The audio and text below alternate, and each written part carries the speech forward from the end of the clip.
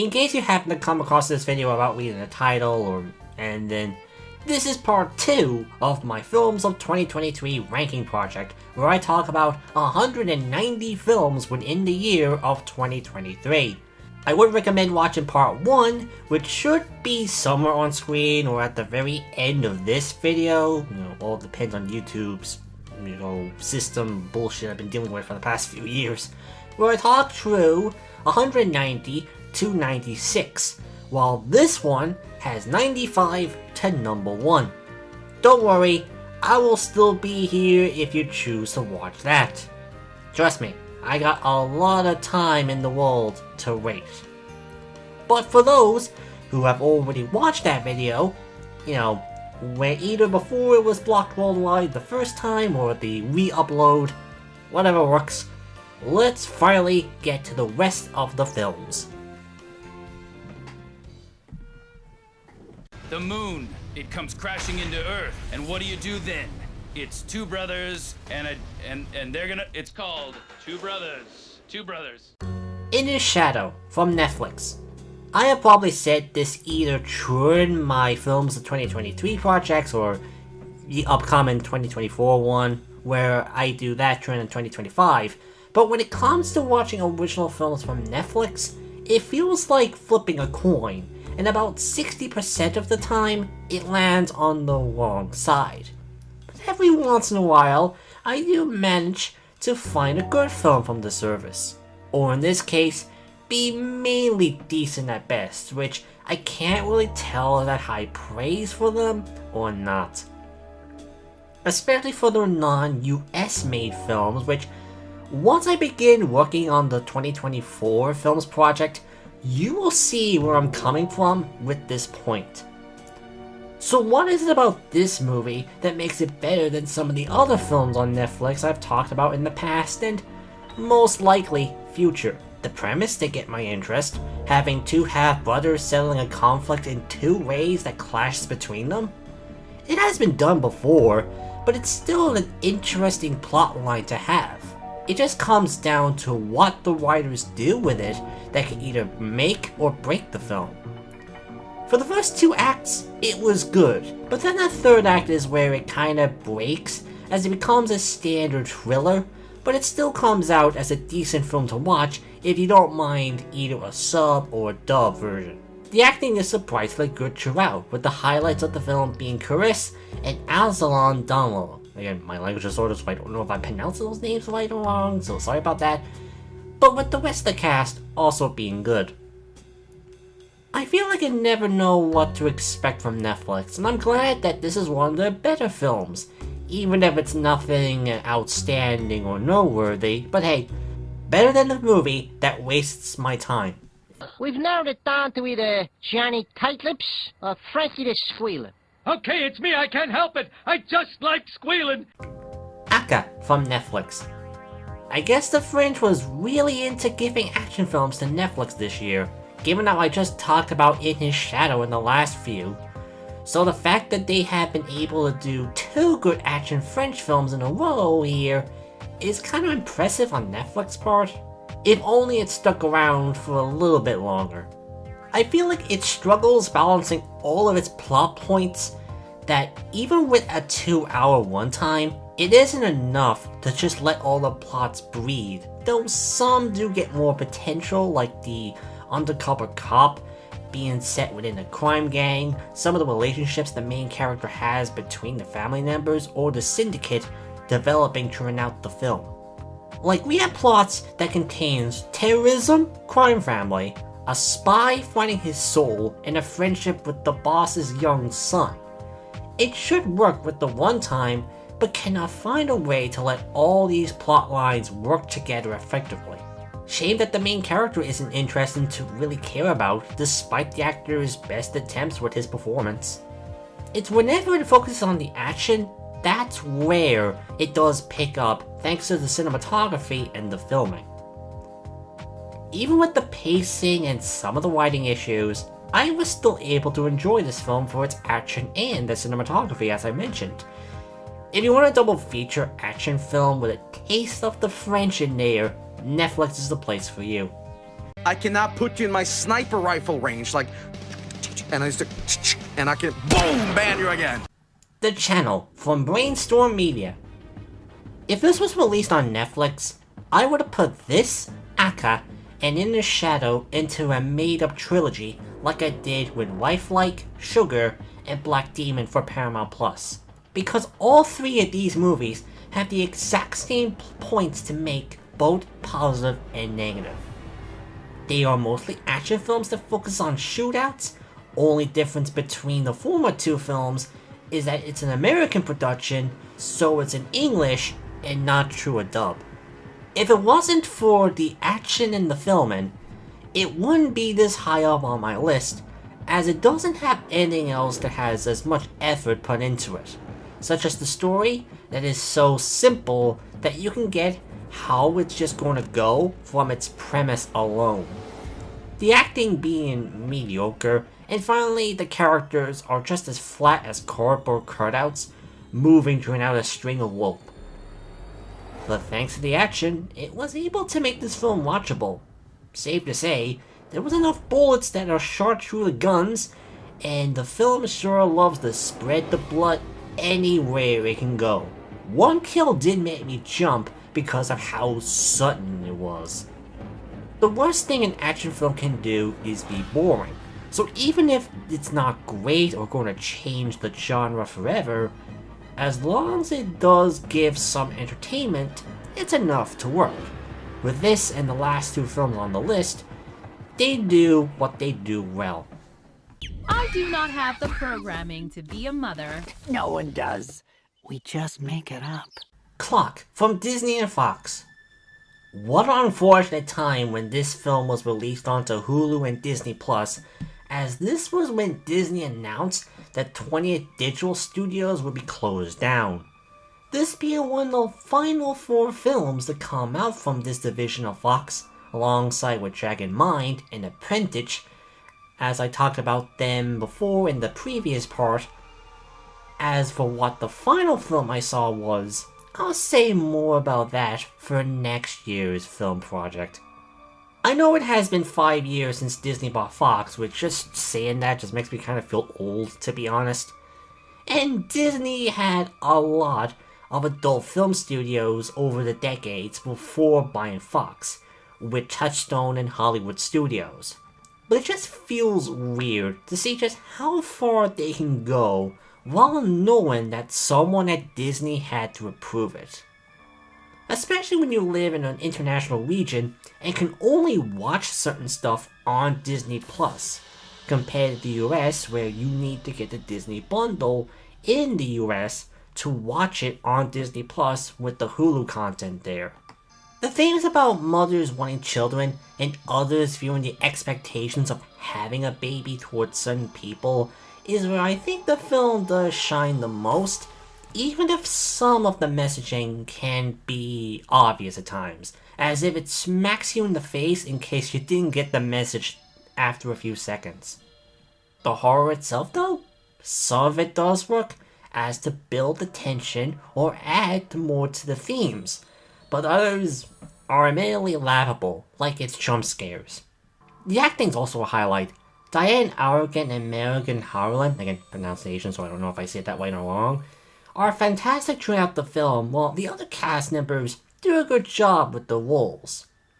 I'm sure this film will hit harder for those who have dealt with these issues about wanting children, something I can't really talk much about, but apart from some laughable horror and not being subtle about its themes all the time, it does a great job with what it does set out to do, and I'm hopeful to see more work from this director, as this is her feature-length debut. Let's just hope that one of the studios that she decides to work with doesn't get closed down. You know? Because Disney. I am here to tell you of these 3 VCRs. One of fire, one of ice, one that's seemingly normal. VHS 85 from Shudder. When I talked about VHS 99 in last year's project, I wasn't aware that the previous film, VHS 92, came out in 2021. So I thought 99 was the franchise's return after Rival was released, when it was planned to be the final film. So I guess this could be the next series that I will have to watch a new entry of per year, like the Scooby-Doo direct-to-DVD films, and I guess the Disney Plus Diary of a Wimpy Kid animated films. What a weird annual tradition I got myself into. Since this is an anthology film, judging this film's quality compared to the others is much different than how I would normally view, since I have 5 segments to talk about, as well with the narrative that is happening in between the segments. So how does this compare to VHS 99? Well, while I do like it, it is a slight downgrade. Where I thought the last film had 2 great segments, 2 goods and 1 bad, this only had 2 good segments, 2 mehs, and the narrative was a lot weaker. The first, second, and fourth segments are the only good ones in the film, with the first having a group of friends going to a lake in the camp, and thankfully it doesn't go down to the Friday the 13th route since we already did that back in the very first VHS film. It does a good job setting the mood and what to expect for the rest of the runtime. The second has us following a Mexican news crew after an earthquake destroys the set and kills most of the crew, with the survivors trying to find a way out, finding something else instead. This is where I think the found footage gimmick works extremely well with the claustrophobic filming. And the fourth segment simply works over its gore, and without directly saying how, ties within the first segment that I found to be both clever and messed up. That leaves the third and the fifth segments to be the ones I consider meh, with the third one having this VR... That leaves the third and fifth segments to be the ones I consider meh, with the third having VR and things about guard. Didn't really felt much about this segment beyond the gore at the very end, which does look very good as expected from this series. The fifth segment is where I'm the most mixed about. I like the premise about this mysterious tape that's able to tell the future of someone getting killed from a serial killer before it happens, and the actual murders towards the people being as gory as ever.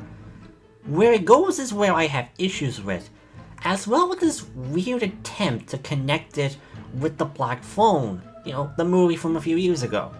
I know this short is made by Scott Derrickson and C. Robert Cargyle, but it feels weird trying to connect these two films together like that. And then there's the narrative with some scientists who are trying to test on a shapeshifter. Feels like they wanted to do this as a segment instead, but they couldn't figure out how to stretch it to 9 to 10 minutes, despite the fact this film's already nearly 2 hours long.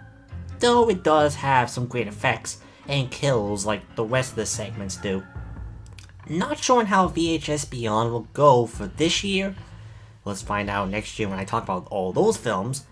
But though I prefer 92 more, this still brings some fun and gory segments for those who still enjoy having a new annual horror series to watch every Halloween. And at least this is miles better than Kids vs. Aliens. Not as many annoying characters in this one. There's 2 of them! Maggie Moore's from Sky Cinema. Ever have a film that has a bunch of genres and it's heavily marketed with one of them turn out, but when you watch it, you don't enjoy that part, but instead, the other genre that isn't as talked about? Maggie Moore's is like that for me. From all the Google searching, the letterbox details, to even Sky Cinema or Now's descriptions, it says it's both a dark comedy and crime, but it focuses a lot more on the dark comedy more than the crime or the actual murder mystery itself. When it's a dark comedy, it's pretty much meh? I could tell it was trying to have some fun with the dark comedy, especially when you have Tina Fey and John Hamm in the film, but it only gave me some chuckles at best. However, when it comes to the murder and how it goes deeper and deeper with the two women with the same name, that kind of got me more hooked, even if some of the story bits can be a bit predictable. This is the kind of movie where after watching it, I'm like, yeah, it was fine, and that's all I can really say about it, even after months later. Or in this case, a year. It ain't easy being cheesy. Flaming Hot from Disney and Searchlight Pictures. You know things are good when the moment the film is released onto Disney Plus and Hulu, all I could hear about was that beyond using Richard Montellis within the film, the actual events on how the Flaming Hot Cheetos was created is completely different. Now this isn't anything new for biopics. I feel like it's bound to happen no matter what the topic is giving, and I understand why it happens.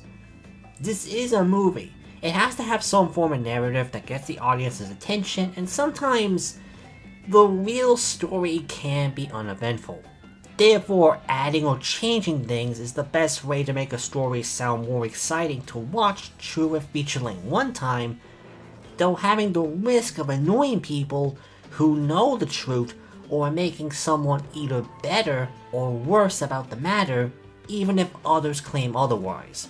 Feels like we're moving away from having movies, say, based on true events or based on a true story, to inspired by a true story or something along those lines, where it tells you that this is taking something that happened in real life and takes creative liberties with it, so it's up to you if you're up for that ride or not. So while the real origin of the Flaming Hot Cheetos may be disputed, we still have a film to talk about, and I think it's still worth the watch with its strong direction, while the cast does a good job with the roles, with the highlight of the film being Chessie Kananta as Richard, especially whenever it has him interacting with the family. I haven't actually tasted a Cheeto before, let alone a flaming hot one, and while this doesn't make me want to go and get a bag to see what they're like, I did enjoy the film even if I knew it is most likely not how these were created.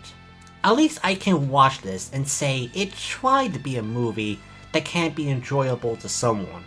Unlike a certain film that came out in 2024 on Netflix that has also an origin story of a popular food product.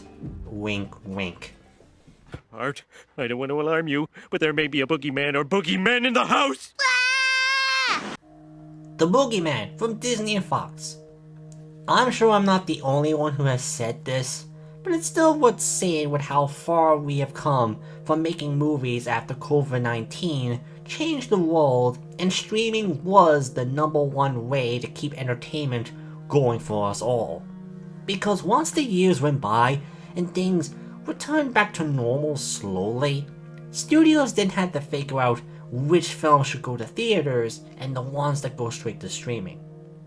And at first, it seemed like The Boogeyman was going to go to Hulu and Disney Plus like Flaming Hot, Fresh, Prey, the 2022 reboot of Hellraiser, Day Beyond the Dead, and many more films I've talked about from Hulu.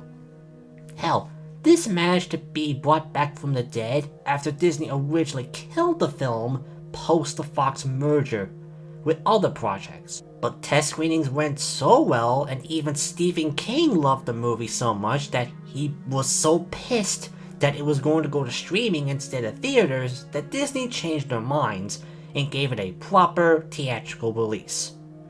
I would have wished this was given to Prey and the 2022 Hellraiser film, but hey, they got released in some form or way, and depending on the region, at least we're given a full DVD release to own for good, so, you know, it's what counts.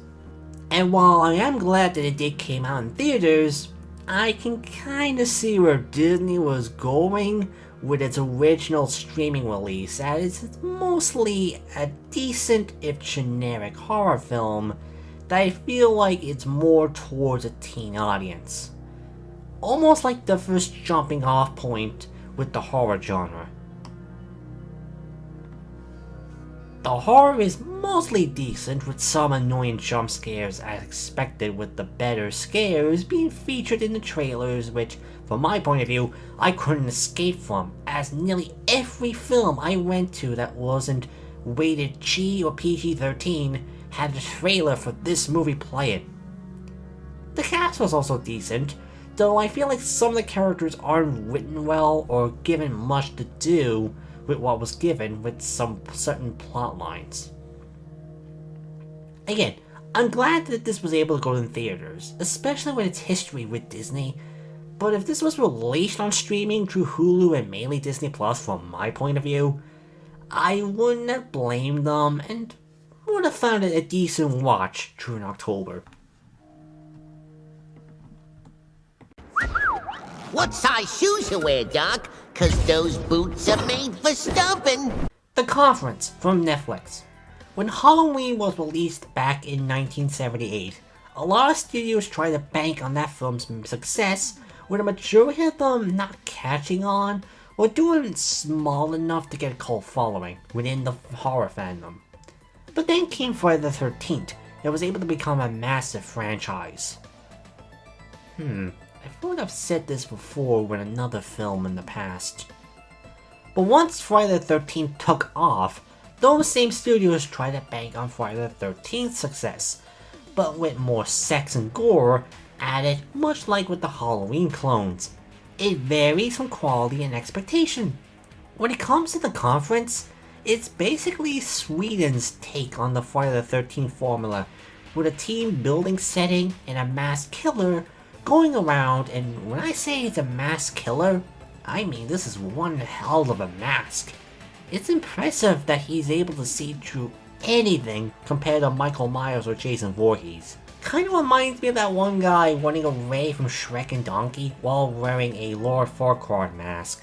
This isn't a movie that's going to blow you away with anything, but as a B-movie slasher with some really gory kills, which I will give Netflix this, they knew this would have been the perfect timing to release on October. I was able to have a lot of fun with it, and wouldn't mind rewatching it in October whenever I'm in the mood for some blood and gore. If you love slashers, I would recommend this movie if you want to see how the Swedes do their Friday the 13th. I guess, I'm afraid. Beelo is Afraid from A24. Hey, Aaron Balser? Are you doing alright? Do you need to talk to someone? The reason I ask is because I'm kinda concerned after watching Beelo is Afraid. I want to know what's going on in your brain when filming and writing this. I'm not sure if this is a controversial take to rank this film kinda low on the list, or if I'm being too generous with it. It feels like a film that you either love or hate, but one thing's for certain, this is one of the two films that I was so excited for when I saw the trailer, but after watching it, and while I still liked it, it kinda felt like a letdown to me. Not sure if my expectations were too high or what, but when it comes to Arlo's films, I found this to be his weakest film. Hell, it feels like every film to come out of him after Hereditary, it lowers in quality to me. I really love Hereditary. I did enjoy Midsommar, but found it to be more unsettling than scary, with 30 minutes of it I could have seen being cut to improve the pacing. And here's the tricky part about this film. I can't tell if it's on me for not truly getting what the film was going for, or maybe it's on Arlo, as whatever story he's trying to tell is hard to figure out, even if you're used to A24's creative freedom with its filmmakers. The thing is, I still found a lot I really did like, such as the direction and filming is amazing as expected from Arlo. The whole orphans and the forest play part is probably the best part of the film from its direction alone. The cast are all fantastic, with of course Jonah Phoenix giving it his all with whatever is happening on screen. No wonder why he got so many nominations for this film alone. It's the writing where, again, I feel like it struggles, and I can't tell if it's on me or how Arlo approached it. I liked some parts, like Bilo living in a crime-filled city, and the moment he leaves the apartment, all hell breaks loose, or whenever he has to leave with... or when he has to live with a family, which I thought it was kinda like Misery, but it was doing its own thing with the idea. But once Bilo leaves, that's where the writing kinda gets a little bit harder to understand. I can see why some people would love the film, while totally understand why others wouldn't to the point of hating the movie. I still like it, and look forward to see what else comes from Alistair, but I do hope that it does avoid some of these issues that this film had with its script. Fat milk and cookies for everyone. Fat milk? Scooby-Doo and Crypto 2 from Warner Brothers, Hanna-Barbera, and DC. You know, when I decided to watch straight out of nowhere Scooby-Doo meets Courage the Cowardly Dog back in 2021, I thought it would have been a one-off with these annual Scooby-Doo movies, as I haven't seen a new film off the series since probably Camp Scare back in 2010. Then I talked about Trick or Treat Scooby-Doo for 2022, and here I am with this film. I guess I will be talking about Scooby-Doo every year, like with South Park and VHS. Now as a kid, I'm sure my introduction to both Scooby-Doo and DC was from a VHS release of the new Scooby-Doo movie episodes of Batman titled Scooby-Doo Meets Batman. So it's no shock to still see these crossovers between Scooby-Doo and any DC character, especially with Crypto. Now there was a rumor going around that this film was going to be written off for tax, something I'm sure people aren't surprised to hear that Warner Brothers was going to do, given that both Scooby-Doo and DC have been through this before with Scoob, Holiday Hunt, and Batgirl. And while I'm not sure if someone at Warner Brothers was mad over the decision, that the film was actually leaked online or what, given how both the Sandy Cheeks and Plankton movies were leaked months before they were originally planned to be released on Netflix, maybe the security from these studios are piss poor. It's very 50-50 on the matter. But I guess Warner Brothers needed something Scooby-Doo related to keep the world going now. But I guess Warner Brothers realized something Scooby-Doo related had to be released to keep the world going, so they changed their mind and released this. And it's perfectly serviceable as it gets with the DVD movies with the Great Dane. I know I've been saying this a lot with this series, but the plot is... I know this is saying a lot for this series, but the plot is very predictable with the mystery and who's the villain. As well, there are some jokes in here that are mostly mehs. Like how Fred tries to use Batman's utility belt. Like how Fred tries to use Batman's utility belt, but not having a clue on how to use them. But some of the jokes did work. Like how Lois Lane can't tell that Velma's is there when she's not wearing her glasses, and Scooby-Doo briefly takes them off to mess with her. And while we're back to the animation style to the other direct-to-DVD films, after Trick or Treat did change it to make it look more like the Guess Who TV series, it still looks good. And finally, the voice cast is still as great as ever. Again, it's about as harmless as it gets with these Scooby-Doo annual movies. I would recommend the Courage the Cowardly Dog movie more, or even the Trick or Treat film, as I feel like those had more with their writing and the humor. As well, the other crossovers between DC, like the one based on Batman Brave and the Bold, or an episode of the series where Scooby-Doo and Shaggy beats the shit out of Joker and the other villains before Multiverses came out. But it's still enjoyable. It's just, again, a perfectly serviceable but it's still enjoyable. Again, just perfectly serviceable as it gets with Scooby-Doo.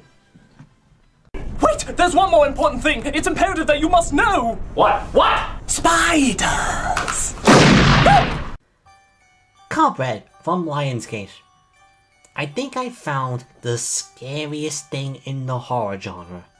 The clown doll in Poltergeist? Pfft, child's play. The chestbuster from Aliens? Tame by today's standards. Anything from The Exorcist? Pfft, overrated. Cobred easily has the scariest moment of all time. Something that will shake every being in your body, fill your mind with fear, bound to give you nightmares whenever you sleep. What is that moment, you dare ask me? Well, come closer and I'll whisper it to you.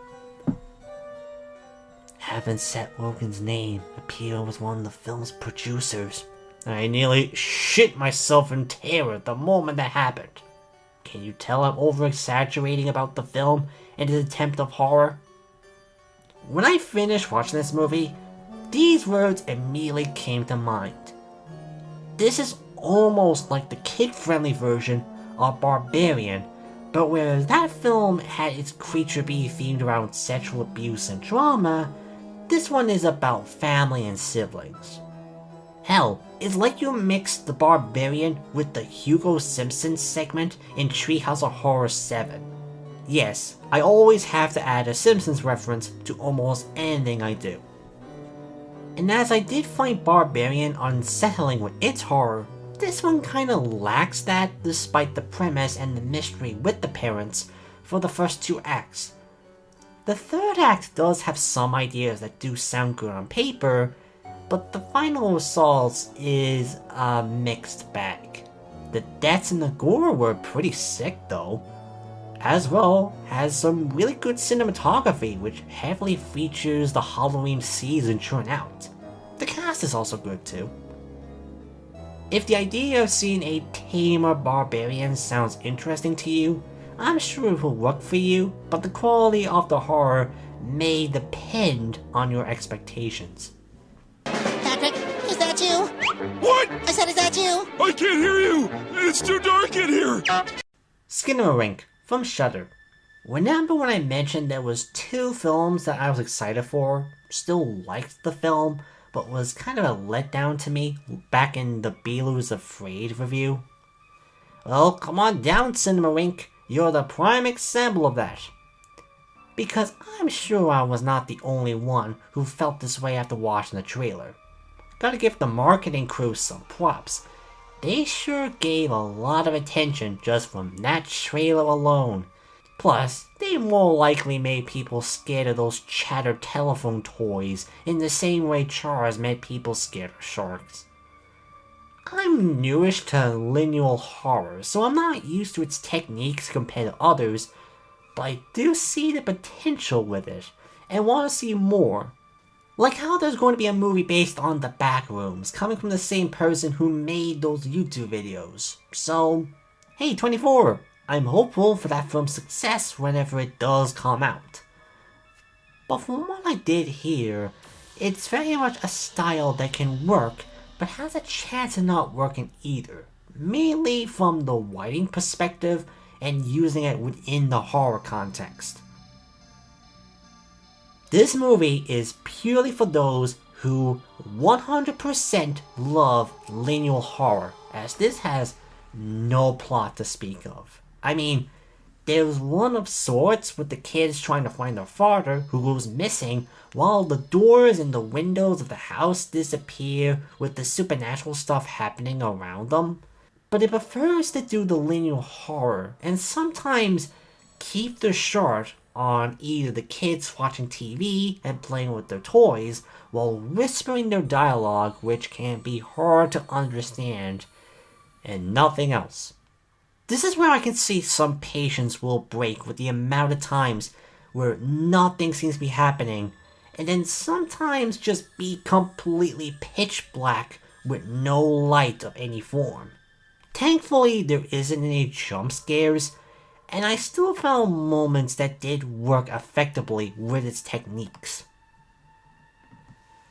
This is one of those films where I really want to love, but I think it does the linear horror too well that while I still enjoy it, this may be a film that I will only watch once and never again in the future. Family, family, family, family. Fast X from Universal. When a movie franchise reaches a certain amount of sequels, I think it should tell you what to expect from this series from now on. And that is definitely the case for the Fast and the Furious series.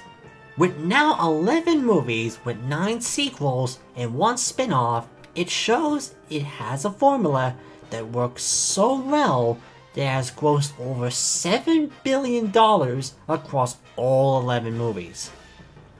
This isn't to mention the Netflix animated series, the video games, and at Universal Studios Live, which from what I heard, it's shit.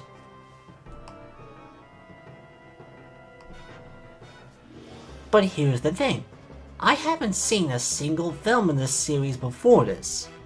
So why did I decide to watch this if I'm really far behind with the story? Because the universe is a weird place and makes people do things you wouldn't expect.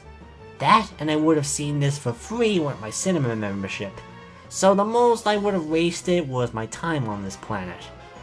Let's be real though, is there really a plot to follow anymore? Or a cast of characters that isn't secretly superpowered beings who can do whatever action set pieces with cars without getting a single scratch on their face or spit at the face of gravity and logic? Let alone dent the cars at any point. Like, this film has the characters chasing after a bomb that is set to explode in Rome like it's a game of Rocket League. Remember how the first film was more grounded in reality and was mostly about fast cars? Do you think the writers of the first film look on how the sequels went and wondered if they should be more involved in the scripts? The characters aren't much to talk about, to be honest, because there isn't much for them to do anymore. I did like Jason Momoa and John Cena's performances in the film though. At least they seem to be having fun with it. This one tries to set up the possible final film with Fast 11 or whatever the hell they're going to call it, but let's be real, I doubt Universal will stop doing this series just like that, and will keep making more of them until the money stops, much like with Jurassic Park. Hell, I already see that there's going to be more spin-offs after this, so yeah, I'm sure the next film will end the story in a meaningful way. As I said before, after this many films in, you know what to expect with a new Fast and Furious film. Mostly action scenes with any form of logic being thrown out the window and blowing up while Vin Diesel says family. I had to add a family bit in there somehow. How'd it get burned? How'd it get burned? How'd it get burned? How'd it get burned? Sympathy for the Devil by RLJE Films. Sometimes it takes only one actor and their performance to make the film interesting to watch, because otherwise, you would either think the film is standard, even generic, or not even worth watching, as the premise wouldn't get the audience's attention otherwise. That is most of the films that Nick Cage has starred in after the 2000s.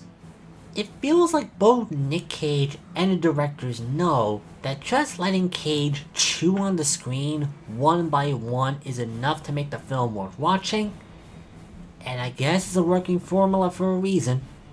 The main thing about this film is that it's rather repetitive, as the main guy tries to run away or leave from Nick Cage's character because he just wants to get to the hospital before his wife gives birth, but usually fails, which Nick Cage's character then mocks the main character for his attempt. Repeat that for 90 minutes with different set pieces and Nick Cage overacting even more per scene. That is literally the movie. Again, Nick Cage's performance is the only reason why you would really need to watch this movie. So if you want another one of his wackier performance, this is up your alley. Just stream it and don't pay for it unless it's very, very, very cheap. It may be a short review, but sometimes there isn't much to say about some movies beyond its main gimmick. And in this case, Nick Cage just being Nick Cage. Is that a heckler cock? The Equalizer 3 from Sony. I would do that time watch set thing that Denzel character does throughout the series, but I seriously doubt I can write up a review within 9 seconds or more, let alone recording and editing it. I couldn't think of a segue to talk about Equalizer 3. For those who want to know what I thought about the other two films, I really liked the first film. Denzel's performance does add something to this character, and while the action was approached with its filming and effects, made it very entertaining to watch. The second film is kinda there for me. Denzel was as good as ever, and the action was still fun, but it had the usual sequel issue of merely repeating the first film, but changing it just slightly enough. This tries to act like the finale of the trilogy, but unlike other action movie series such as Taken, it doesn't really feel like the finale to this character and whatever story they've been wanting to tell with him. Now maybe this is the final film to have Denzel Washington involved as the character, that I would totally believe this will give him the chance to end it while he is still able to do action flicks. Because the story otherwise is as basic as it gets for an action film when it comes to a mob gang that controls the city and its citizens, which of course Denzel has an issue with and turns into Michael Myers to murder them all one by one. Or just by killing them quickly in the third act and end the movie afterwards. I'm not joking, they just rush by the main conflict just like that after all that time trying to set up the mob family. Really shows off how this does not have the finale feeling to it that you would expect to see from a trilogy. But much like the second film, the cast and the action is still as strong as ever to make this a decent watch. It even knows that they can't really do that slow-mo and speeding up the action gimmick the first film had, as it only happens in this movie once in the beginning. Suppose it helps, as it would have been tiring to see them forcing that into this film somehow, kinda like the second film. Even if it doesn't feel like a strong end to a nearly 10-year-old film series based off a mid-80s show, it still has an enjoyable performance from Denzel, and its action to be at least end on a positive note. What a twist! Knock at the Cabin from Universal.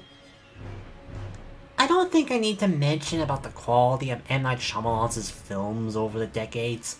It feels like the movie version of Sonic has a rough transition to 3D. Something that has been said so many times that it feels refreshing when someone doesn't say it within a new film that M. Night drops. But a part of the statement does remain true.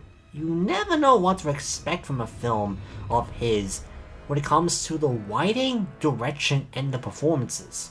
And of course, the twist and how it can either make or break the film, mostly breaking it.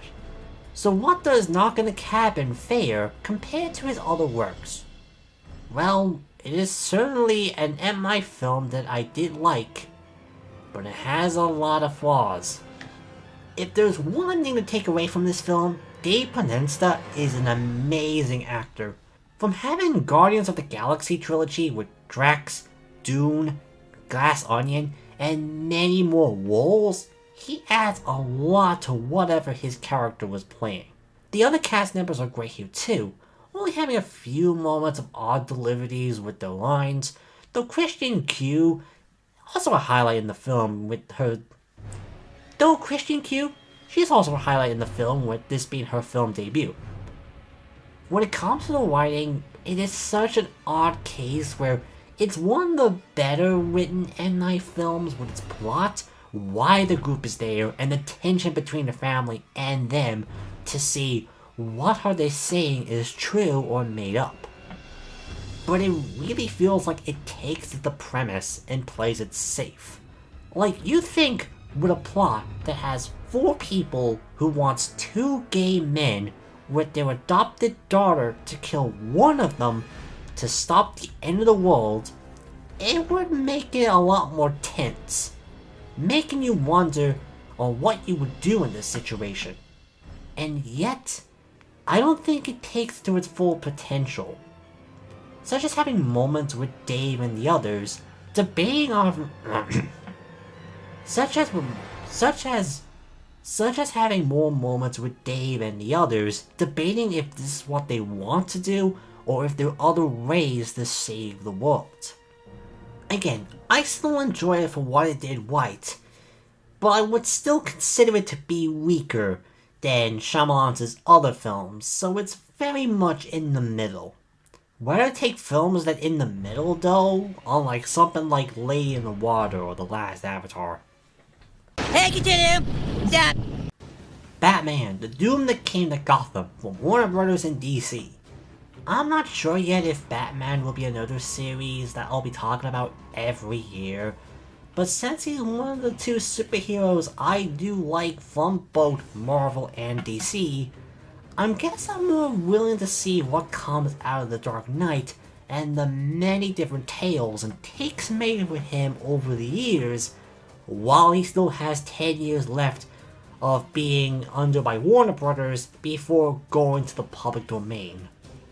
And while the live action side of his movies take a little bit more time until the Batman Part 2, whenever that comes out, will be, there is always an animated direct-to-DVD film, much like Scooby-Doo. I know there was a whole lineup of DC animated films that started off from 2007 that has either have an ongoing story between films, big or small, like with the Justice League, that is within the New 52 continuity and the Tomorrowverse, or just standalone films, with this one being more in the latter. At least it makes it easier for me, as you think I'm going to watch over 500 films over 20 years to follow what's going on? I know I watched over 190 films in this list, but that's taking the piss. Now, I didn't expect to see a 1920s Lovecraft-heavy Batman story, but I guess that's one way to get my attention compared to other animated films, especially for its potential with horror and the supernatural. When it comes to these direct-to-DVD Batman movies, I should make it clear that I haven't read the original story from the comic, graphic novel, or whatever printed media is available for these stories, so I judge them for how they are told on their own, and well, it's another Batman movie, alright. It doesn't really stand out from the other films in the series, even with the Lovecraft theme beyond the 3rd act, which is kinda disappointing. The pacing also hurts the film. If it was longer, it would have lit the pacing to allow the use of Lovecraft throughout the film. Otherwise, it is still an enjoyable film with how they use the Batman cast within the setting, while the action scenes remain to, well, have a lot of action with great animation. The voice cast is also good too, showing David Gardner's take on Batman that we may be seeing in the future for that new Brave and the Bold movie within a few years. Also found out that Taylor Gabriel, who voices Colleen King, also voices Willow in The Owl House. The more you know. On the road again. Just can't wait to get on the road again. A Day and a Half from Netflix and Warner Brothers. This may be one of the more straightforward reviews as it gets for this little project of mine, but that is merely because this film just goes straight to the point within the first 5 or so minutes, and goes from there. At least you didn't need to bullshit around the point, Netflix and Warner Brothers, but hey, sometimes that's not a bad thing, as this doesn't really do anything in a spectacular way, but it's still enjoyable. Once we have the guy kidnap his wife to reunite with his daughter, with a police officer having to settle the matter before it gets too dangerous or, well, someone actually dying, it merely keeps that story going.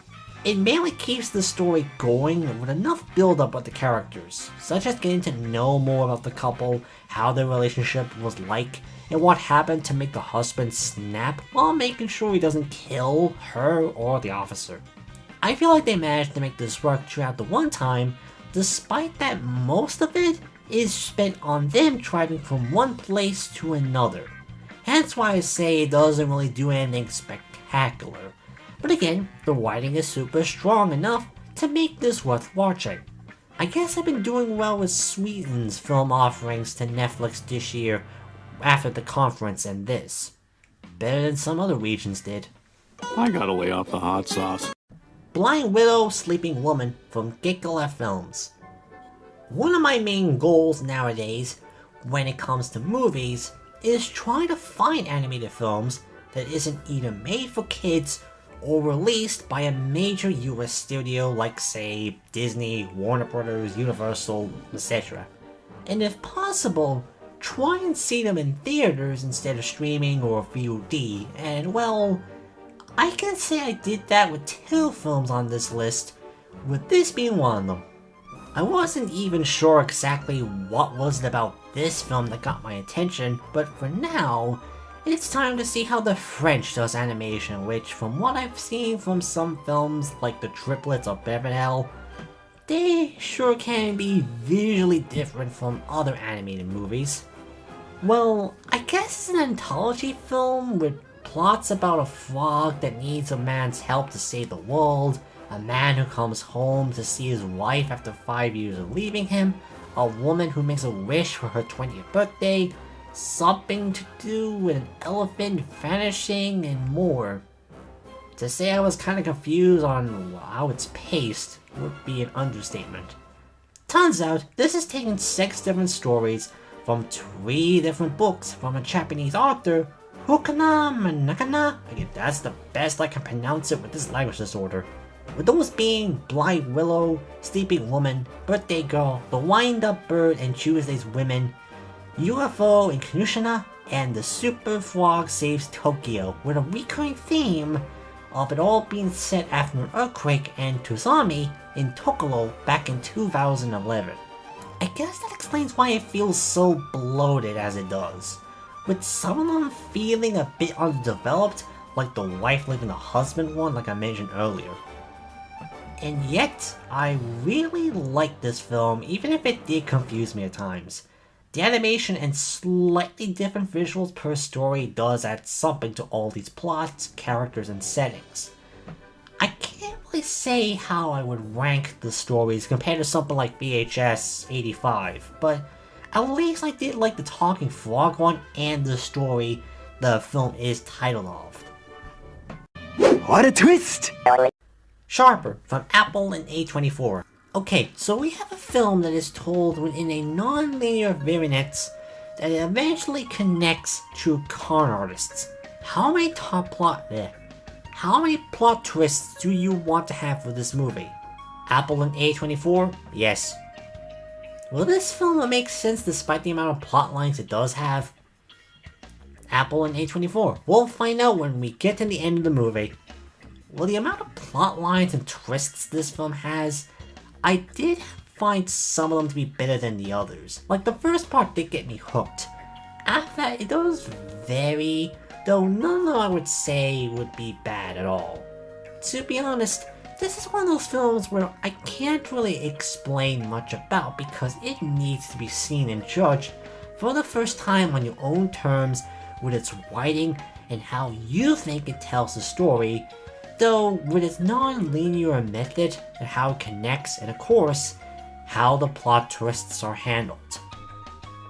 The most I can say about spoiling the film is that the cast and cinematography are amazing throughout. And even if I do find some of the plot lines weak, it never gets boring, and it's very unpredictable, which I believe is still worth checking out if you have Apple TV. You know what I'd like to do with these, don't you, Burgess, huh?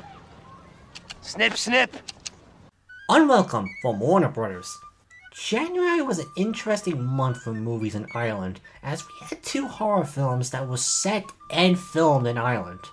Hell, I'm starting to think that with this and the other film, which I'll talk about much later on this list, only came out in theaters in Ireland out of all regions, as I'm not sure many people know about this film. Maybe the UK, as Warner Brothers did release that too, but beyond that, I got no clue if anyone in the US knows this exists. Well, unless they did see it during the 1 week in theaters before hitting digital platforms 4 days later after release. At least it's nice to know that the UK and Ireland side of Warner Brothers cares more than the US side. And that's not even to mention Apocalypse Clown too. This is more or less a light Gremlins movie.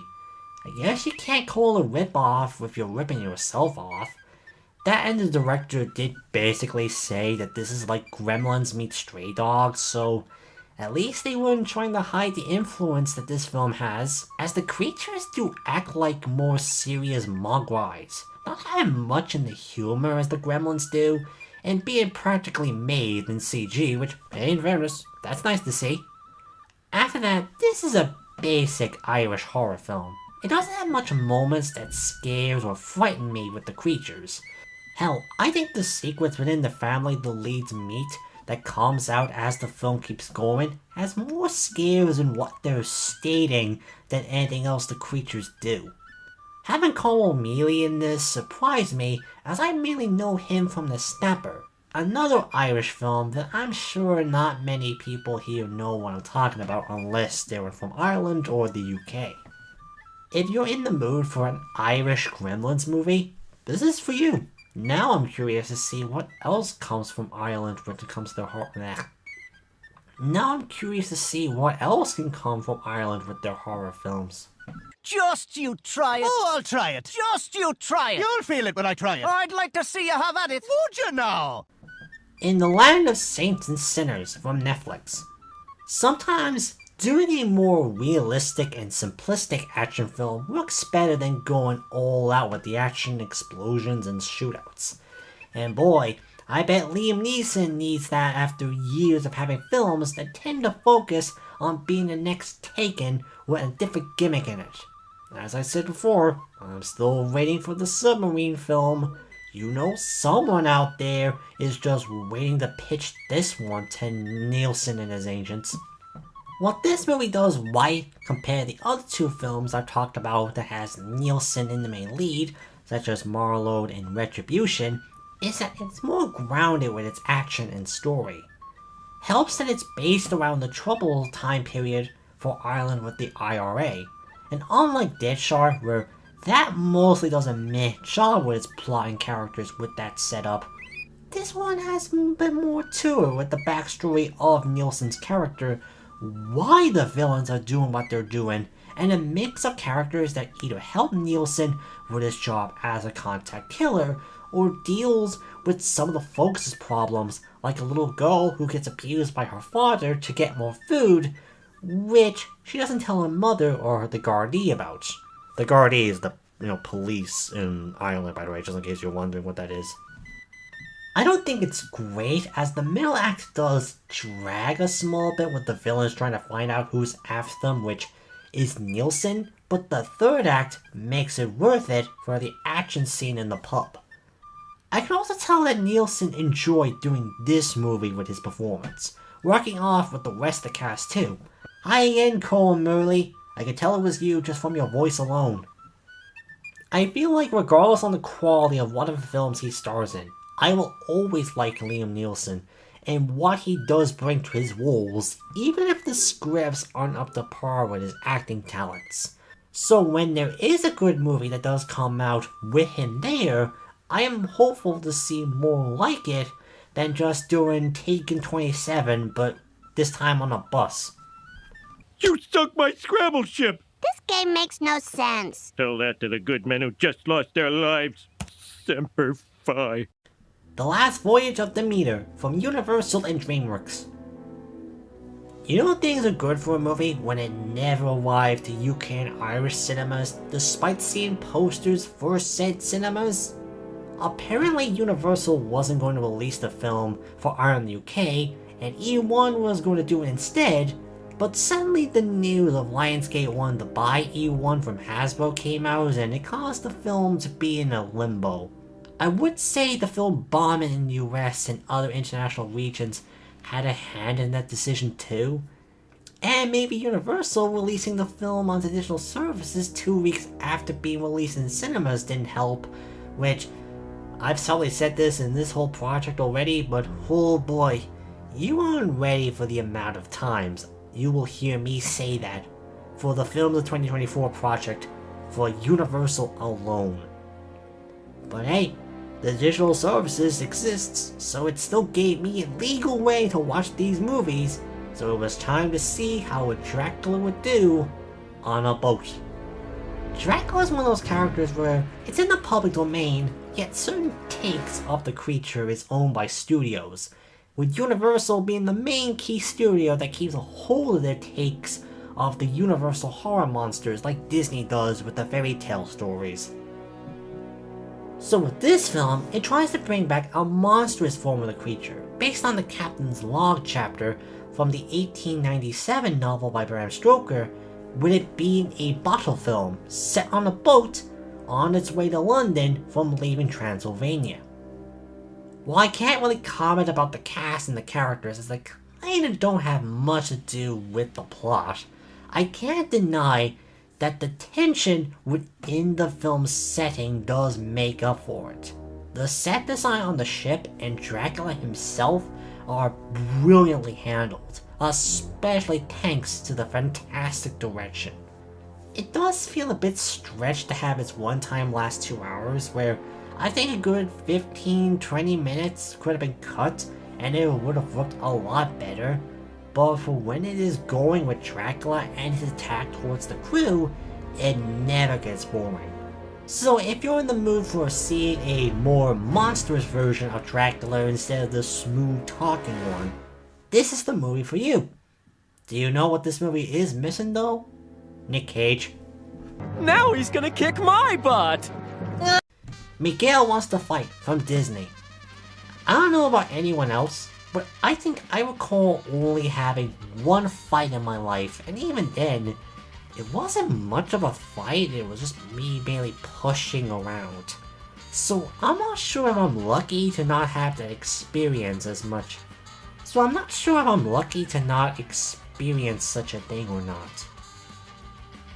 I wouldn't have bothered with this if it wasn't for the fact that this was on Disney Plus, and there was something about the way they marketed it that got my attention. And since this is a very short movie, like 75 minutes long, which is probably even shorter than that given the end credits, so even if this was bad, it would have been a quick movie to go through, but thankfully, this came out to be a lot better than I expected. There was also a lot of heart within the cast, which also makes the writing hit stronger, really hitting the white notes with the comedy age story it's trying to tell. Really getting why Miguel wants to fight when his friends don't get why, but still want to help him with the best of their ability. As well, the film is just top notch with its homages to martial arts and animes being the best part of the film, which makes up for the weak humor though. I can't tell it's on me, as I can't really relate to it, or maybe it's just not that strong, but regardless, it's a short but effective coming-of-age movie with enough heart within the cast and writing, so if you have Disney Plus or Hulu, here's something a little quick and simple to enjoy if you like what I said or shown about the film. It's just the black guy always dies. The Blackening from Lionsgate. When Scream came out, it helped horror movies to make fun of certain tropes within the genre, like the character types such as the final girl, mass killers, and the jokes for certain actions that they do, like saying "I'll be right back," characters having drugs or sex, and much more. One of the more noticeable tropes people use within horror films is how to use black characters and how they will react to a situation. And ever since Get Out, which focused on the topic, I feel like there would be a movie that points to the topic and cliches, but lean more into comedy than how Get Out handled it, and well, here's that very movie. Now, there's already countless jokes about black people in horror films before this came out, particularly the ones where the black character usually dies first out of a cast of white characters, so doing a whole movie where the cast is black and making fun of the ethnic stereotypes and horror tropes does leave a lot of potential with its satire in both aspects. Now, this may be a shock to some, but I'm a white guy, so I may not get all the jokes made or found some of the jokes weaker than others. But I can tell that the passion for telling these type of jokes is there, and with a talented cast, sometimes their deliveries and reactions to each other or what is happening around them is enough to make it enjoyable with plenty of good jokes. It merely does what it does. It merely does that throughout the runtime, with some moments having decent build-up of horror.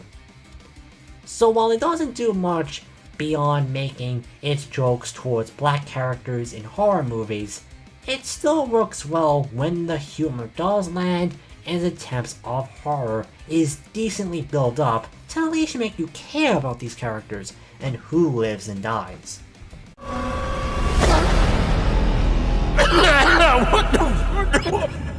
Luther, The Fallen Son from Netflix and BBC.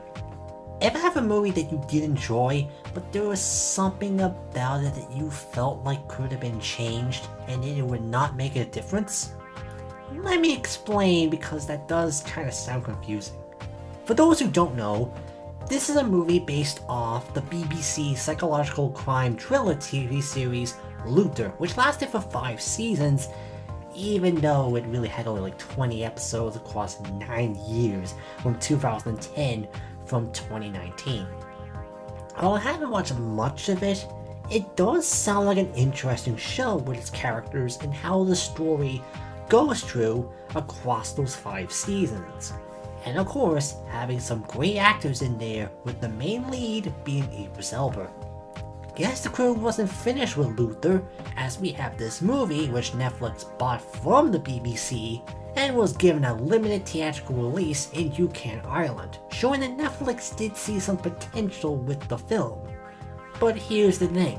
Beyond Idris Elba returning as Luther and one of the main cast from the show returning too, this doesn't really do much to follow up from the final season of the show. Beyond that, well, spoiler alert, Luther is arrested for what happens at the end, while the serial killer who he has an on and off again relationship with supposedly kills herself after he didn't go through the events her way.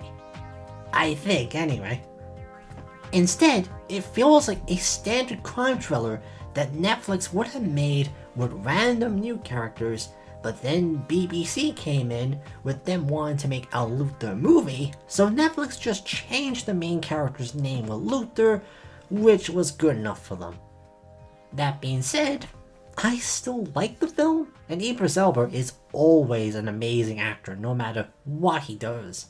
Andy Serkis also is great in this as the main villain. There's still plenty of action that it can still remain enjoyable to watch, such as the prison break and fight that Luther has to deal with to get out, or the scenes set in Politically Circus with the deaths, mayhem, and shootouts throughout.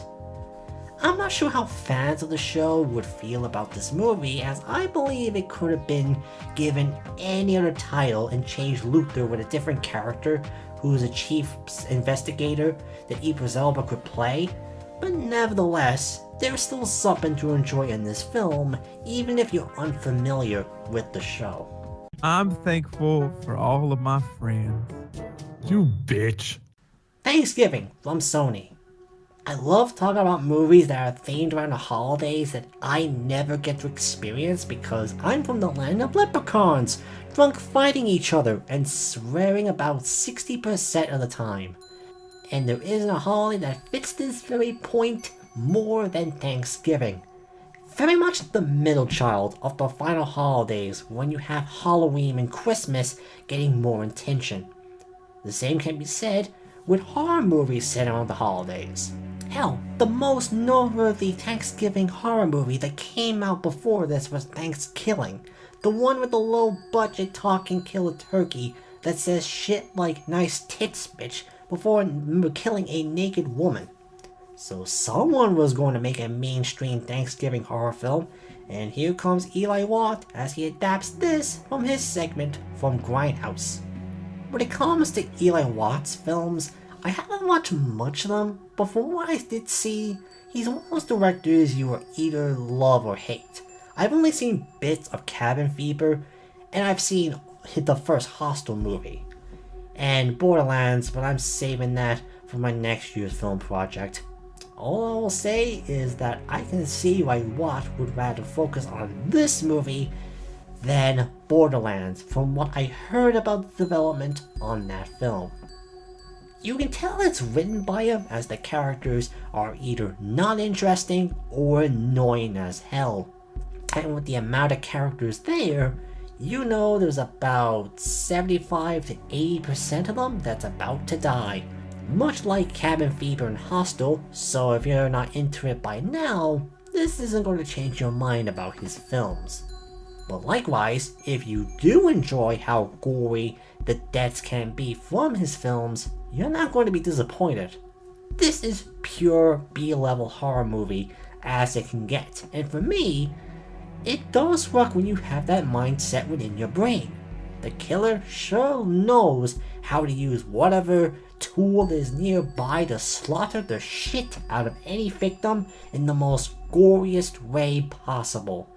And it knows that what it is, with some jokes related to the premise and why the killer is after the characters, which only adds more to the B-level script. Again, at this rate with the amount of films like Eli Roth makes, you are either into what he makes or hates what he does. For me, I'm kind of 50-50 on it, but for Thanksgiving, this is one of his better outings with its gore and humor which makes up for its characters. I will say this in honest praise to Eli Roth, he would be the perfect director for a Black Friday horror movie.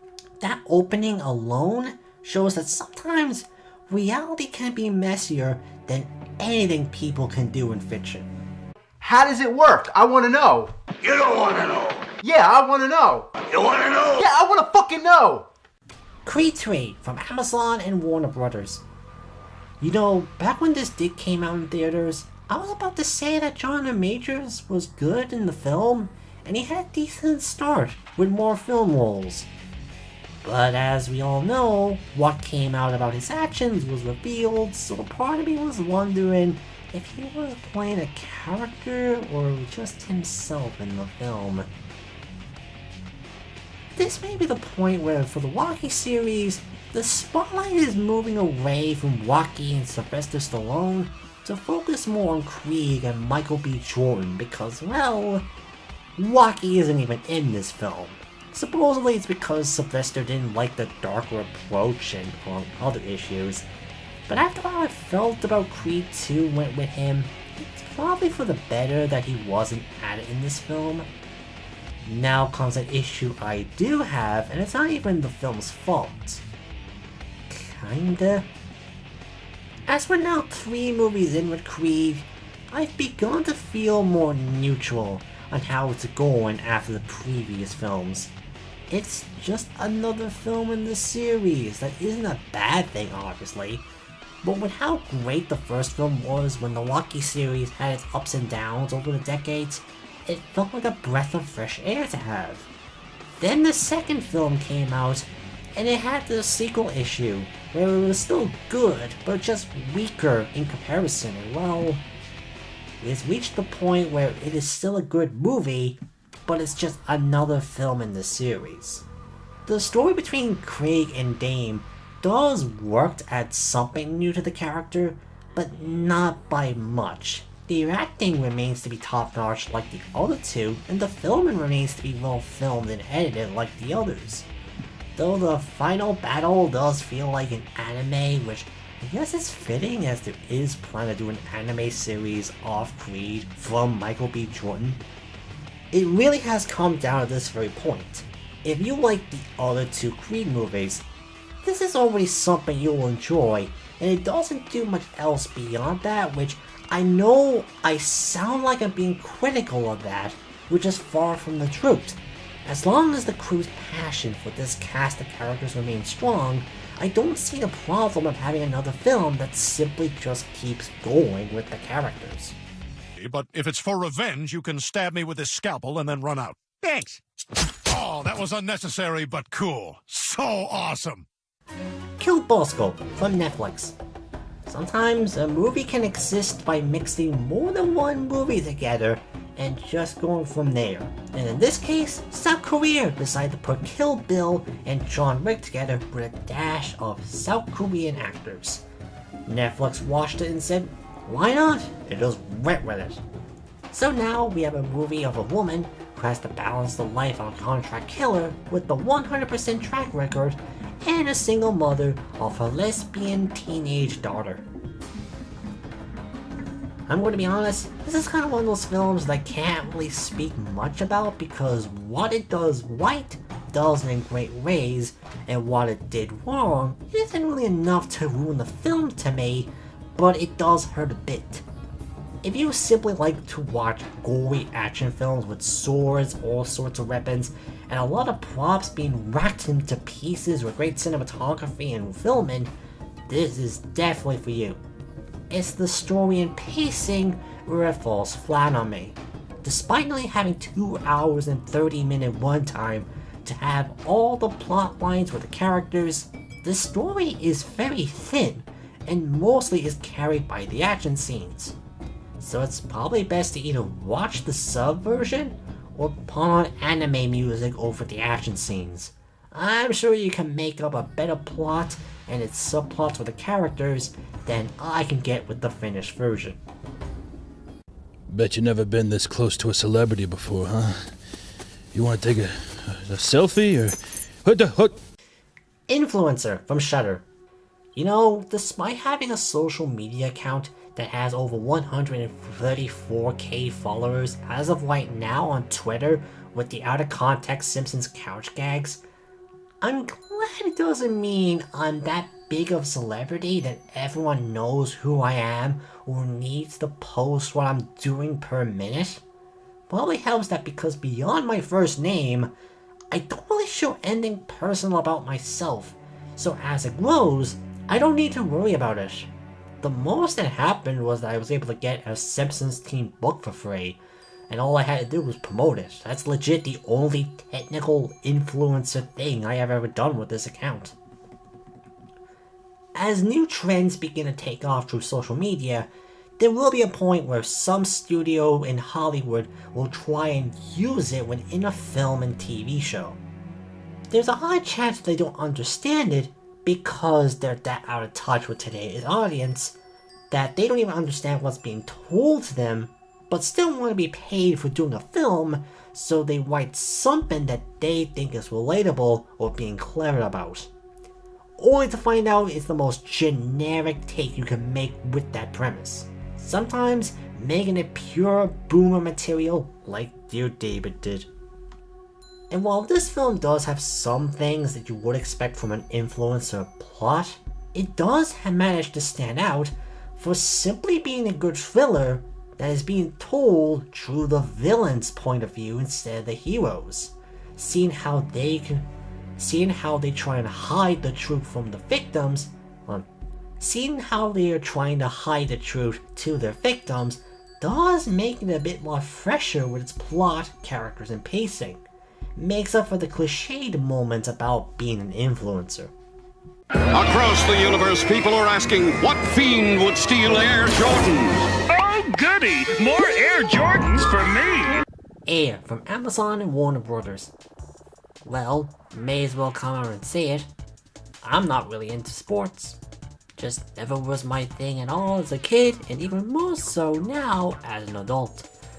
So with that, Why did I go and watch a movie that is basically an origin story for the Air Jordan shoe line and how Michael Jordan agreed to put his image to Mikey in the first place? Simple reason. I was bored, and this was on Amazon Prime, so the worst thing I could do was be so bored out of my mind and leave the film to watch something else. So if it's ranked this high up on my list, there must be something there to even work for a non-sports fan like myself. While I am not sure on how exactly accurate this story is told within the film like many other biographic films of the past, present, and future, it does feel like it's trying to make this whole deal that either saves sports or end it all for good, and it tries to make it sound more eventful than how it probably went down with Jordan and Nike. But even if it's not accurate, it remains to be a tightly written script. Helps that there are some good jokes placed throughout the film, either from the writing or how the actors perform in a scene, to never let the drama get too serious when again, this is all about a shoe line product. Speaking of actors, they all did a great job with the performances with some strong direction and filmmaking from Ben Affleck. Didn't need to see his feature on the top of Matt Damon though. Every time I check this movie through Letterboxd, I'm always greeted with his feet. And I'm not paid for Patreon to replace the picture off my computer screen, if that's even possible. I'm sure this will do better for fans of sports than me, who wouldn't be interested in seeing people kick a ball around an area for about a few hours. But if this film managed to make a movie about a shoe lineup featuring a popular basketball player and is able to make it enjoyable for a non-sports fan like myself, I have to give it some respect from doing that. Maybe we should Put the dice away before I take them away. Dungeons & Dragons Honor Among Thieves from Paramount, Hasbro, and Entertainment One. Guess it's time to expose the type of nerd, geek, or whatever you want to call me, I am. I've never played a game of Dungeons & Dragons before. I don't really know if it really took off in Ireland when the popularity of the series, well, took off in the 90s compared to other regions, or even remains to be a popular thing within the geeky side of Ireland beyond the obvious dedicated groups around the place such as Dublin.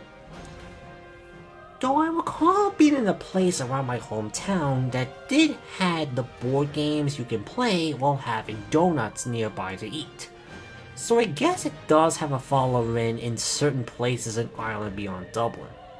The only thing of Dungeons & Dragons I knew of is of course the monster chest creature that you will face against at times, or mimics as they're called, so at least I was able to get that when it showed up in the film. But as stated before, I like to judge some media as a non-fan's point of view, so what would I think about a film that tries to use the Dungeons & Dragons formula and not suck like the previous film from 2000? Well, I liked it more despite the weak marketing from Paramount, that it felt like they were trying to pull an MCU-like trailer with the quips between the characters, but it's definitely targeted towards the fans of the series more. Even though I am a newbie and may not get all the references, I can tell this movie has a lot of love towards the source material with how this world works, the creatures and the settings that the characters have to deal with, as well with the powers with their effects, which all look really good. And I was still able to enjoy the action scenes, seeing how the characters mix and use their powers to fight the minions. The story is something I may find to be basic, but again, maybe it works from a fan's point of view, and I'm expecting a bit too much, but it really does feel basic on my end. Same goes with the jokes. Now, I did enjoy the graveyard scene with bringing someone back from the dead to ask them 5 questions. That did get some laughs out of me. The other attempts with the jokes are kind of misses to me. The cast do try their best to make it work, but again, it falls flat. But maybe it can work for those who are familiar with the series. While I doubt I'll ever get into Dungeons & Dragons anytime soon, I was able to enjoy this film as a casual viewer, and if they were to make more films with this cast in the world, I wouldn't be against seeing it. Just try not marketing it as if it's going to be like an MCU next time, Paramount. Help! I can't breathe! You don't breathe, honey! The creator from Disney and Fox. Not gonna lie here, this is one of those films that I still liked watching and would recommend the film if someone asks if it's worth seeing, but I can't help but feel a bit puzzled on why it wasn't rated higher to me, as it should feel like an 8 out of 10, something I would really like for a sci-fi action film. Now I say that, and this isn't like Beetle's Afraid or Skinamarink, where I'm disappointed by it. Far from it. It just feels like something is missing that makes this great. With this day and age where movie studios are putting too much money into a film's budget, like around 200 to 30 million, it's honestly shocking to discover that this film was able to do a lot with somewhat of a smaller budget of 80 million. I know it's still big for a budget, but it looks like it could have had around 150 million or more with the amount of the set designs, the CG, with the robots, and the general overlook of the world. So why isn't this as great as I thought it would? Well, I believe it's a mix of two things that affected the film personally. The writing and the characters. Now I should stress, the acting is great here, and there is some moments in the script that I did enjoy. But it's the story, it's where the story goes and how the characters develop. It kind of feels undercooked despite all the attempts to make the bond between the main lead with the AI kid have more meaning and impact.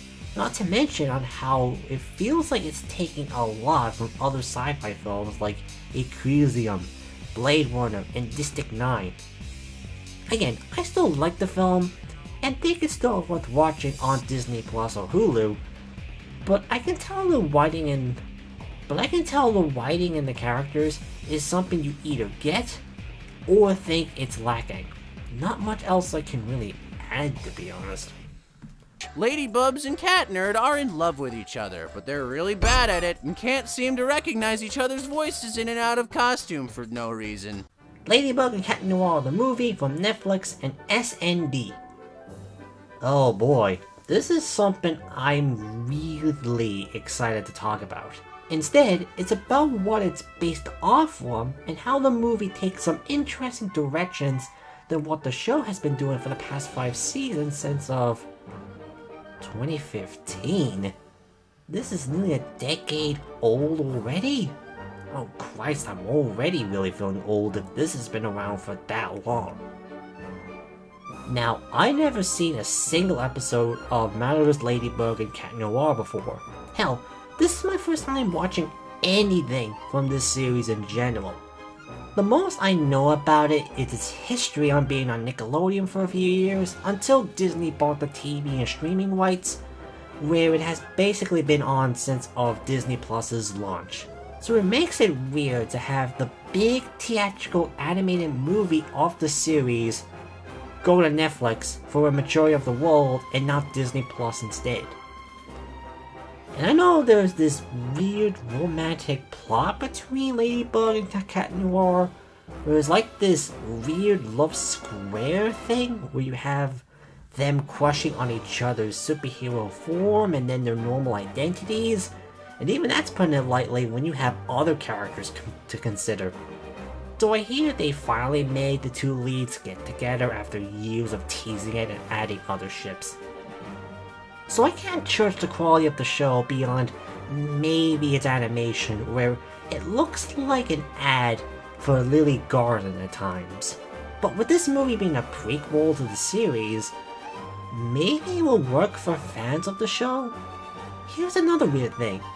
While it does what a prequel film should do for a superhero TV series, showing off how these two became Ladybug and Cat Noir, it also does something that the show has as recurring plot points that are still ongoing, by the way. It rewrites it to have an end, which makes it kind of hard to figure out if it's trying to tie in with the series. From what I see from fans, it's merely doing its own thing with the origin story, which has already been covered as a two-parter, and its recurring plot lines, which some of it has been covered better in the film than the show. But judging the film on its own as a non-fan, I really kinda got into it when it was working.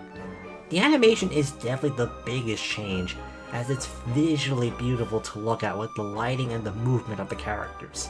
The action scenes also benefit with the animation quality, as we get to see these powers from the heroes and the villains in the most exciting way, like in the carnival scene with the magician and the mind villains.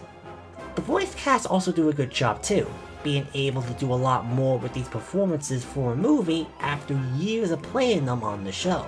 It's the story where it remains to be simple at times, despite having some cool ideas that it does compared to the show's plot lines.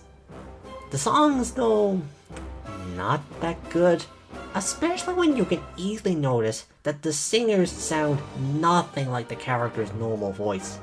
Manolenz's song is the prime example of this issue. I'm not sure if I will ever watch the show at all from what I've heard about it, but as far as this movie goes, I was able to enjoy it on its own thing with the animation and the action scenes, which definitely makes up for the simple story and the weak songs. Fans will more likely get more enjoyment out of the film, but from the looks of things, we're far from over with the series with a new season and probably more films to come. I guess I gotta wait and see how those turn out. Hey, come on, get out the car and give me a hug. No, no hugs, man. They got Big Brother watching those cameras. I knew you were gonna say something. Facial recognition, body imaging scanner. Yeah, and they're all so happy to finally catch you. You see? It's that kind of talk right there that's gonna get us all busted.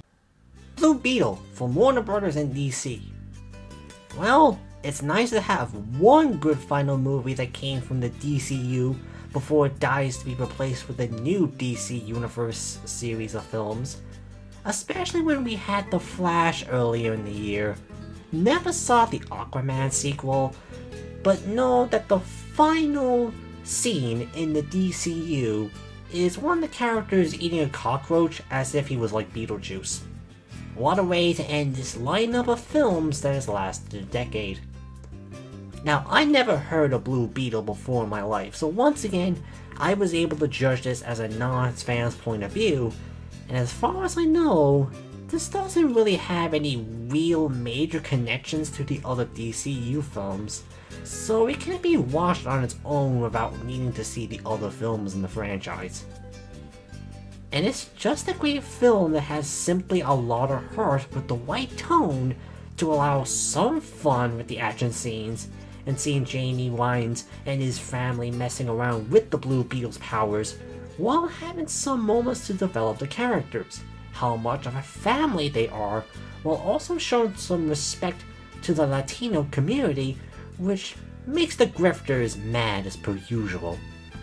The performances also add to both the comedy and the emotion, really making you believe this is a genuine family. The story is good too, not great, but still enjoyable to follow. The DCU may come to an end with a whimper, and no real end to this take of the DC world and characters.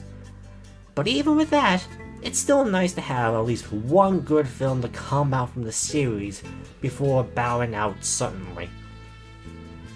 Jingle bells, Batman smelt, Robin laid an egg. The Batmobile lost the wheel, and the Joker got away. Merry Little Batman from Warner Brothers, DC, and Amazon. Batman has been going around now for 85 years as of writing this review, so the series has been through a lot with its tone, characters, setting, pretty much everything you can think of. In fact, the 60s series with Adam West used to make the Batman series be seen as campy and goofy, which kept going even after the show ended. And it wasn't until 1998 and 1992's Tim Burton films, the 1986 miniseries The Dark Knight Returns from Frank Miller, and of course the classic and well-remembered the 1992 animated series, where they brought back the darker and mature side of Gotham and its characters. Something that remains to be a part of the series in both live action and animation films and shows. When you have decades of having to be dark and brooding, some people can forget that Batman can be written within a lighthearted and silly way to lighten up the mood once in a while, such as whenever LEGO makes their films and games with the character, the Brave and the Bold TV series from the late 2000s, and whenever Scooby-Doo features the characters over the decades. Therefore, having a family-friendly movie with Gotham within the Christmas season sounds perfect to have. And hey, at least this is one of those projects that was able to survive the write-off from Warner Brothers like the Scooby-Doo Crypto crossover movie did. It's not even the only Batman-related project that was saved by Amazon from going towards Savas's pocket, as this movie also serves as a pilot for a series called Bat Family, that has also come to Amazon Prime. Gotta quickly say, the animation and the character designs are fantastic. Yes, it may look odd to see this take of the cast, but when you have such a charming animation style, it's something that you quickly get over with. I'm still quite not over how the villains look in the film, and I mean that in a positive way. The writing also works as it makes you believe the family dynamic between Bruce, Damian, and Alfred. Damian works as a main character as he just wants to be a hero like Bruce, and for kids' characters, they write him well to show his childish side, but not to be annoying either. I gotta say, it's also nice to see a version of Bruce Wayne that isn't depressed or angry all the time, but is just pure dad energy, even if it doesn't have much of him after the first act. The voice cast is great, but I really got to praise David Hornsby as the Joker, really nailing this version of the character to make it stand out from the other animated versions. If he were to return for the Bat Family show, I would be so happy to hear more of it whenever he does appear. Not all the jokes work in the film, but a majority of them do leave a lot of chuckles, having a good mix of standard Christmas jokes we've seen before, and using what we know about Batman. It just shows that Batman can work in both ways as a series. You can still have the more grounded and brutal version of Bruce Wayne and how he uses the Batman persona to deal with his life and trauma, but can still get something like this that simply wants to have fun regardless if you're an adult or kid. Let's just hope we don't get any more projects that are close to being written off by Warner Brothers. Nah, who am I kidding? They still have a lot of work that was going to be turned into cash for Savix's 100 boat or something if another studio bought it from them. Gold? Yes. 24 carat? Sisu from Lionsgate. You know, I don't know if it is truly possible to make a ripoff of something you previously made already, but Lionsgate sure found a way, as this film is basically just a finished John Wick, where instead of killing Hitman over the death of his dog, we have a guy going around killing Nazis over them wanting his gold near the end of World War II. Okay, maybe this isn't a personal reason for the slaughter like with John Wick, but Sisu knows one thing to take from the John Wick movies: be extremely gory with its action, and just hope that is enough to keep the interest going for 90 minutes, which it does. Just lacking the stylish editing or action of Rick. That's all the movie, by the way. As far as I know, you're only here if you want to see Nazis getting blown or cut into pieces. Or maybe you want to see them being lit on fire instead. It doesn't mind as long as you see them dying in some form or way. I argue that this may be even more violent than John Wick could get, but I suppose when you have it set in World War II and not the present day with the spies and the hitman like with Wick, maybe it being a lot more violent with its action scenes makes the most sense. This is one of those films that are simply sold through the action within the B-movie level and nothing else. And sometimes, that is just enough to make it enjoyable if you're in the mood for it. It's 11 o'clock. Do you know where your children are? I told you last night, no! Where is Bart anyway? His dinner's getting all cold and eaten. Missing from Sony. I kinda forgot that there was a new genre of film that takes place through computer and phone screens.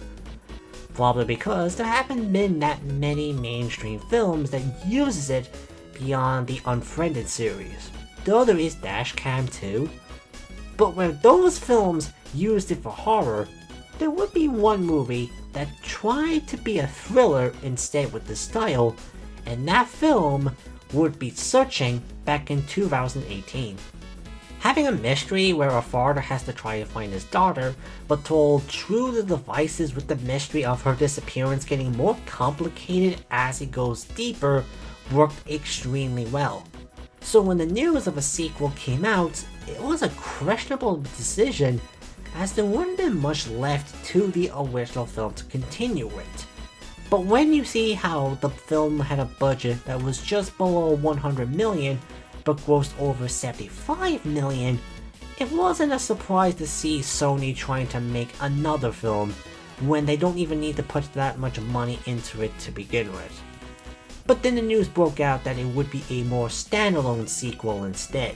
So it was easier to buy into it, but I was still not 100% sure about it. This basically has the exact same plot, but instead of a father trying to find his daughter, we have a daughter that's trying to find her mother when she leaves with a new boyfriend. It even repeats certain story bits from the original film that I don't think worked this time. But it does manage to tell a good story and mystery with the POV being through the daughter, hitting the emotional moments when it really gets to her, and when it seems like her mother could end up dying, but also how she isn't going to give up and does whatever it takes to find out what is happening. Helps that the characters are also likable with the cast being really good, especially Storm Reid as June and Jerome as Javer. I'm not sure on how people feel about the screen time genre after I think it kinda peaked around the mid-2010s with Unfriended and Searching, but Missing was able to manage to make this style of story and filmmaking interesting to watch on the big screen. Hey, Darkwing! Don't do it. I may not have a cog, but my finger can transform. Guess which one? I'll give you a limited option. Transformers: Rise of the Beasts from Paramount, Hasbro, and Skydance. Before I begin, I want to make this clear. I haven't actually watched or really experienced anything with Transformers before this. Much like another series I will talk about in terms of their newest film. But I feel like I should also point out, I also never watched any of the Michael Bay films for the series, nor do I want to. When it comes to other films directed by Bay, they vary from god-awful to great but still flawed. But when it comes to the 5 Transformers films he directed, it could go from decent at best to possibly the worst mainstream film that could harm the franchise if people really love it from the toys, TV shows, and video games. I know we're talking about a series that started off as a toy line that some could consider the later media to be a commercial to sell toys, but when we get stuff like Skibbs and Mudflaps or Megan Fox doing a sexy car promotional video with Shia LaBeouf there with his mouth open, while Bay is probably jerking off with one hand while holding the camera with the other, rather be watching a toy ad instead. It's why the Bumblebee movie worked. Bay was just a producer for it, which means he was there at the set for a day, took some drugs, to then head to another film that he was directing something else. Would explain why he's making a goddamn movie based on the skippity toilet trend. Ugh, just saying that makes me cringe. But Bumblebee was also a simple but effective film that had fun with the Autobots and even made some of the human characters watchable. And with this film, we can basically say goodbye to the Bay Era film era for Transformers.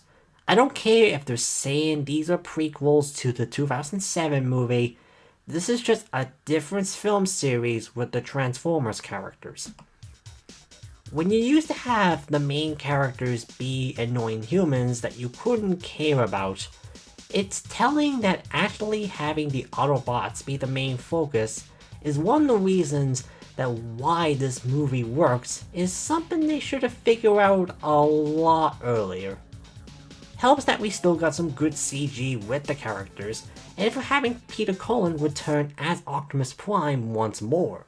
The two human characters we do have along with the ride aren't bad either. In fact, I'd say for these movies, these are one of the best human characters we could get while taking away the focus from the Autobots doing their thing against Unicron and Terracons. And like Bumblebee, it's awesome to have some action scenes be filmed normally to show all the destruction and mayhem without all of that shaky cam bullshit from Bay. The story is decent, as decent it can get for a Transformers movie, though I kind of forgot about the Maximons despite all the marketing hyping them up. I guess this is where the non-Transformers fan part of me thinks that maybe this would have a lot more impact for those who do know these characters. At the time of writing this, Transformers 1 has been released in the US, while Ireland still has to wait for a few more weeks. So hearing how amazing that film is, and liking both this and Bumblebee, maybe we're finally going somewhere that shows some hope for this series after a decade of awful Michael Bay movies.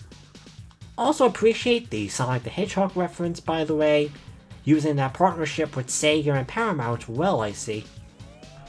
Michael Eisner! Cover your heart! Kalima!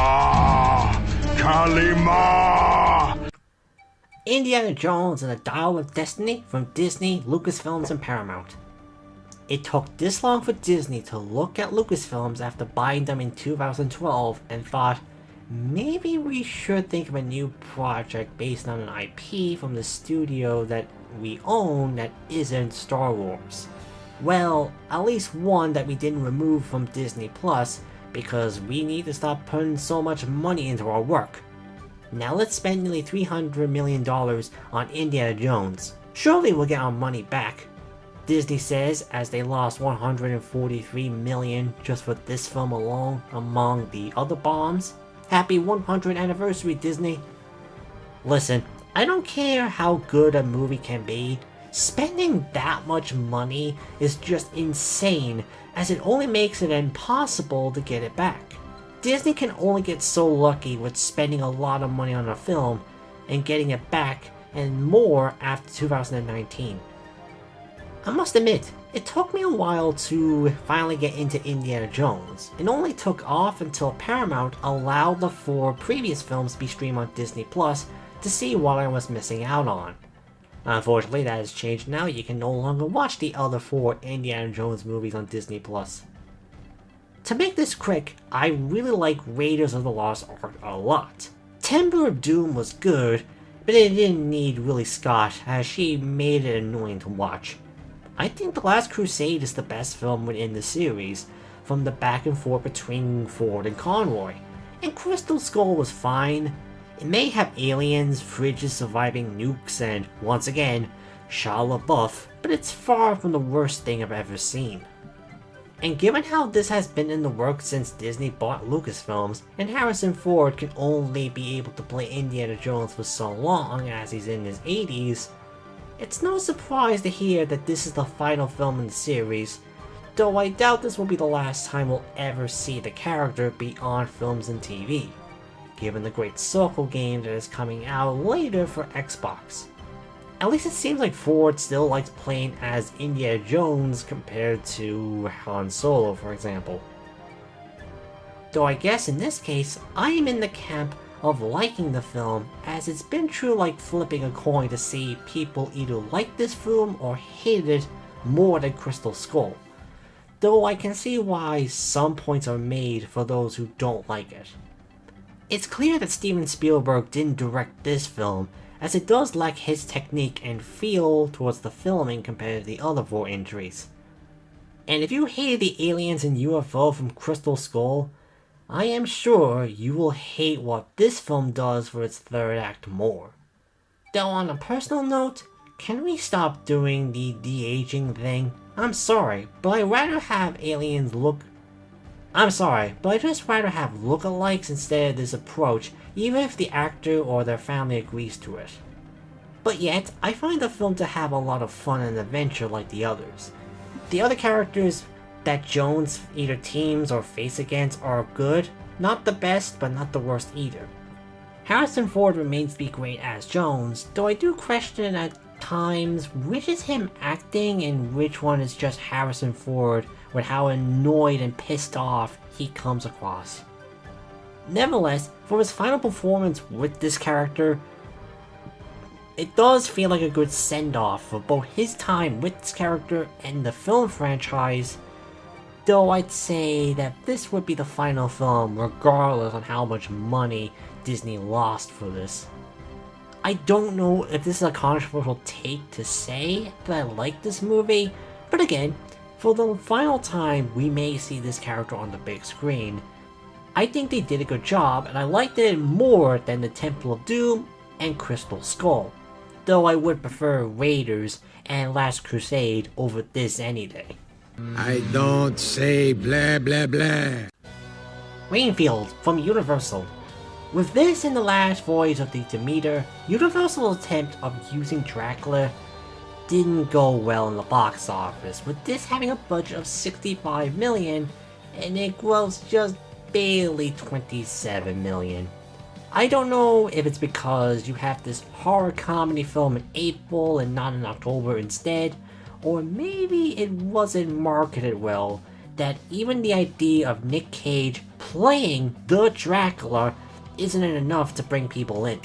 Because I was able to have some fun with it, even if some of the jokes fall flat, and I don't think it takes full advantage of the plot, but still does some good ideas with the Dracula lore. Now, I never actually knew that Rainfield was a part of the original story, because Dracula took most of the attention and love away from him, so having a whole story about his relationship with Dracula has a lot of potential, and when it's actually about these 2 characters, it works. Thanks to Nicholas Hoult and of course, Nick Cage's performance, even if there isn't really that many scenes with Nick Cage in this, showing how abusive Dracula has been towards Rainfield. Where the story kinda suffers is when it tries to make Rainfield become more of a hero with the help of the cop, who is played by Makamaka, language disorder, I don't know how to pronounce that name, who was just fine in this movie. Maybe this is me, but I really don't get the hate for her acting unlike some do, where it seems like that she's like the reason movies have been awful or something. I like the idea behind it, but I think the film isn't as interested on actually exploring Rainfield's life beyond being Dracula's servant in a meaningful way, but instead uses it to focus on comedy and its very gory action scenes. I mean, we have Ben Schwartz as one of the main villains in this, and he's just put everything into this character for comedy, as he usually does. And yet, where I think it could have improved with a better balance for its character development for Rainfield and its comedy, it still manages to be enjoyable with the jokes that do land, and if you like gory kills, you will sure love seeing the different ways they can tear a body apart in this. Master, do we have to count to 3 every time? Could we just count to 1? Or better yet, 1/2? Good idea, slave. 1/2 pull! 1/2 pull! Now we're slaving. Killers of the Flower Moon from Paramount and Apple. Oh boy, I can't tell if this will go well or not with what I'm about to say, to be honest. Since everywhere I went, everyone was praising this movie, calling it the best movie of the year, and getting all the award nominations you can think of. You couldn't escape it, which isn't surprising when it's a new film directed by Martin Scorsese ever since the 2019 with The Irishman from Netflix. Like many others, I really liked some of his films like Goodfellas, Taxi Driver, Raging Bull, Cape Fear, Shutter Island, and The Wolf on Wall Street. So when he does release a new film, it's like an event that you have to go and see in theaters, and well, I am still glad I did see it, and what it does right, it does it amazingly. But I guess I'm going to be that guy and say it has some problems that prevent it from truly being amazing. You can tell that Scorsese and his crew worked their asses off to show the Onscan nations in the 1920s with a series of murders of Onscan members once they discover oil. They do not hold back with the violence and issues these people had to face back then. The cinematography and direction is as astonishing as you would expect from Scorsese, showing that he hasn't lost his magic even after 80 years of life. Do I even need to talk about the cast? I mean, you know that when Martin wanted them in the film, they said yes and made sure they were acting as top-notch as it could get. Though we do have some of his returning actors over the decades, like with Robert De Niro and Leonardo DiCaprio back once more. Now, the script and the runtime is where I see a lot of people critiquing the film on, and to be honest, where my biggest problem with the film comes up. This is nearly 3 hours and 20 minutes long, and while it did keep my interest for the first 2 hours, the third hour is where I think I'm starting to question if it was really worth having, as I began to lose interest and struggle with the plot. Hell, I felt like I was close to falling asleep at a certain point. I know the crew has defended this decision, and I do respect it in a way, but I'm sorry, this should have had about 20 to 40 minutes cut because this is just too long. I still think it's worth checking out no matter what negative points I had with it, but I sure would prefer watching it on Apple TV because at least you can pause the movie to take a break or get more snacks for the runtime. What's that? It's the Phantom of the Earwax! A Haunting in Venice from Disney and Fox. Didn't take long to see more Adventures of Hercules and Paradox from Disney after Death of the Nile came out in 2022. Suppose they really liked how Kenan Beradok does these films, as like the others, he returns to direct, produce, and star in the film as Paradox. But this time, having the murder mystery set in a palazzo that is supposedly haunted with ghosts, so now we get to have some supernatural mayhem to make it different from being stuck on a train or a boat like the other films. As we get another Angela Christie adaptation to watch, I think out of the 3 films that come from Fox and Disney since 2017, this might be the best film so far. One reason is the production design. They really went all out with the palazzo and the Halloween theme around the area. Really adds to the atmosphere. Same goes with the mystery, which I found to be a lot stronger here with the questions about the supernatural.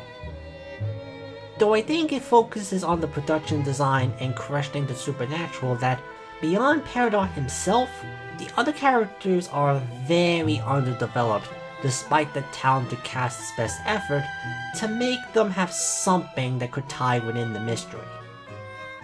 Feels like these films are getting better per entry, with this again being the best out of the 3 from Disney. Not sure we'll get any more films with the character by Disney. I guess I wrote that at the time when it was still up in the air, but I guess not, as Disney did confirm they're making more adaptations based on Angela Christie's work that isn't with this character, so heck, if they were able to announce a new film, I would have been looking forward to see it. Just maybe try to develop these characters a bit better next time. Though my cinema had this weird thing when I was watching it. So for about an hour in the film, it was subtitled, despite the fact it didn't say it was in the cinema's website, but, you know, I was like, alright, fair enough. Maybe someone in the audience is deaf or something. But then after an hour mark, the subtitles just vanished and never returned for the rest of the runtime. Think Paradox can solve that mystery for me? Hopefully it doesn't have any murders. But I cannot see, I'm legally blind. On Zine for Blumhouse, MGM, and Paramount. I swear, you will never know when a movie is made by Blumhouse if it's not in theaters, since they market their involvement in films. Mainly with Universal, but with a few collaborations with Paramount, Sony, and Lionsgate. So when I found this movie, I knew nothing about it, but something about the premise got my attention, and then boom! Blumhouse logo jump scare. So you know it didn't get that much money, but tried to make up for it one way or another. This is one of those films where it has a short run time and it does not wait a second to rest. I mean, it lasts for 76 minutes. Probably the shortest film I've talked about within this list, beyond the Paramount Plus South Park specials. So with that little amount of time, it just goes straight to the point with a woman having to be the eyes of another woman who is nearly blind via her phone while running away from her ex who plans to kill her. The movie is carried by its performances from Chilean Puli and Miranda Frances, as well with the editing between the video chats adding some tension. The villains they face are very cartoony though.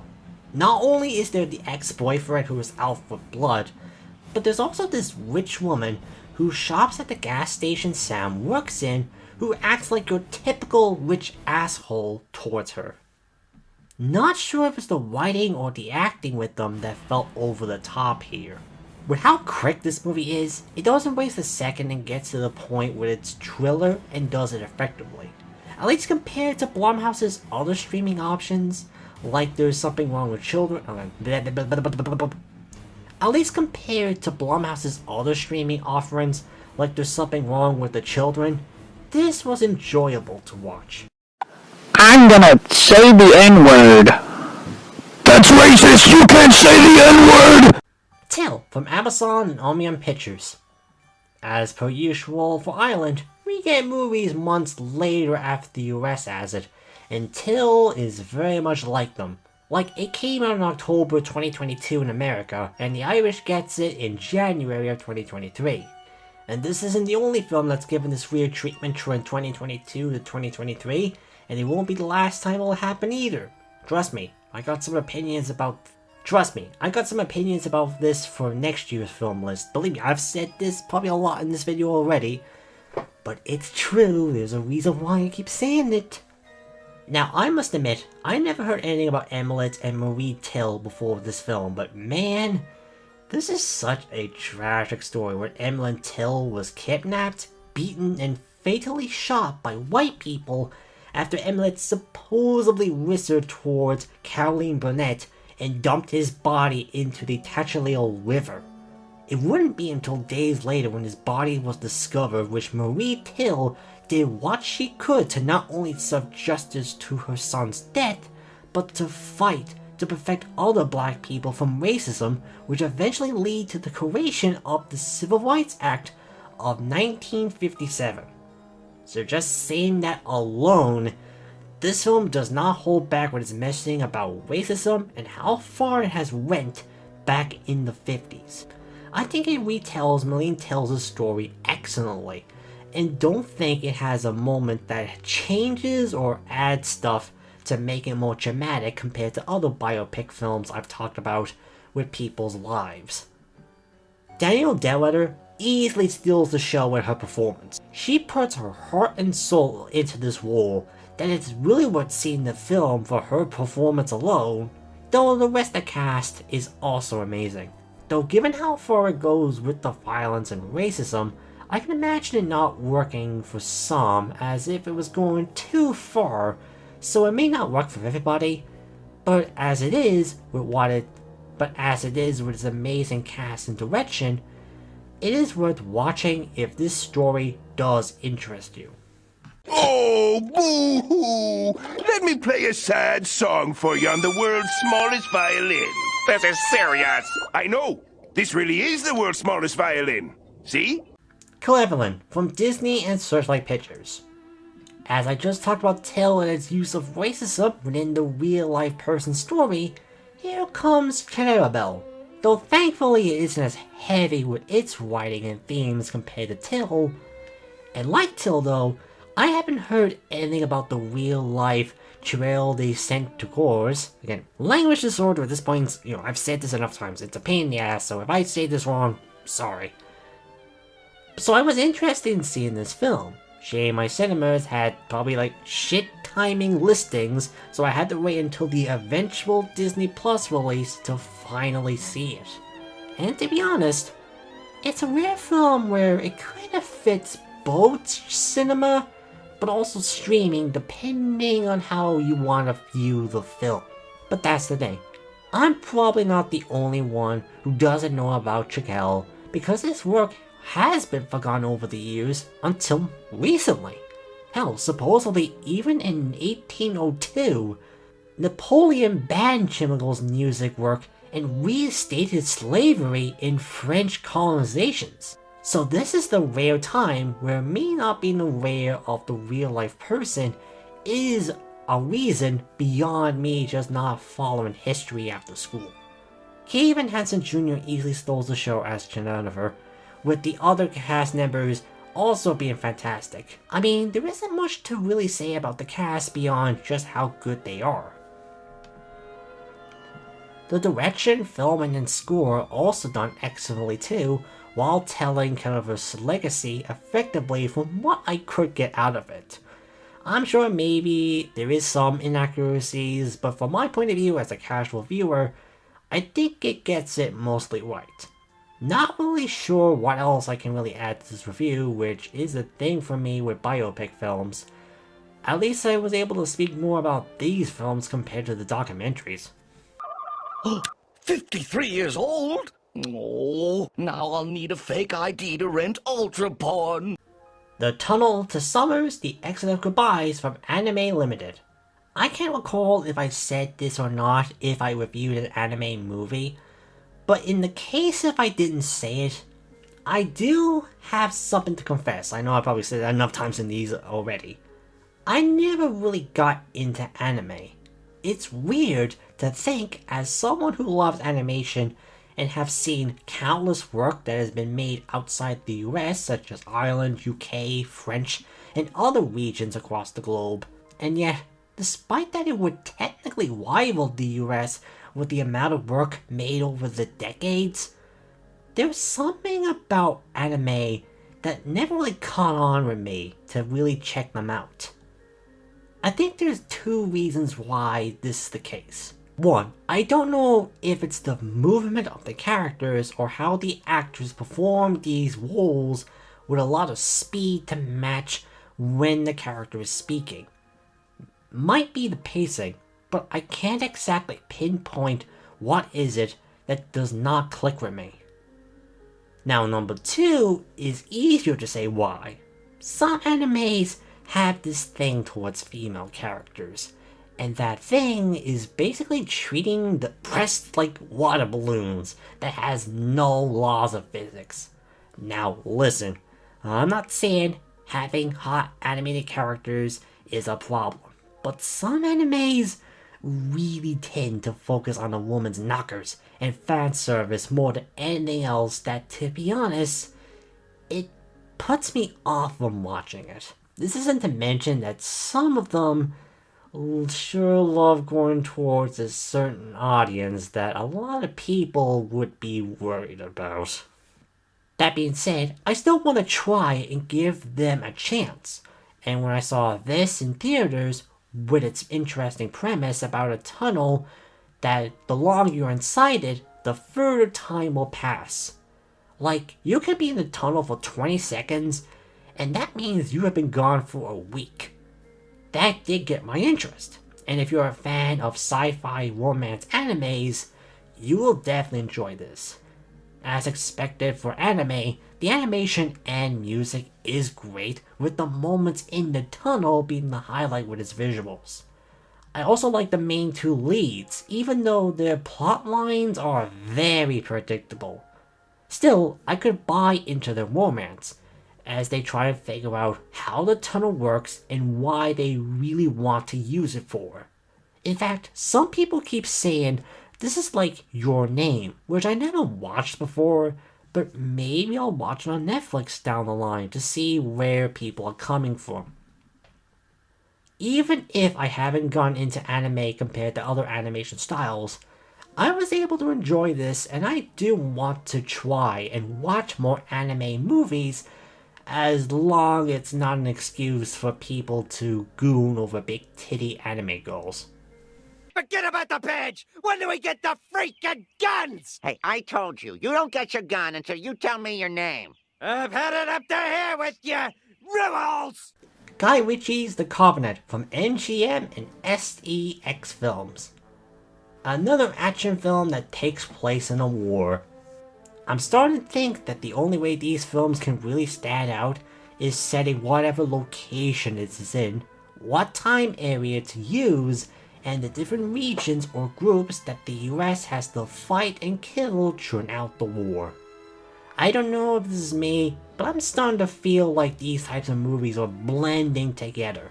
Kinda like Kalama did, when it didn't put me to sleep. So here comes Guy Ritchie with this film, and doing his action war film. Guy Ritchie's one of those directors where it's mostly 50-50 to me. Some of his films are good, while others not so much, but in general, he's one of those directors I don't have much strong opinions on, which isn't a bad thing to have either. But what makes this worse compared to Kamama is Guy Ritchie's direction. One thing I can give him props over, whenever an action scene happens, he knows how to film it and makes it both brutal yet entertaining to watch across the bullet fire and explosions.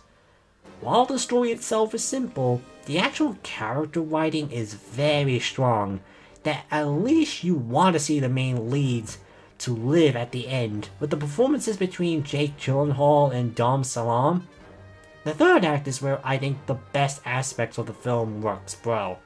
Again, it may be simple at first, and in terms of the story, it kinda is. But Guy Ritchie's direction, performances from Jake Gyllenhaal and Dom Salam, and the strong writing between the characters is just that good to make it worth the watch. There! You see, I'm an ugly, horrible, grouchy old man! A Man Called Otto from Sony.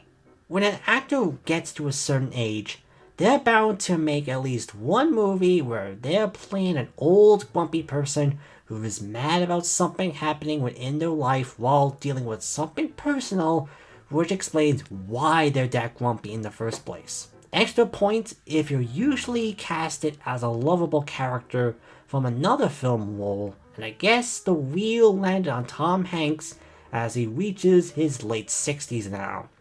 So now we can watch him yell about things until something happens that either makes him less cynical and enjoy life again. And try your best to not imagining Woody yelling this to Buzz or any other toy. So I think it's no secret that Tom Hanks is one of the highlights of the film. I think it's a given, but he does add a lot to this role that I think a lot of other actors wouldn't have been able to pull off. When a scene needs him to get mad, Tom Hanks will act his ass off to sell how mad he is. This does try to add some comedy to lighten the mood with the different people Otto interacts with, and some of the stuff that happens, but it's very hit or miss, with the hits probably landing because of Tom Hanks' performance or delivery towards the moment. The other actors also do a good job when mixing the comedy and drama together. When it does focus on the drama, that's where I think the film works best, seeing what happened to Otto to make him become the way he is, while bonding with those around him. Say what you want about Otto, but he shows support towards trans people a lot more than other older guys would. they merely bitch about them instead, because the world's changing. I don't know who will be the next within the grumpy old person genre, but with Tom Hanks, his time under this very unique genre is able to pull on the heartstrings, which can make up for its hit-or-miss humor. Fucking pronouns! Fucking gender ambiguity! South Park, joining the Pandaverse from Paramount and Comedy Central. Now on to year 3 of the South Park Paramount Plus specials. It's weird how these specials have basically affected the show, where it used to have 10 to 11 episodes per season. Now it gets 6 episodes and 2 specials because of it. Though, unlike post-COVID and the streaming wars, this year decided to not make this into a 2-parter, and we only get this story told within an hour, which, if you ask me, this feels like it covers a lot within an hour that I wouldn't have minded splitting this into 2 parts, but I'll explain later. This time, South Park has decided to use topics against diversity, multiverses, AI, Disney, and the lazy anti-woke critics. Oh, and Handyman too, because I guess that's a problem going on in America too, I guess.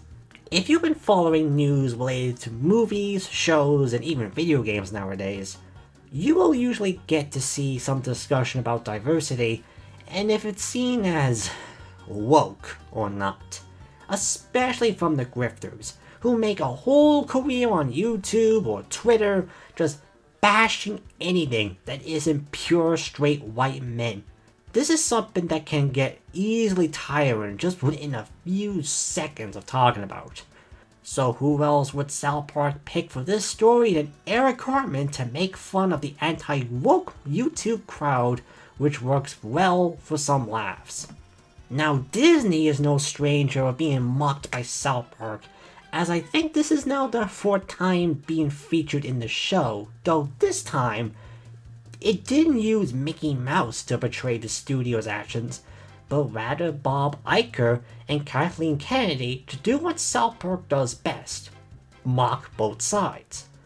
Because while they're laughing at the anti-woke crowd, they do make fun of Disney for struggling on writing and managing diversity within their films in a meaningful way for their characters, compared to, say, Spider-Verse does with Miles Morales. They even have that with the boys. They say, yeah, he works because he's actually a developed character. Speaking of Spider-Verse, this special also makes fun of the multiverse, and how many of them have been appearing across media, and how for some, they're just there to give a franchise some life than doing something new with it.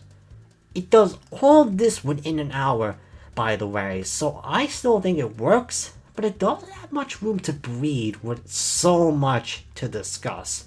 Hence why I think having a 2-parter would have actually helped with the pacing at times. While the satire is strong, I think the humor kinda takes a backseat as a result, merely having moments that made me chuckle than any hard laughs or anything. Sometimes I think the other special, which I'll talk about much later on in this review, did a lot better when I do get to talk about it. Even if the jokes are a little bit weaker than usual, South Park still knows how to cover a bunch of topics and make fun of it through both sides, something I think we still all enjoy about South Park. Plus, I'm still down to seeing them making fun of the anti-woke crowd, even more so because they can make Eric Cartman look better. At least he did apologize and own up to his actions towards someone, which, for him, this might be a first after 26 seasons in. Oh boy, here I go killing again. Totally Killer from Amazon and Blumhouse. Okay, Blumhouse, what do you have for us this time? A sci-fi time-traveling slasher film where a daughter goes back to the 80s and has to save her mother and try saving 3 other victims who were killed by the Sweet 16 killer by teaming up with her mother in the past and return to the present before being stuck in the past forever. Alright, that at least got my attention. Guess you gotta be fair and give every studio something Blumhouse wanted to watch. Even Disney has something with Blumhouse on, if you look through Hulu with all those true crime documentary series. So it's like A Wonderful Knife. We have a slasher going around, messing with time, and we get to see how the main character, both being girls, are affected by the killer's actions in some form or way, tries to stop the deaths and return back. But what this has over A Wonderful Knife is, I think it does a better job with its premise. As Jamie has a strong goal to achieve to save her mother by teaming up with her past self. Though it does try to have some jokes in there, and it feels a bit awkward placed in between the slasher elements. Only a few jokes made me chuckle, while the acting is mostly decent. Nothing outstanding, but they're still good.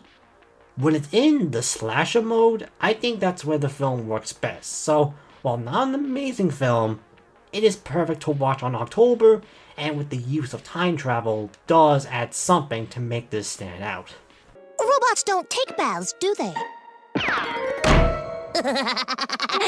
Scrub your back? Megan from Universal and Blumhouse. January usually gets the reputation of being the dumping month for movie studios. They either have one or two movies that they know aren't great, but since January doesn't get that many big films releases compared to other months of the year, they can just drop the film off to get it out of their system and take advantage of a little competition to make some money out of it. Horror movies especially get this treatment over the decades because they're cheaper to make. So it's interesting to see Megan come out in January, as a lot of people are interested in this. Even more so once the trailer showed her dancing moves took off during social media like wildfire. So I was wondering, what the hell was James Wan cooking with this film?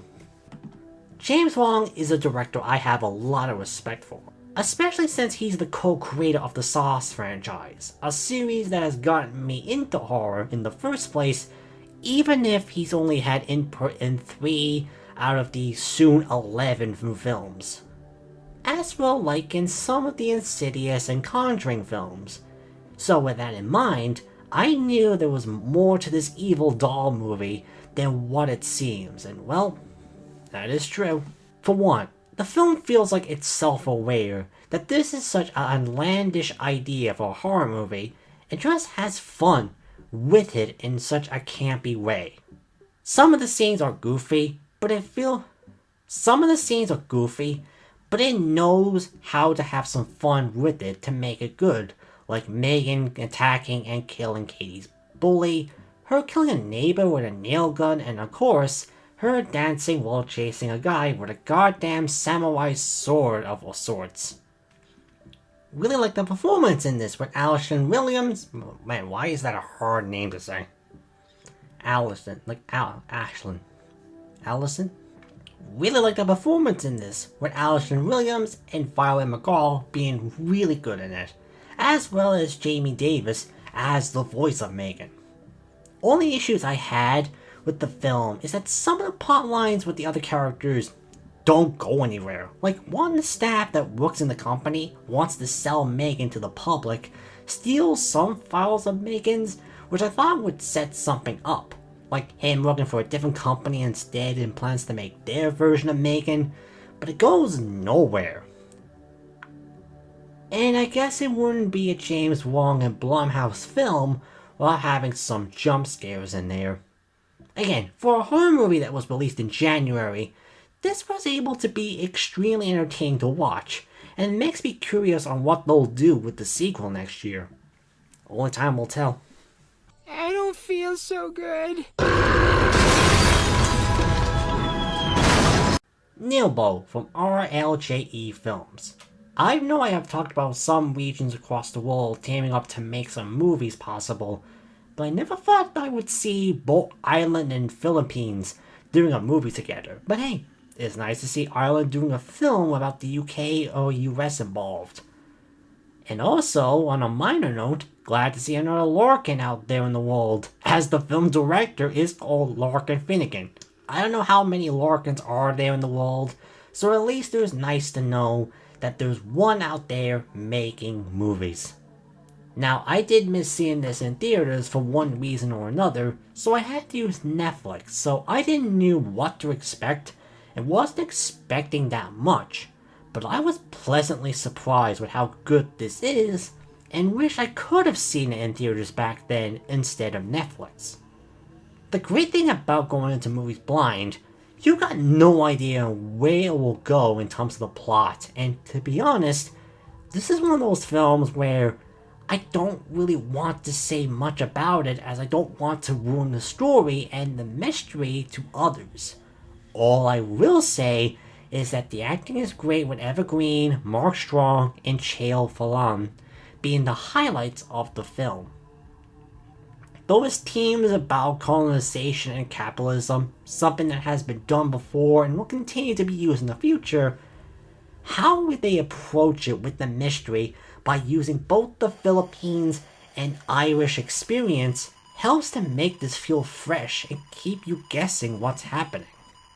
Again, it's weird to think that the Irish and Philippines are working together to make a psychological thriller, but sometimes the oddest pairings can't be enough to make something interesting and worth watching.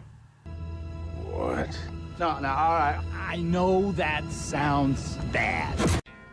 Guardians of the Galaxy Volume 3 from Disney and Marvel. There's always a silver lining for a rough year for studios, and for Disney, while they have dealt with some major bombs during the 100th anniversary, as previously stated from films like with Wish, Indiana Jones, the live-action Little Mermaid remake, the Marvels, and much more that isn't from Fox, even Elemental, which did well in the box office, it didn't have a good start compared to other Pixar films. Still did better in both the box office and quality than Lightyear, so we'll take whatever dub whenever it happens. But then comes Guardians of the Galaxy Volume 3, which was the only major film from Disney within the year that not only did well with critics and audiences, but also grossed nearly $850 million. So at least Disney got one successful film after everything that has happened after and before this movie. As for the Guardians, I have made it clear that the MCU isn't my thing. I only watch one of their films if it has something that makes it stand out from the rest, like Spider-Man and later on Deadpool. So what is it about the third film to focus on Star-Lord and the rest of the Guardians that was able to get more out of this non-MCU fans' interest? The reason why I think these movies work so well is that you can tell James Gunn's vision is in there. To be honest, most of the new films that come out from the MCU nowadays doesn't really have a director's vision or style put into it. Some might have gone close, like what Sam Raimi did with the second Doctor Strange movie, but it still feels like Disney had their vision on what they want the film to turn out. But all three Guardians of the Galaxy films work because you can tell that James didn't really rely on what happened in the MCU and just makes these movies on their own with his style of storytelling and humor. Now, that being said, you still need to know what happened to Gamora after Volumes 2 with Infinity War and Endgame to understand why things changed with her and Star-Lord. But this is also noteworthy as this may be the final time we'll see James Gunn work with Marvel and Disney as he takes control of DC's new universe with Warner Brothers, so he knew how to end this with a banger. It does have some good humor as per usual with the cast, but it has some of the most emotional moments in the trilogy with Rocket and his origin story. While I doubt this will be the last time we'll see the Guardians within the MCU, as far as the OG crew grows from the very first film like a decade ago, this is a satisfying conclusion to the trilogy, and I'm glad that it was finally able to come out after all the shit Disney went through over firing Gunn over it years ago. Oh come on, I was bound to reference that at some... Oh come on, I was bound to mention that at some point. Did somebody say boom? Oppenheimer from Universal. I can't tell if this is a bad take or not. if I'm only putting this on number 40 out of 190 films watched during the year, when everyone else almost puts it on the top 5, even just the best film of not only this year, but the decade. And I guess for those who are wondering on which film out of the Barbenheimer phenomenon I prefer more, this surely gives that away.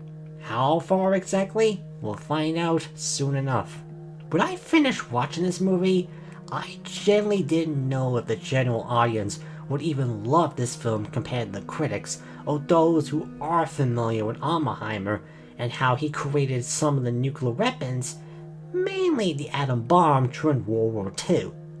But given all the awards and how it goes just over $977 million, just 23 short from $1 billion with a budget of $100 million, I'd say I think the audiences did enjoy this a lot.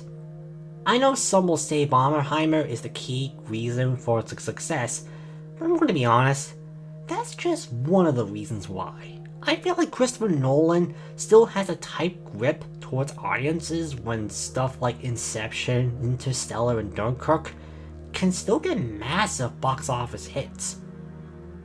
We don't talk about Tenet though mostly that was because of COVID. The main reason why I pondered if the audience would even like this is because Nolan's screenplay is definitely more accurate with its telling of the atom bomb. It goes into how the bomb is made and what elements are needed to make it atomic in the first place, but after the bomb is made and it does work, that's when he feels guilt over the people who are killed in Hiroshima and Nagasaki with the weapons and tries to stop future use of the weapons, which pretty much the world ignores. This is where a 3-hour runtime does work with telling the story effectively, thanks to Nolan's direction along with the filming, cinematography, editing, and the use of sound makes it worth seeing in theaters. Trust me, you feel like the bomb is blowing up through the cinema seats. The cast is also fantastic, which there's like a lot of people in the film, by the way. I think just for the main and supporting cast, there's about 30 to 40 actors within the film, so of course, Cillian Murphy is perfect as Oppenheimer, that it's no shock that he would win the Best Actor award on the Academy Awards. There's a high chance most of you have already seen this film, so I don't know if I need to recommend it even more. Well, if you're over 18 anyway, guess those few sex and nude scenes is just that significant enough to make it rated R. Unless you live in international regions, where we can just put a 15A on it, so technically you can bring your kids to the film as long as you have an adult there with them. Gotta love how the age rating system works at times in our own home. Get me Steven Spielberg. He's unavailable. Then get me his non-union Mexican equivalent. The Fabelmans from Universal and Abelum. It's hard to think that it's been 5 years since I saw a new film directed by Steven Spielberg. I know he did make West Side Story, but I never saw that in theaters, so from my point of view, the last film I saw from him was Ready Player One, which is one of those fair films where I used to really like it when it came out, but since then, I began to like it less and less. Still not awful, mind you, but it's just okay, in my opinion. But it's also to note that the man is 77 at the time of writing and recording this. So with a legacy that he has over the decades with his age, I think seeing him doing a film that is somewhat a biopic of his life would be eventual. Though he did decide to make it loosely based around his life growing up and the early years of becoming a film director, so a part of me does wonder which parts are actually telling Steven's past and which one is made for the movie because it can add some drama. Who knows beyond Steve himself, but you can easily tell that this has been something he wanted to make, as it's filled with a lot of love and dedication to cinema, showing how Steven fell in love with it and how some of his most known traits within his films came from, as well as some of them were personal to him back then. The cast is also great in this too.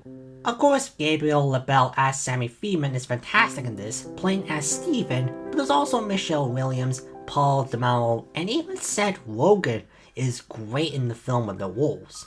Though it's funny to think that there was someone in this world that got cucked by Seth Rogen out of all people.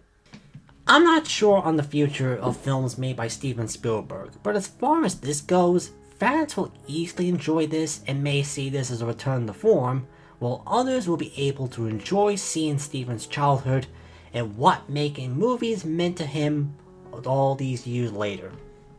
Go to the extraction point. Oh, you're just gonna wait. We're gonna wait. Okay, I can wait. Mission Impossible Dead Reckoning Part 1 from Paramount and Skydance. I gotta say, the Mission Impossible series is such a weird film franchise when you really think about how it started and where it has been true since. When the first film came out, most of the people from the TV show hated it, but it still did well in the box office. The second is usually considered to be the weakest film in the series, and the third film was kinda where the series was starting to get its footing, but wasn't completely there yet. Then came Ghost Protocol, which gave the series its identity, extreme action scenes that Tom Cruise would do while running his ass off, while the crew would do things from afar. That did so well that it would stick with Rogue Nation, Fallout, and the originally planned two-parter Dead Reckoning. Yeah, Paramount, you can rename Part 2 for 2025, but we know that possibly won't do well with audiences that aren't even aware that it's a Part 2. So with me only liking the series past Ghost Protocol, did I like this more than the other films or think they're better? Well, I like it a bit more than Rogue Nation, but I'm not sure where to put it between Ghost Protocol and Fallout. The story does try to add a bit more mystery with this AI machine that wants to control the world, so of course it's up to the IMF to stop it by collecting a certain key that will be able to destroy or control the AI. Suppose the premise is enough to work for 2 films, as supposedly this could have been the end of Ethan Hunt's time as the main character of the series, though I'm not really buying it until we see Tom Cruise trying to run as an 80-year-old spy. Those hips can only last for so long. The action scenes and stunts remains to be the selling point of this franchise, and it's no different here with, of course, Cruise driving off a mountain with a motorcycle being the main scene the film wants you to experience on the big screen. Though I did like the finale set in a train more, to be honest. It has everything else that made the other films work too, such as the acting and writing beyond the action scenes, though I felt like the film did lose a little bit of steam around the second act. I can't remember how, but I did lose a bit of interest and felt like the runtime was kicking into me. Thankfully, it did get better with the third act and got my interest back up, but something about the second act just didn't work with me. Will the upcoming sequel be the final film in the series, or at least Tom Cruise's time with this franchise after 30 years or so? Who knows? Money can always bring people back for more no matter what, but while this may not be as spectacular as Fallout or Ghost Protocol, it remains to be a fun and action-packed film that gives you enough to be wanting more with Part 2, hopefully in 2025, depending if it doesn't get delayed again. So do you guys just not do the anal probe anymore? Is that... Nah, that's more or less been retired. I see. Do you still have the thing? No one will save you from Disney and Fox.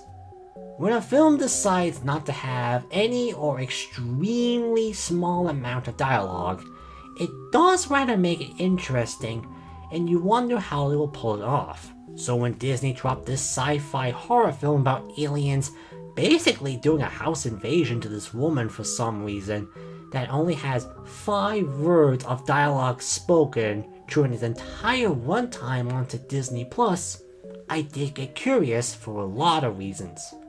But as I said on Silent Night, having a film that doesn't have much dialogue have this issue of coming off as gimmicky and possibly be a double-edged sword. Thankfully, this managed to use its lack of dialogue by having a simple but effective plot that does keep you guessing on why the aliens really want with this woman, and adding a lot of tension with the silence or the noises across the surroundings without saying a single word. The aliens themselves, while basic in design, makes up for that with their powers and abilities. Helps that it seems like there's only going to be one at first, but as our main character manages to kill one, we soon see there's a lot more to these aliens and what they have done to this town. Since we mostly focus on Kayleen Dever, she is able to make this performance stand out with only the few moments where she can speak. Much like some other films, this is kind of one where I don't really want to say much about it, because obviously I don't want to spoil the surprises to anyone, so if you have Hulu or Disney Plus, this is definitely worth checking out if you want a good sci-fi horror film with aliens. The port is quite good. Yes, quite good. Indeed. Most certainly. What year is it? 51. Ah! Delectable. Indeed. Yes. Oh dear. What is it? I've spontaneously combusted. Oh, I am sorry. Oh, it's quite all right. I've grown tired of living. Ah, very good then. For the best. Yes, indeed. Oh, is it raining again? Asteroid City from Universal.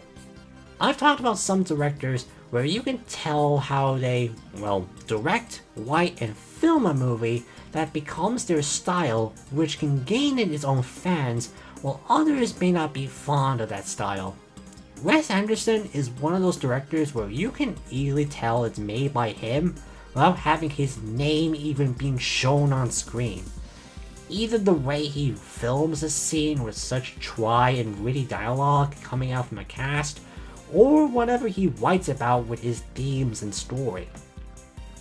Beyond watching parts of Mr. Fantastic Fox and Alice in Little Dogs, I haven't seen much of Anderson's films, but know this style and want to experience what he has made in the past and in the future.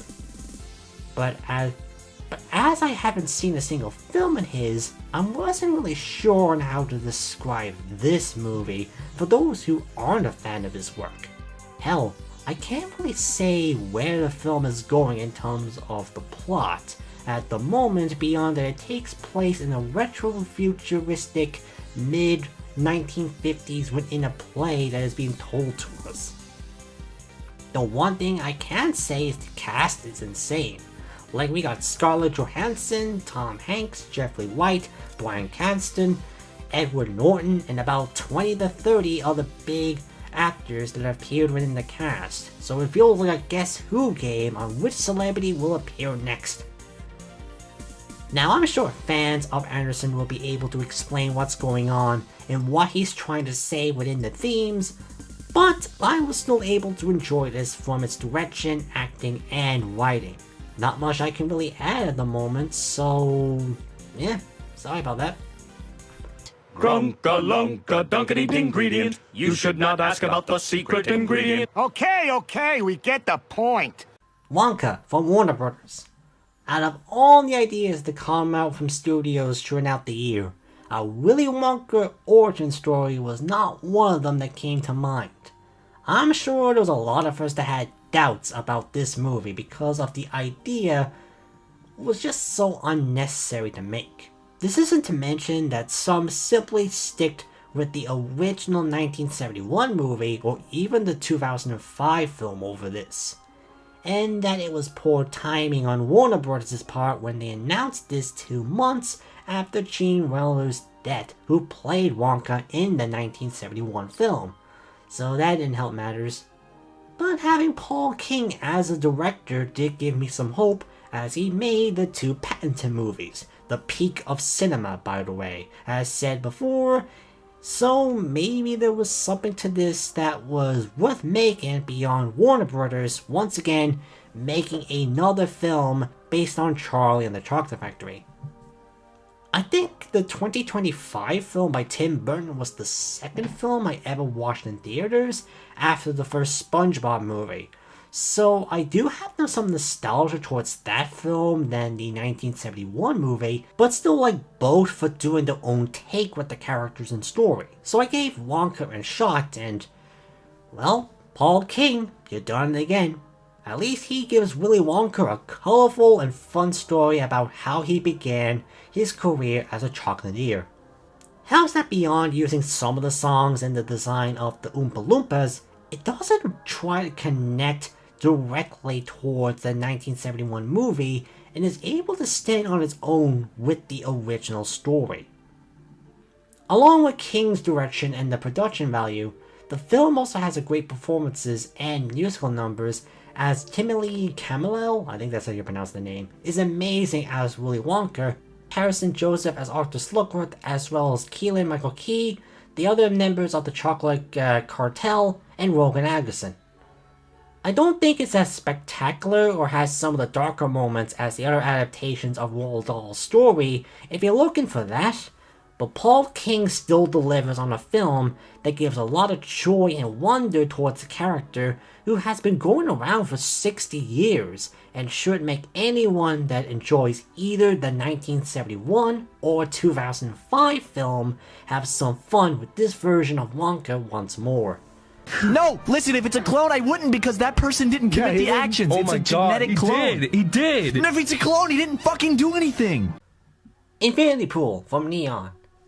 I got a trailer for this in a few screenings, and every time it showed up, my thoughts remained to be the same. This looks like a weird horror movie. Sign me up!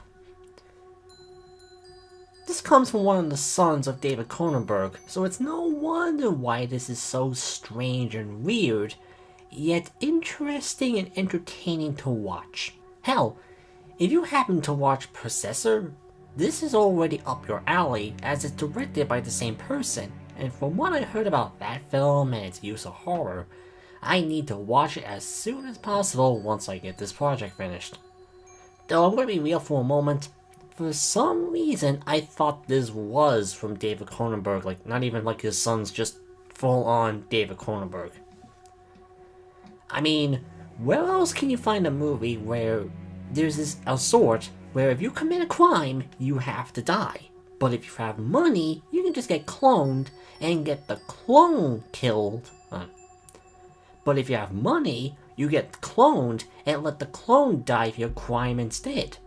Sounds like something only a Cronenberg could make.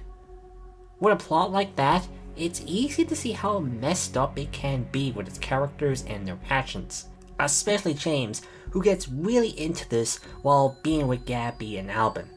And it sure goes into some weird places as the plot goes on. But Cronenberg's direction and cinematography remains to be as high quality as ever before, while the cast is also great. Maya Goth continues to show how amazing her acting is after X really helped giving her career a massive boost, while the other actors doing the same, being all good. I did think the third act did lose a little bit of steam after all the madness that was going on through the one time, but if you want a messed up horror flick, I can't recommend this even more so as it's so up your alley. And the clap of my ass cheeks alerted the bees. Cocaine Bear from Universal.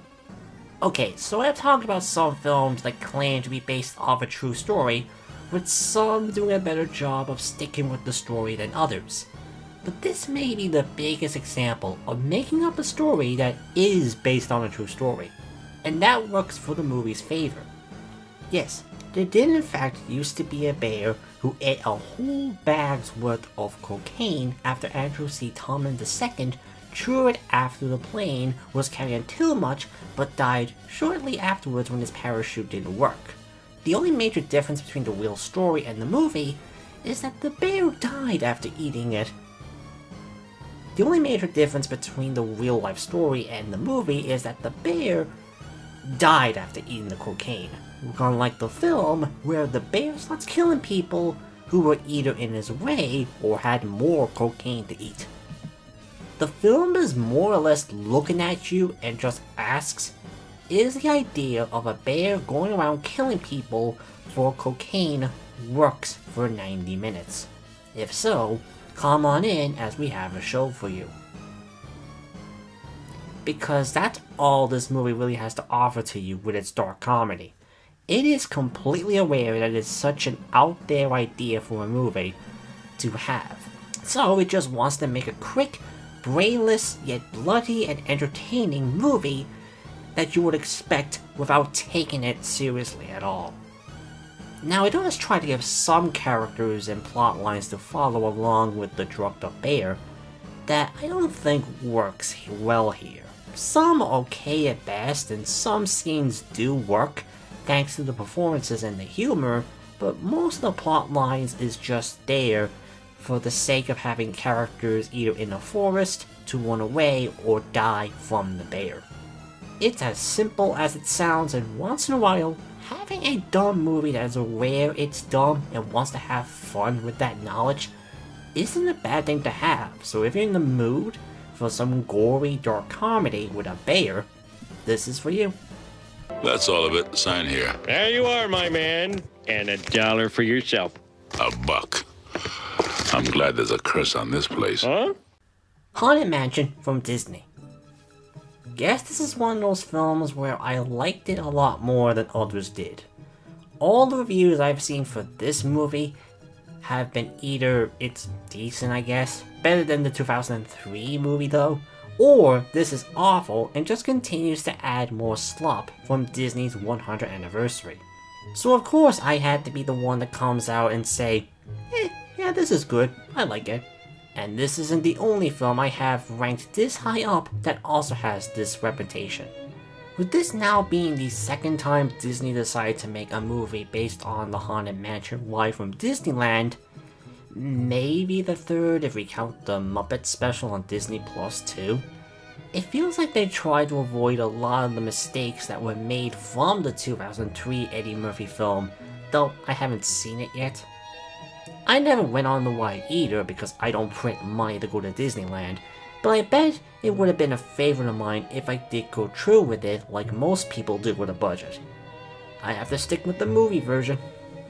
But this is something I need to get off my chest. I'm a sucker when a family film decides to lean into horror, because it means they have to be creative with the horror and how far they can go with it. So I can't lie and say how they write the ghosts and spirits in this is something I really liked. As well with the filming and the set designs of the mansion were great, that really got the Halloween feel to it. The cast were fantastic, with special mentions to Danny DeVito, Owen Wilson, like Keith Stanfield in particular. Hell, Owen and Danny are the only actors in this that were able to make me chuckle even towards the weakest of jokes, which is the one thing that does hold this film back. I do question why Disney decided to release this during the summer and not simply wait for October or even September to release this. I think that's one of the main reasons why this bombed in the box office. But even with that stupid decision like that, I was able to have a lot of fun with this film and could see a potential perfect Halloween horror film to watch on Disney Plus when the spooky month comes around for the year. Don't focus down there. Here, look back up here. Here, have a prime. Yeah, go ahead and drink that. Yeah, it's smooth, isn't it? Yes, smooth. Oh. Oops, sorry. I thought you might have been. South Park, not suitable for children from Paramount and Comedy Central. To be honest, at first, I wasn't sure if we would even get a second Paramount Plus special from South Park this year, as it wasn't until it was suddenly dropped onto the service on December 20th with no real build-up from Paramount or any of the social accounts from South Park. Kinda weird on why this one didn't get any attention until the very end of the year. But hey, at least we still got 2 specials this year nevertheless. As I said in joining the Pandaverse, I guess they had a story that would only work within an hour and didn't need a 2-parter like post-COVID and streaming wars. So this must be good with its story and pacing. This time they decided to simply mock OnlyFans and influencers with them selling to kids, mainly Logan Paul with that energy drink brand Prime. As a result, not having as much to poke fun at, and in my opinion, is the better paced special out of the 2. When it comes to the Prime and Logan Paul jabs, it focuses on how desperate Cartman, Treek, Butters, and Clyde are to get the bottles so Clyde can join in with the rest of the group over the products. Guess Stan, Kyle, and Kenny need a break from the spotlight in these specials for now, taking the piss on how influencers act towards the followings of minors to buy their lousy products. As for the OnlyFans jab, kinda feels like it's one of the rare times where South Park kinda took a while to really mock it. And I doubt they would have shown Randy's cock uncensored on TV airings. Oh yeah, you get to see Randy's cock during out the special. I mean, I'm glad it's mostly a stupid B-plot with Randy that isn't related to the A-plot at all, beyond Randy using the Prime products through his streams to get more views. And hey, at least it's not a focus on Integrity Farms again. I know that's been a thing with South Park and Randy, that's how it is now, but you know, once in a while, you need a break from it. Since it focuses on only these two storylines, it has a lot more room to breed compared to Pandaverse, where it has multiverses, the anti-woke groups, Disney, and AI. Therefore, the satire feels a lot stronger as a result, and the jokes are a lot funnier too. For the third year within the Paramount Plus specials, South Park still delivers with its satire and jokes. Though what's to come with South Park in 2024, especially considering everything that's going on right now, it's definitely going to be interesting to see and potentially talk about for next year's project, if you ask me. Thank God we're back in Hollywood, where people treat each other right. Babylon, from Paramount. Here comes another film that was released in the US in 2022, but Ireland decided to take an extra month because studios just love doing that for some reason. But even with trailers I got from other movie screenings, something about this movie didn't really caught my attention, and was something I needed to see in theaters. Sure, it may have a big ensemble cast, and its production value was very high, but it really didn't click with me. Especially when a movie like this has a runtime of 3 hours. Sorry, but it better be around an 8 to 10 out of 10 to make me stick with those cinema seats for that long. So yeah, I just waited until Paramount dropped it onto Paramount Plus, and while I did enjoy it, I still wouldn't have seen it in theaters like others had, as this bombed in the box office, so already on a good sign for the year, Paramount. You can tell it has a passion to cinema with its amazing production value, cinematography, and themes. Seeing how the silent films era began to fade away, and how these actors and filmmakers tried to change with the time, but how this also impacted their lives too. So of course, it goes into how some people also act with the heavy use of party, drugs, and sex. I mean, just look at Margot Robbie's character and how she covers through most of these themes alone. Speaking of Robbie, her performance along with Brad Pitt and Diego Calva is fantastic, while the rest of the cast, which there is still a lot, do a great job in the film too. Though I noticed this has a mixed reception between people and critics, so I honestly don't know if some will agree with me on this, or disagree, find it boring, and goes on for too long. Again, it's why I think watching it on Paramount Plus nowadays kinda works. At least you can have a pee break. But for me, I was still able to get some enjoyment out of it, despite the marketing not really working for me at first. Together, Grimace, we could own this town. The Killer from Netflix. I watched Aliens 3 a few months ago to be prepared for Alien Romulus, and it hit me like a truck that this was how David Fincher started his film career, even if Fox took most of the control away from him, and he has openly disowned the film to this very day. Now, I don't really need to go into detail about his work and how successful they are. I mean, we have Seven, Fight Club, Panic Room, The Social Network, The Girl with the Dragon Tattoo, and the last film I saw from him, Gone Girl. I don't think I really need to go any further than that, do I? Well, apart that, like other directors, he eventually would make a movie that would only be available on Netflix that did get a limited theatrical release, but after watching it, you wish it was given a proper release instead. I guess we have to blame Paramount for this one, as they really didn't do much with the project from 2007 till 2021 when Netflix got the film. Now, I don't know if anyone else has said this about the killer, but it feels like the reverse John Wick. Let me explain in case that hasn't been said. We remember John Wick for its fast pace with its plenty of action scenes and some pretty good stunt work. Whereas the killer is a much more slower paced in comparison. It still has moments of action and death, but it doesn't go all out with its action.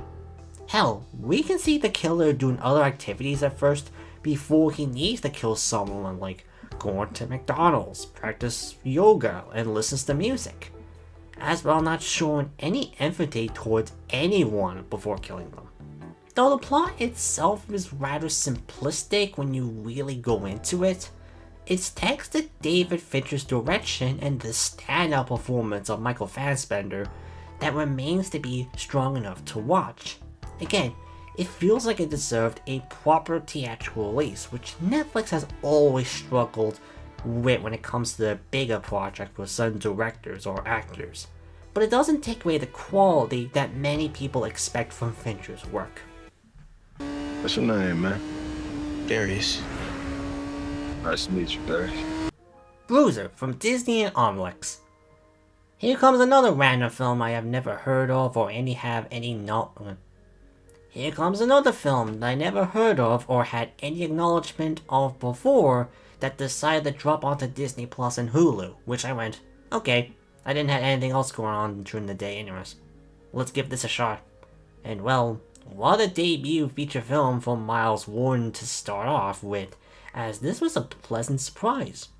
And that this comes from the Omnix Collective by Disney, which usually makes stuff for Hulu and Disney Plus with creators of color and underrepresented groups, so fair play to that.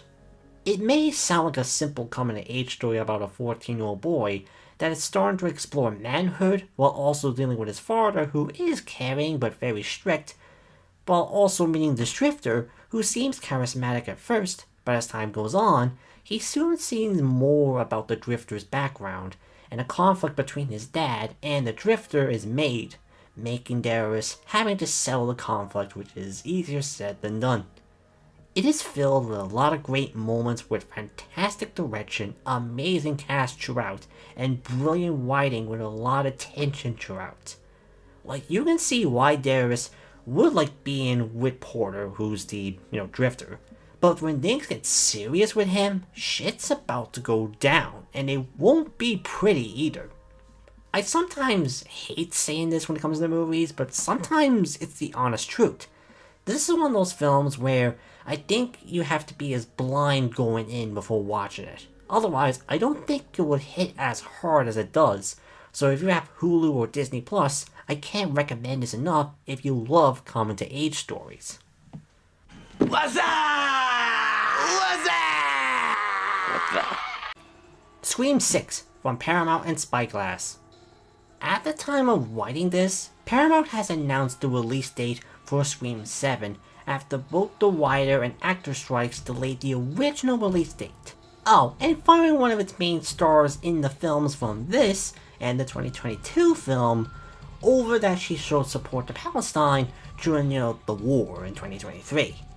As well as losing Jennifer Orger over that decision and being busy filming for the second season of Wednesday, as well as some salary issues between Spyglass Media Group, like how Neve Campbell didn't return to Sydney for this movie, and then losing his director because of the production. Guess this means whatever storylines this movie ends with is probably going nowhere with the 7th film. Guess I gotta watch that in, I think it's 2025 or 2026, whenever that comes out. I'll figure out what the hell's going on with that film. While the future of the franchise is a bit uncertain, as far as this movie is on its own terms now, and following up from the 2022 film, I actually think this is better than the 2022 film, and shows that the series still has a lot to do with its meta-commentary about horror movies. If nothing else, this is surely the goriest film in the series too. Changing the setting from Woodsboro to New York does make it interesting to see how Ghostface uses the city and the set pieces to attack his victims, but also, well, the insanity of New York makes it better here than Jason did when he was at New York, which, of course, they referenced that in this movie too. The cast and writing remains to be as strong as it was in the last film. Not much really changes with these 2 points, but given again how this is the last time we'll see some of these casts from the 2022 film, it's a bittersweet farewell to these characters and storylines. 6 movies in, I think the series remains to have some fun with its meta humor and the deaths than the previous film did. But again, we have to wait and see how the 7th film goes from here, especially since they could get Neve Campbell back as Sydney this time. Appreciate the Mojo Jojo reference in the subway scene, even if it was there for like 2 seconds. Love seeing some Walter L. Jackson appreciation in the film.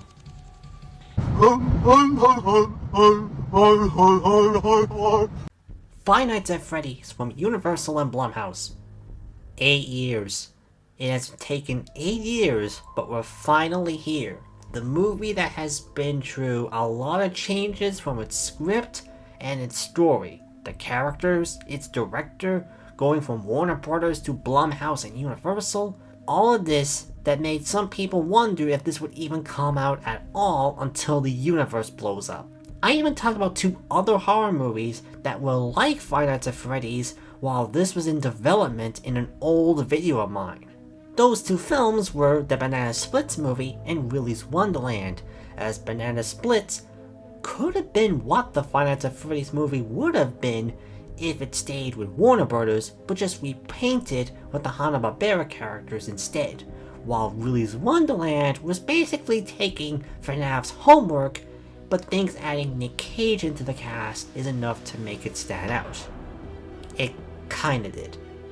So with all of that production, it actually feels weird to see this in theaters. Now, Five Nights at Freddy's is one of those series where you couldn't go a full day without seeing Freddy or his friends all over YouTube back in the mid-2010s.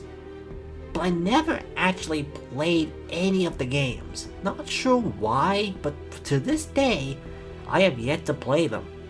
And yet, because of those YouTube videos, I did keep up with the series till after like the 4th game, which I think is where the hype peaked, even if the franchise still remains to be popular within the internet like with Minecraft and Undertale. Not to mention, it kicked off the indie horror mascot games that Bandy and the Ink Machine, Baldi's Basic, Poppy's Playtime, and Garden of Bandman. Just saying that part just makes me cringe. And with that, it actually makes having a movie based on the series hard, because let's be real, how the hell can you make a movie with what seems like a simple horror premise, but then find out about its lore which doesn't make sense to even the fans?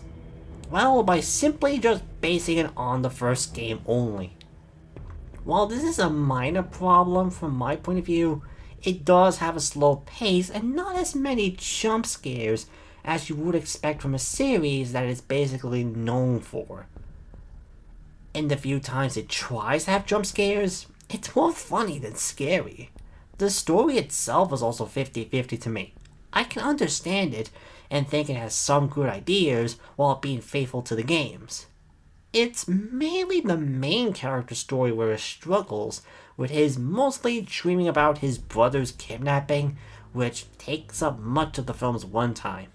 The cast is great though, with Matthew Lillard being the highlight with the little amount of screen time he has, as well with some fantastic animatronic work as should be expected from the Jim Henson's Creature Shop. I will admit, this is mostly a guilty pleasure film, and I guess since I have been following this series from the beginning, I kinda count as a fan, which this mostly works for that crowd than the general audience would. So I guess I'm more forgiving about the film's flaws and was able to enjoy it. Let's just see how the second film goes next year with all the toy versions of the characters as well, and see how many people will goon over Toy Chica once more. Hey, I'll swallow your soul! I'll swallow your soul! I'll swallow your soul! Swallow this. Evil Dead Rise from Warner Brothers and New Line Cinema. Here comes another horror series that hasn't been given a new film entry in a long time. In the Evil Dead's case, about 10 years ago since of the 2013 reimagining, and while there is still games and TV shows, the chances of seeing a new film was unlikely because of one simple reason. Bruce Campbell as Ash Williams. He was the key to this series since the beginning beyond the Deadites and Sam Raimi's style of directing and writing in the first 3 films. But given how he's in his mid-60s and the amount of work he has been through from those 3 films, he has basically confirmed that he's done playing Ash for his live-action work, only returning to voice the character for video games, and I think possibly an upcoming animated series and movie instead. So with that, and years trying to make a sequel to the 2013 film, a sequel to Army of Darkness, and a 4th season of Ash vs. the Evil Dead all going nowhere, it's about time we move away from Ash and do a different story with the Deadites ruining the lives of others. Hence, Evil Dead Rise decided to make it a standalone story instead. Putting the Deadites away from the cabin in the woods to a small apartment where they torture a family with one of them possessing a mother of 3, which they have no way to escape, with her sister having to protect them, is a great idea. Not only to see how these Deadites mess with its victims like the little shits they always are, but how it uses the setting to great effect like with the first 2 and the 2013 film did. Since this doesn't have Ash around, it doesn't have much in terms of dark comedy compared to the other sequels did. But it sure makes up for that with a bigger focus on horror, where the jump scares is something I actually liked about this. Let me repeat that. I actually liked the jump scares in this movie. See, you can't make jump scares good in horror films without them being annoying. The acting and the characters are also good too. Didn't really do anything outstanding to be standouts from the others, but you do at least care when these characters are attacked by the Deadites. Though if you loved how gory the 2013 film was, you're in for another bloody overload, as they sure use whatever object that's in this apartment to make some pain. The cheese grater may make some people flinch in pain, I can tell you that. The future of the Evil Dead franchise continues to be uncertain, but if it continues replacing the Necronomicon in whatever location to cause some gory, chaotic mayhem after this film, I think it's in good hands for the foreseeable future. Rain pelting down from fucking all sides on top of us. No let up, you'll be drowned to the fucking bollocks. Look, in the Midlands you get a little bit of relief for an hour or so, but that's about it. Let the wrong one in. From Brookshed Films. The Irish decided to make a horror comedy around ghosts for Extraordinary back in 2019, and I just talked about Apocalypse Clown from the previous part. Hell, you can even count Unwelcome in this topic, even if it focuses more on the horror than the comedy, but either way, this surely has been the year for Irish horror comedies. So what happens when you put vampires in Ireland and inject them with the very unique Irish humor? Well, it certainly uses its premises a lot better. Its premise a lot better than Apocalypse Clown did. Think out of all the films within this list, this is the one I bet a lot of you never heard about unless you live in Ireland, as I'm not even sure if this has reached anywhere else across the world. I have been living in Ireland for all my life, so I understand that we have a certain way of speaking, thinking, and most importantly, swearing, like for this one example, for feck's sake, bollocks, and much more. So it has a good mix of the horror with its use of the vampires, and comedy with how the characters react to the situation that did get some good laughs from me. Though good thing they actually have some sunlight in this, Most of the time in Ireland, it's either cloudy or raining, so that's movie magic for you. Growing up, man, I spent hours of my life stomping Koopas.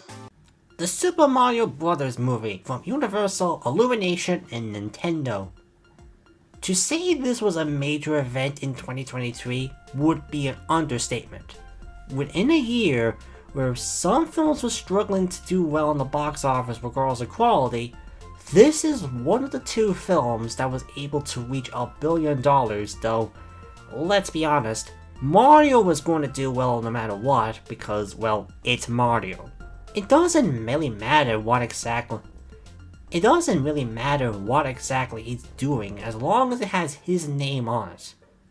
It could have been a special Mario themed toilet paper and it would have been sold out within hours. This series is just that popular.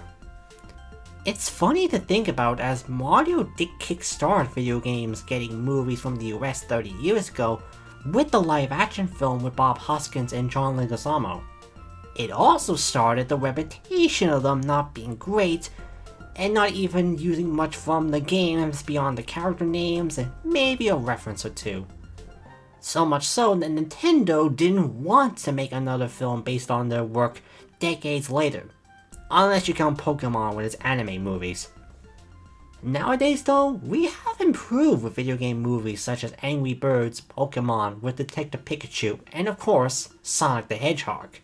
Sure, we're still getting something like Uncharted or most recently Borderlands that shows we haven't completely moved on yet, but there has been some improvements that Nintendo decided to give Mario a second chance on the big screen. Thankfully, fully animated this time. The news of Illumination working with Nintendo on the film though did make some people worried, and if they would put some of their traits into Mario, like say, making the Toads act like the Minions, and then having Chris Pratt as Mario didn't help things either. I did remain hopeful though, as Illumination's films have always had great animation, and some of the cast did get me excited, such as Jack Black and Charlie Day for Bowser and Luigi. All I can do is wait until the day I hit the theaters. Now I got to admit, I'm more of a casual Mario fan. I played a few of the games over the years on the Wii and DS, and the Switch too, but I never really found myself to be a massive fan over it compared to Sonic. And this movie is purely for the fans of the series, which is a double-edged sword to some. The story was the biggest question because apart from some of the spin-off games, Mario has been doing the same plot over and over again, so what would they do for a movie's plot? Well, it is as simple as it can get. Now I did like that it was Luigi who needed saving instead, giving Mario a more personal goal which allows Peach to join him instead. But it remains to be as simple as it gets, with Bowser wanting to marry Peach and Mario having to stop him while saving Luigi at the same time. In fact, outside of Mario, Donkey Kong, and Bowser, the rest of the cast don't really have much going on. Luigi is mostly captured by Bowser and his minions.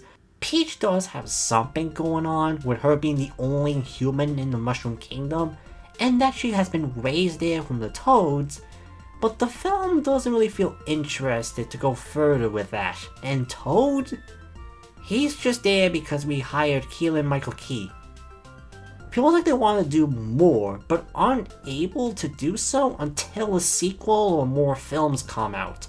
And I can't tell if it's because of the pacing, or they just want to keep it simple for the first attempt with this take of the cast, or want to do some references for the games or Nintendo themselves. From different items from the games, doing a whole Mario Kart moment on Rainbow Road, to other callbacks to the series in general, that it feels like it's more focused on that than anything else. Now the voice casts are good, with the main highlight, of course, going to Jack Black as Bowser. He just works with this character and brings out a lot of laughs from his performance. Charlie Day also fits Luigi even if he doesn't do much after the first act. The rest of the cast work with the roles too. when it comes to Chris Pratt on Mario, I don't think he does a bad job and has some good moments with the character, but I can't blame people for still thinking he doesn't fit Mario. Thankfully, most of the jokes do work without doing a lot of the same type of jokes that Illumination would make for Despicable Me, The Secret Life of Pets, and Say, though some of them are definitely stronger than others. The score is also really good too. Shame about the license songs, which I don't really get. Just feels wrong to do with Mario compared to the Angry Birds films or the Sonic movies. And of course, the animation is fantastic as expected from Illumination. Like Five Nights at Freddy's, I can understand why some critics and some audience members may not like this film, but as a fan, it gives you what you want with a Mario movie. A simple but enjoyable flick with these characters and worlds. I just do hope that with the new film coming out in 2026, that we can try a little bit harder with the story and some of the characters to make it perfect. Inflammable means flammable? What a country! How to blow up a pipeline from Neon. I do question why I can be easily interested in a movie when I knew nothing about it until the moment I discovered it and decided to watch it with no idea on what to expect from it, like viewing a trailer, reading the film's plot, who even made it, or what others have said about it. Guess I just like having a massive film list to have within a year and talk about it later on during a personal project, and that counts for this eco-thriller like this. The plot does sound rather simple with a group of 8 decide to blow up, well, an oil pipeline in 2 areas. What makes it interesting is the story and themes. While it does talk about the climate crisis and the environment, it is mainly about questions of terrorism causing property damage and sabotage in the name of social justice movements. It does question on how far should we take towards fighting a company over protecting the planet, while seeing how their actions can also cause harm to others who aren't even involved in the matter.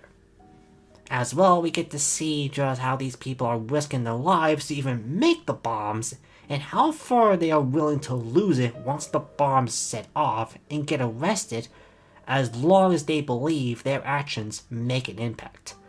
It works the best because of how the story and themes are handled. The good cast and direction also helps to deliver on the story as it keeps going. I'm not so sure on what this movie will do. If some people will actually try and do something similar shown in the movie for their benefit, but as far as this movie goes on its own, it's a good effective thriller with the right amount of tension, yet to be entertaining while being clever with its themes without beating you with it either.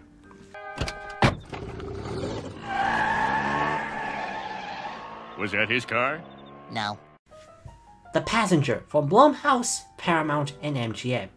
Now, I had made fun of Blumhouse with the use of a lower budget countless times in the past, and most likely the future.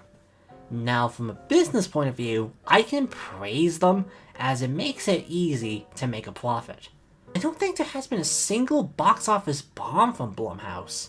But when it comes to quality, it does feel like having a 60% chance of missing while there's a 40% chance of hits. And this is one of those times where the small budget from Blumhouse helps, much like with Unseen. It sure caught my interest from the beginning alone, where Benson just decides to shoot everyone but Randy in a restaurant, and the rest of the film is just these two trying to help Randy to do more with his life than fading in the background. Not by choice, as Benson would have killed Randy if he didn't agree to go along with this. Johnny Boncello and Kyle Glenn definitely carry this film with their performances alone.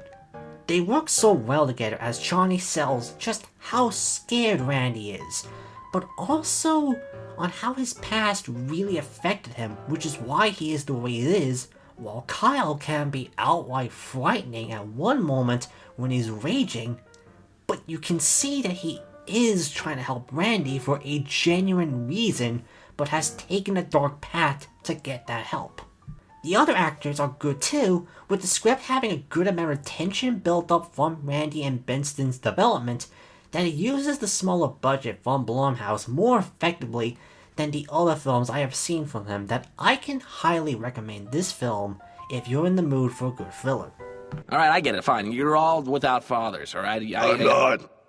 I love my dad. Metalocalypse, Army of the Doomstar from Warner Bros. And Adult Swim. Back in 2022, Warner Bros. And Adult Swim released a direct-to-DVD sequel film to Aqua Teen Hunger Force called Aqua Teen Forever Plantasm, which I really did enjoy, but after I wrote that, it was announced that there would be 2 more films based on Adult Swim shows coming out, with the major difference between them and Aqua Teen is that these shows were cancelled and had a story left to finish, but never got the chance to do so, while Aqua Teen is mostly episodic and focused on random humor.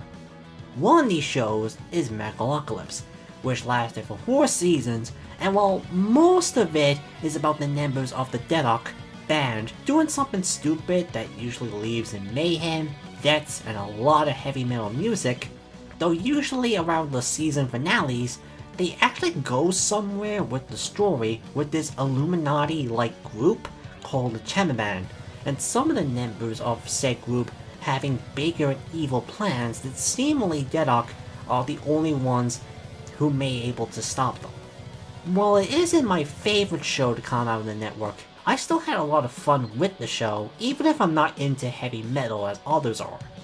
I think it helps that it's just very funny with its characters and how stupid it can be at times, much like Adult Swim's other shows. And this is purely for the fans only. It gives a satisfying end with its story after what has been built up from the other seasons and that rock opera special, mostly with the advantage of having a bigger budget with its animation and music. It still keeps what makes the show work with its writing and style of jokes, while still feeling like a movie where it has its moments to develop the characters and in a weird way makes you care about them after what they have been through. That being said, I didn't get as much laughs from this film, with only a few moments that made me chuckle at most. If you have been following this show over the years and want to have one last session with these characters, this film will give you everything you want to see from Metalocalypse, but bigger and better than what the show would have been able to do, which is kinda saying a lot given what happens in some of the episodes of the show. I cloned myself this morning. I'm sick of you yelling at me and telling me I'm lazy and good for nothing. No, that was me. You're the clone. Oh, that's right. That was you. That was you, I mean. They cloned Tyrone from Netflix. I have said this plenty of times during out the list that if I was doing a drinking game, I would have died by now. But as this list shows, Netflix does have such a mixed quality when it comes to their films that when they do have a film I do enjoy, that kind of comes as a surprise, and that is surely the case with this movie. Now this film does a lot. It has sci-fi, comedy, mystery, satire, and also uses blaxploitation as a theme. Mix all these together, and this is the result. Now, without spoiling the story, the film does a great job mixing its themes about blaxploitation for a message with its strong writing and good sense of humor, and not forgetting to be entertaining with its premise and how the characters react to the situation happening around them. Even if some of the jokes don't always land, but there's at least plenty of chuckles to get from this film. Helps that there's such a strong cast, with the main leads being the best between Bonjela, Paris, and Fox. Much like some other films, this is another one where I don't really want to go any further with, as it's hard to really get into it without revealing something. So if you can deal with some of the weak jokes, this is worth watching with how interesting yet entertaining it is. Damn! Teenage Mutant Ninja Turtles Mutant Mayhem from Paramount and Nickelodeon. starting to think I may become a TMNT fan soon after watching the Rise of TMNT movie back in 2022, and now this being so high up within my lists. But it's more on the Batman and Spider-Man way, where I wouldn't be buying any merch or taking my interest away from stuff like The Simpsons, SpongeBob, and Sonic, but I would be looking forward to a movie, show, or video game based on the series if it does catch my interest. As this is the first theatrical film from the series I've seen in theaters, unlike the Rise of TMNT movie which was on Netflix, so for me, this is one hell of a way to start off with the series' attempts on bringing the Turtles to the big screen.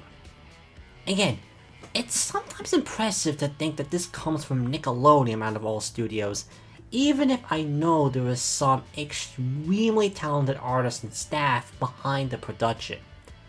Especially when you have Seth Rogen as the main head of the film's production and one of the film's main writers. You can tell that Spider-Verse did leave some influence, but it's able to stand out with its own animation style, how the action scenes are handled, and what it does with these characters and their movement.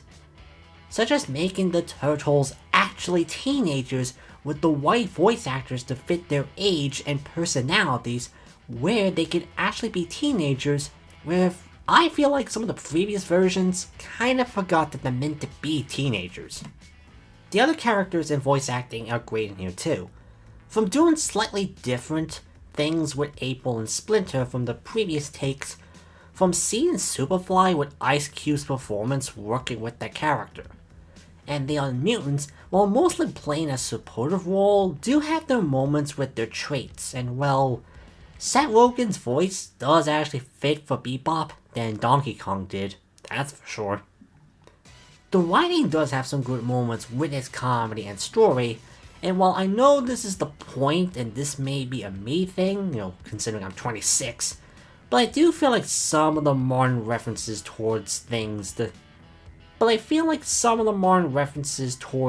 things the Turtles talk about can be annoying. But again, maybe this is a me thing, as I was 25 when this film came out, so it's more towards teens of our age. The P. Diddy mention surely ages like milk though. Yeesh. And of course, the animation is just perfect. I feel like just looking at the footage from the trailers and clips are enough to show you how amazing the animation is, depending if Paramount doesn't block it from a previous upload. After how the live action films went, it's good to have a really great theatrical film based on TMNT, and with the new Paramount Plus show, video games based on the film, and its upcoming sequel, it's safe to say that Paramount and Nickelodeon have noticed the critics and audiences loving it, and isn't going to waste a second to make more stuff with these versions of the Turtles. Also, love the cheap looking SpongeBob costume cameo in the beginning of the film, by the way. Talk to the hand. Talk to me from A24. You can always trust the Australians on trying to scare the shit out of you with their horror movies, such as with the Babadook or Wolf's Creek, and much more that I probably haven't seen or heard about. They just have a way to make horror movies that are different from the US and other regions. Though I bet even they weren't expecting this to be so successful and be called one of the best horror films of 2023, as well the highest grossing horror movie for A24. If you follow horror films, you couldn't escape it. The word of mouth was all over the place from YouTube and Twitter, so of course, with the hype, it got my attention and I went to see it. But like other things that are hyped up to be considered the best of something, I came prepared in case it was overhyped or if I didn't see what others saw. Thankfully, I did get why people were in love with this film. The premise alone did get my attention, with a group being able to speak to the dead with a severed and embalmed hand, mostly for fun, like one of those challenges or dares you would get in parties or social media, until it goes too far and some spirits start to mess around with the main character. I wasn't really scared from endings shown in the film, but I did find it to be unsettling, which, for a horror movie nowadays, that is still high praise to give. Helps that it doesn't do any jump scares, rather letting the writing, acting, and effects do the horror instead to great effect. A24 is working on a sequel to the film with the directors returning, and while I'm unsure on where they can take this story and go with in the future, it doesn't take away how great this film is and deserves all the praise it got when it came out. This is what all those hours of playing Tetris were for. Tetris from Apple. I talked about some video game movies from this year that are either simply focusing on the characters and expanding on the world into the big screen, like with Mario and Five Nights at Freddy's, or based on a real-life person that got success after playing the game, like with Gran Turismo, as well as some biographic films that tells the story of how a certain product is made, like with Air and Flaming Hot. So what happens when you mix these two together? Well, you get Tetris. I never actually played a game of Tetris before, despite the amount of games that are made over the years.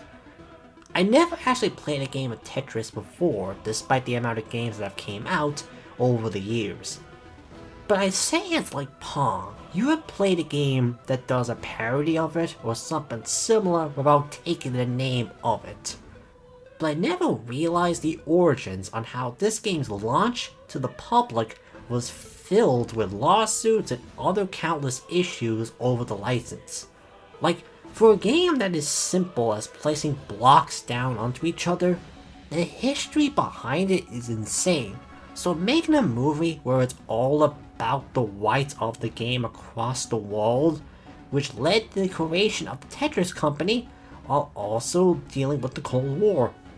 Now, I think it has been confirmed by the crew that some of it is made for the film to be, well, a movie, and isn't a full biograph or any form of actual recreation of what actually happened with the game's release. But even with that, there must be something about this film that hooked me more than Mario or Freddy did. I wish my fucking lips stopped, my fucking gums stopped feeling like they're gonna fucking shut down. Just maybe fucking talk. It's not even my fucking throat, it's the fucking gums. Fucking lips. The cast is great, while the writing is so strong that it makes it feel like getting the rights of this game is a matter of life and death to these characters. And the music is extremely good. Too good at times. I didn't expect the biographic thriller about the rights of Tetris from Apple TV out of all services to be really good, but hey, that's what makes these films a pleasant surprise better in my eyes. Though remember the original movie plans with Tetris is to make the blocks a part of an alien invasion, and I believe it's going to be a trilogy? I would have really loved to see footage of that pitch meeting with whatever studios. I really love to see footage of that pitch meeting with whatever studio these people went towards. You're a colorful bunch. John Wick Chapter 4 from Lionsgate. It's hard to think that it's been 10 years since John Wick came out.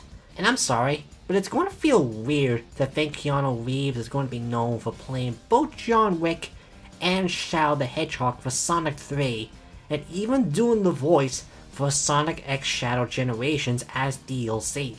I know Lionsgate isn't going to slow down with this series as we got a spin-off coming for 2025, and well, I guess this has to be said, a fifth film that's in the works, which already makes the end of this movie rather pointless? Not really sure, but I guess we'll find out later, as John Wick will live on as long as it makes money for Lionsgate, like with Saw, Hunger Games, and maybe Twilight, which, given their current decisions lately for 2023, they need to make more hits than flops. As we enter the fourth film in the series, it's probably easier to say what works and what people want to see from this franchise, which is bloody, violent gunfights, physical fights, or any other themed weapons like swords with amazing action and cinematography.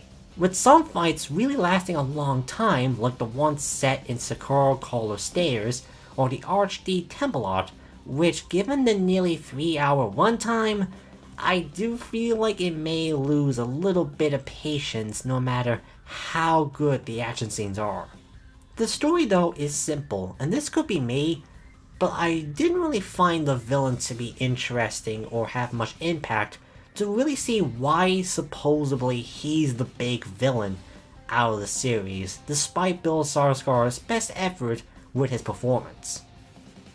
But I feel like the action is just that good that I was able to enjoy it, though I could feel that one time around the half hour, and maybe could cut around 30 minutes to be perfect. I'm not sure about the future of the series, and well, the ending, which I'm not going to spoil, but if you love the other 3 films, it remains to be an easy sell to fans, as it keeps what makes this series work after so long for 10 years. Still have to wait and see how the Ballerina will go, and if Lionsgate can make another box office bomb after Borderlands, Megalocalypse, and the 2024 reboot of The Crow. No, I need to figure this out because it's baffling. You dumped this funny, clever, successful accountant for this jobless human bin fire. My work precedes me. Waylane from Disney, Searchlight Pictures, and the BBC. You're bound to have one type of genre within films that you don't like, and for me, that's romantic comedies. For some reason, the genre is something that I refuse to watch after a while, because to me, they're basically the same movie over and over again, but placed in a different location or setting, or has different actors involved instead. I don't mind movies that have comedy, and I don't mind films that have romance on their own. But it's when you mix the two together where I usually lose interest. So when I say Waylane is a really great film, I genuinely mean it, as this is the best romantic comedy I have seen, and does have a lot to stand out from the other films within the genre. It's purely smart, funny, and heartwarming as we get to see these two strangers who both are dealing with a breakup, and they spent the day together, getting to know each other, and slowly fall for each other. Helps that the acting from David Johnson and Vivian Orlar is just that amazing that you can buy into their chemistry together than other romantic comedies where you just expect it and are waiting for all the cliches to happen. Not much I can really add. This is just an entertaining romantic comedy that really anyone can watch and have some fun with than just dealing with it because it's date night. Water. Earth. Fire. Air. Elemental from Disney and Pixar. Feels like I have to talk about how the 2020s has been rough for Pixar out of all the Disney-owned studios every year now. With Turning Red and Luca being released onto Disney Plus only, Lightyear being their first film released in cinemas, and how that probably came out to be the worst film from them and bombed so hard in the box office, and with this film, no one seemed to be excited for. Like, when it came out, it didn't do well in the box office, but after a month, it started to do a bit better to reach over 500 million out of a budget of 200 million. I kind of blame that on the marketing, to be honest, especially when they're trying to force a character onto the audience with his jokes.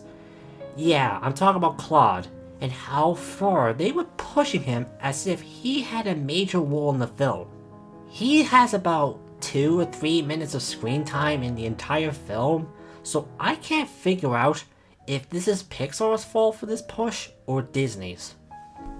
But much like with Turning Red, which also didn't get much hype compared to other films. But much like Turning Red, which also didn't get much hype from others compared to Pixar's earliest films, I remained hopeful and well, Pixar can still make extremely high quality movies when you give them a chance and not blindly hating it. I love the animation in this. I can only imagine how hard it was to animate all of the water and fire no matter what Ember and Raid does. Sometimes it looked breathtaking on the big screen, as well as seeing the other people with their elements living their lives across the city. The story itself, while has been seen before, hits the right balance of being extremely sweet and entertaining with the romance between Ember and Raid, while touching on some themes about immigration with Ember and her family. Therefore, the characters are fun to watch with some great voice work with the cast. Since we're already nearly halfway through the 2020s, I am hopeful for Pixar's future. As you can tell, they still have what make their films work with its characters and story, even if it may sound familiar, and with Lightyear being the only film where I would honestly call bad. And at least I'm glad this did eventually do well with audiences, so let's just see how their films go, though with the amount of sequels that are coming out for them lately, seems like it may remain to be rough for them for the rest of the decade. What's the password? I forgot. Oh wait, I remember. I'm the fucking monarch. The Avenger Bros. Raven is the blood of the baboon heart from Warner Brothers and Adult Swim, and yes, that title is that goddamn long. As said before with Metalocalypse, there was another film that Warner Brothers and Adult Swim made that was based on their shows, which serves as the finale since they cancelled it for unknown reasons. Especially when this show is still being talked about with praise after 7 seasons, and that being The Avenger Bros. Now this is up to my favorite top 3 shows from Adult Swim, as it manages to be very funny when you have characters like Dr. Venture, Brock Sampson, and my personal favorites, the Monarch and Dr. and Mrs. the Monarch. But as the series kept going, the more story-driven it got. It would actually do some surprising twists and turns per season that it generally hooked you with what would happen next. But when Adult Swim suddenly pulled the plug on the series, it of course ended with a cliffhanger, which sadly has become common for animated series lately. So for a long time, we were unsure on what would happen to these characters. Thankfully, we do get to have this last adventure with the Venture family and the rest of the characters. Much like Metalocalypse, this is purely for the fans of the series, with the acknowledgement of what happened from the previous 7 seasons as it tries to finish as many storylines they had left behind, such as the split between Dean and Hank, while Hank tries to rediscover himself with the help of his different characters he plays during the series, the possible connections between Dr. Venture and the Monarch, which I won't spoil for those who haven't seen the series yet, and much more. Though I don't know if anyone else feels this way, but whereas Metalocalypse feels like a finale, and it can never get a new season, this movie does act like the finale, but if it was to get another season, it could kinda continue where from this film stops at. Either way, as a fan of the series, this is the perfect way to end the show, and if nothing else, it was fun to see these characters once more before possibly never seeing them again. It still has plenty of moments of comedy with the Monarch, Henchman 21, Red Death, and Dr. Venture, having plenty of hard-laughing jokes in this. So if this sounds good to you, please watch the show first, not only to understand what's going on, but just because it's that good of a show. I don't want to be a pie. I don't like gravy. Chicken One, Dawn of the Nugget from Netflix and Artman. Out of all things to come out within 2023, a sequel to Chicken One was not one of them. Now, Artman is no stranger to making sequels of their films. Remember, Shaun the Sheep has 2 theatrical films, and later in December on the BBC, for UK and Ireland, or January for Netflix next year, we're getting a second Wallace and Gromit movie. So they can make sequels to their films like any other studio. Giving it the Chicken One though was unexpected, as I bet a lot of us thought it was good on its own and didn't need a follow-up. didn't help that the news broke out about the recasting of Ginger and Rocky. Now Rocky made sense given he was voiced by Mel Gibson, so it doesn't take a genius to see why they didn't want him back. Unfortunately, they got Zachary Levi to voice him instead, so this character remains to be cursed with his voice. Ginger, on the other hand, is something I really don't get, because supposedly she sounded old to return. I don't know, I remember her returning for a goddamn Google Hangout commercial, and she sounded fine as the character. It doesn't make sense when you have the other actors from the first film returning, such as with Mac, Bonte, Fowler, Babs, and Mrs. Tweedy. Despite all of that, I still remain hopeful as Aardman hasn't let us down with their work, and well, this remained true. Having the chickens to break into a chicken farm instead of breaking out does have that familiar energy you would see from a sequel, but I think they still managed to make it fun to watch. Helps that we focus on the new characters like Molly, Ginger and Rocky's daughter, and what happens to the chicken farm that does make it more of a challenge for the characters this time. I do know some have a problem with how Ginger is written, but I don't know. I like that the events of the first film has stuck with her, and she doesn't want any of that coming back to any of the chickens she saved, especially her daughter.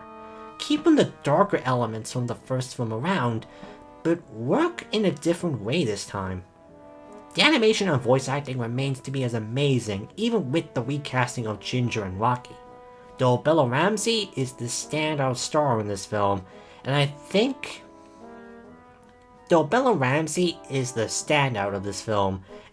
they have a lot of potential voice work after this and Helda. And maybe it's because I watched this on Netflix, but it feels like it shouldn't have been on the big screen as it really wants to come off as bigger and larger than the first film.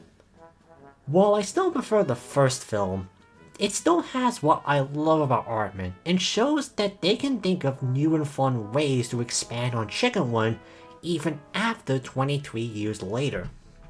She still embodies all the awful stereotypes she did before! But she's got a new hat. Barbie from Warner Bros. And Mattel. If you would have told me back in 2022 that the live-action Barbie film would not only be good, but critically acclaimed, made $1 billion in the box office, become the highest-grossing film ever to come out of Warner Bros. After 100 years, and the highest film of the year, among other things, I wouldn't have believed you. There is no way a movie based on Barbie can be that good. Right? Well, as it is on my top 10 favorite films of the year, I would say there has to be something to this film. You know, it's weird to think that this is the first time they thought of making a theatrical Barbie film, as the series still has an ongoing line of direct-to-DVD or streaming movies that could rival the amount of Scooby-Doo direct-to-DVD films. But I suppose the standards is a lot lowered when it's a Barbie direct-to-DVD film, whereas doing it on the big screen is a bit harder to do compared to the other Mattel products like, say, Transformers or Clue. Now, I honestly don't know if Barbenheimer is the reason why people went for this, or maybe it's because of the first trailer for the movie just came out, and Barbie says the line, "You guys ever thought about dying?" that made people go, "Wait, what she said?" But whatever it was able to bring in a lot of people. More than I bet Warner Bros. And Mattel thought. But I suppose that's what happens when you give a crew creative freedom with the project. And with said creative freedom, it is able to do a lot and be clever and creative with the writing, themes, and the use of the Barbie dolls. Like going deeper with the dolls, which ones were outdated or offensive now labeled as outcasts, and some people's issues with Barbie for encouraging unrealistic beauty standards towards little girls, as well as certain gender roles once Ken learns about patriarchy,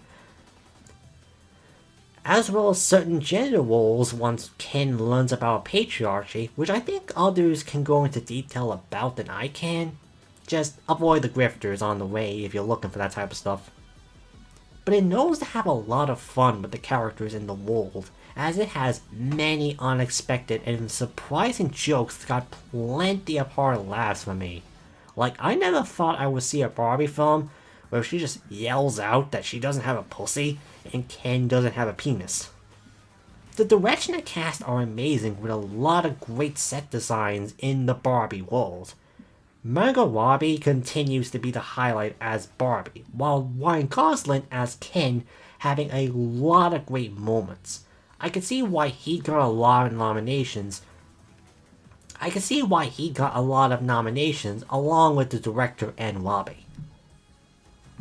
Again, I never thought I would be so positive about a Barbie film, but that's the great thing about movies. Sometimes it can genuinely surprise you that it makes you glad it was made. And a movie about a doll that has been around for 65 years is certainly one of those. No, you don't get to pick the game. Why not? That's not how this works. Why? Because, now just listen. Why? Because I said so. Saw 10 from Lionsgate and Twisted Pictures. Now that I just finished talking about the bright and joyful Barbie movie, it's time to talk about the 10th entry in a horror movie series where people have to escape from a trap that will kill them if they fail. The beauty of this brain of mine and my movie interests. Now, Saw holds a special place at my heart, as it was my first exposure to horror back in the days when you were on YouTube, mindlessly looking through videos, and finding those MS Paint drawing videos of SpongeBob and Patrick doing Saw 1 but with Squidward as Jigsaw, or having two random OCs be killed instead. And what's funny about that is that I wasn't even scared of the gore or the traps themselves, but I was merely scared of Billy the Puppet, recalling having some nights where I would hide under my bed sheets in case Billy would show up on my TV. Childhood fears. But in a weird way, I have to thank Saw for that, as I wouldn't be into horror as I am nowadays without it. I still remember being excited to finally watch the 8th film in the series, Jigsaw, as it would have been the first film in the series I would have watched in theaters after turning 18 and watching the other 7 films in the series for the first time. Hell, when theaters opened up fully when COVID wasn't taken as seriously to the world anymore, I saw 2 films on the same day to celebrate this. One being the 2021 Tom and Jerry movie, and the other one being Spiral from the Book of Saw. Which, while I thought it was okay, it does feel like the most mainstream Saw film, when you have Chris Rock and Samuel Jackson in the cast, as well as the lacking Token Bell as John Kramer and Billy the Puppet. Seems like Lionsgate realized fans weren't as interested in Chris Rock's cop story, so went back to the series' roots and had John Kramer back once again. This time, however, having it set between Saw 1 and 2, where John Kramer is still alive in the timeline, and he goes to Mexico to get a treatment that will hopefully cure his terminal cancer. But when he realizes he's been scammed, he put those all involved in the traps with the help of his accomplice, Amanda Young. Out of all the entries, this is the one that focuses on John the most. He is the main character of the story, and it feels like in a way, the crew realized Token Bell isn't going to be doing this role forever, and maybe regret killing the character off early in 3. So having him turn out the film and having him as our main character is doing as much as they can with Token while he's still alive to play this character.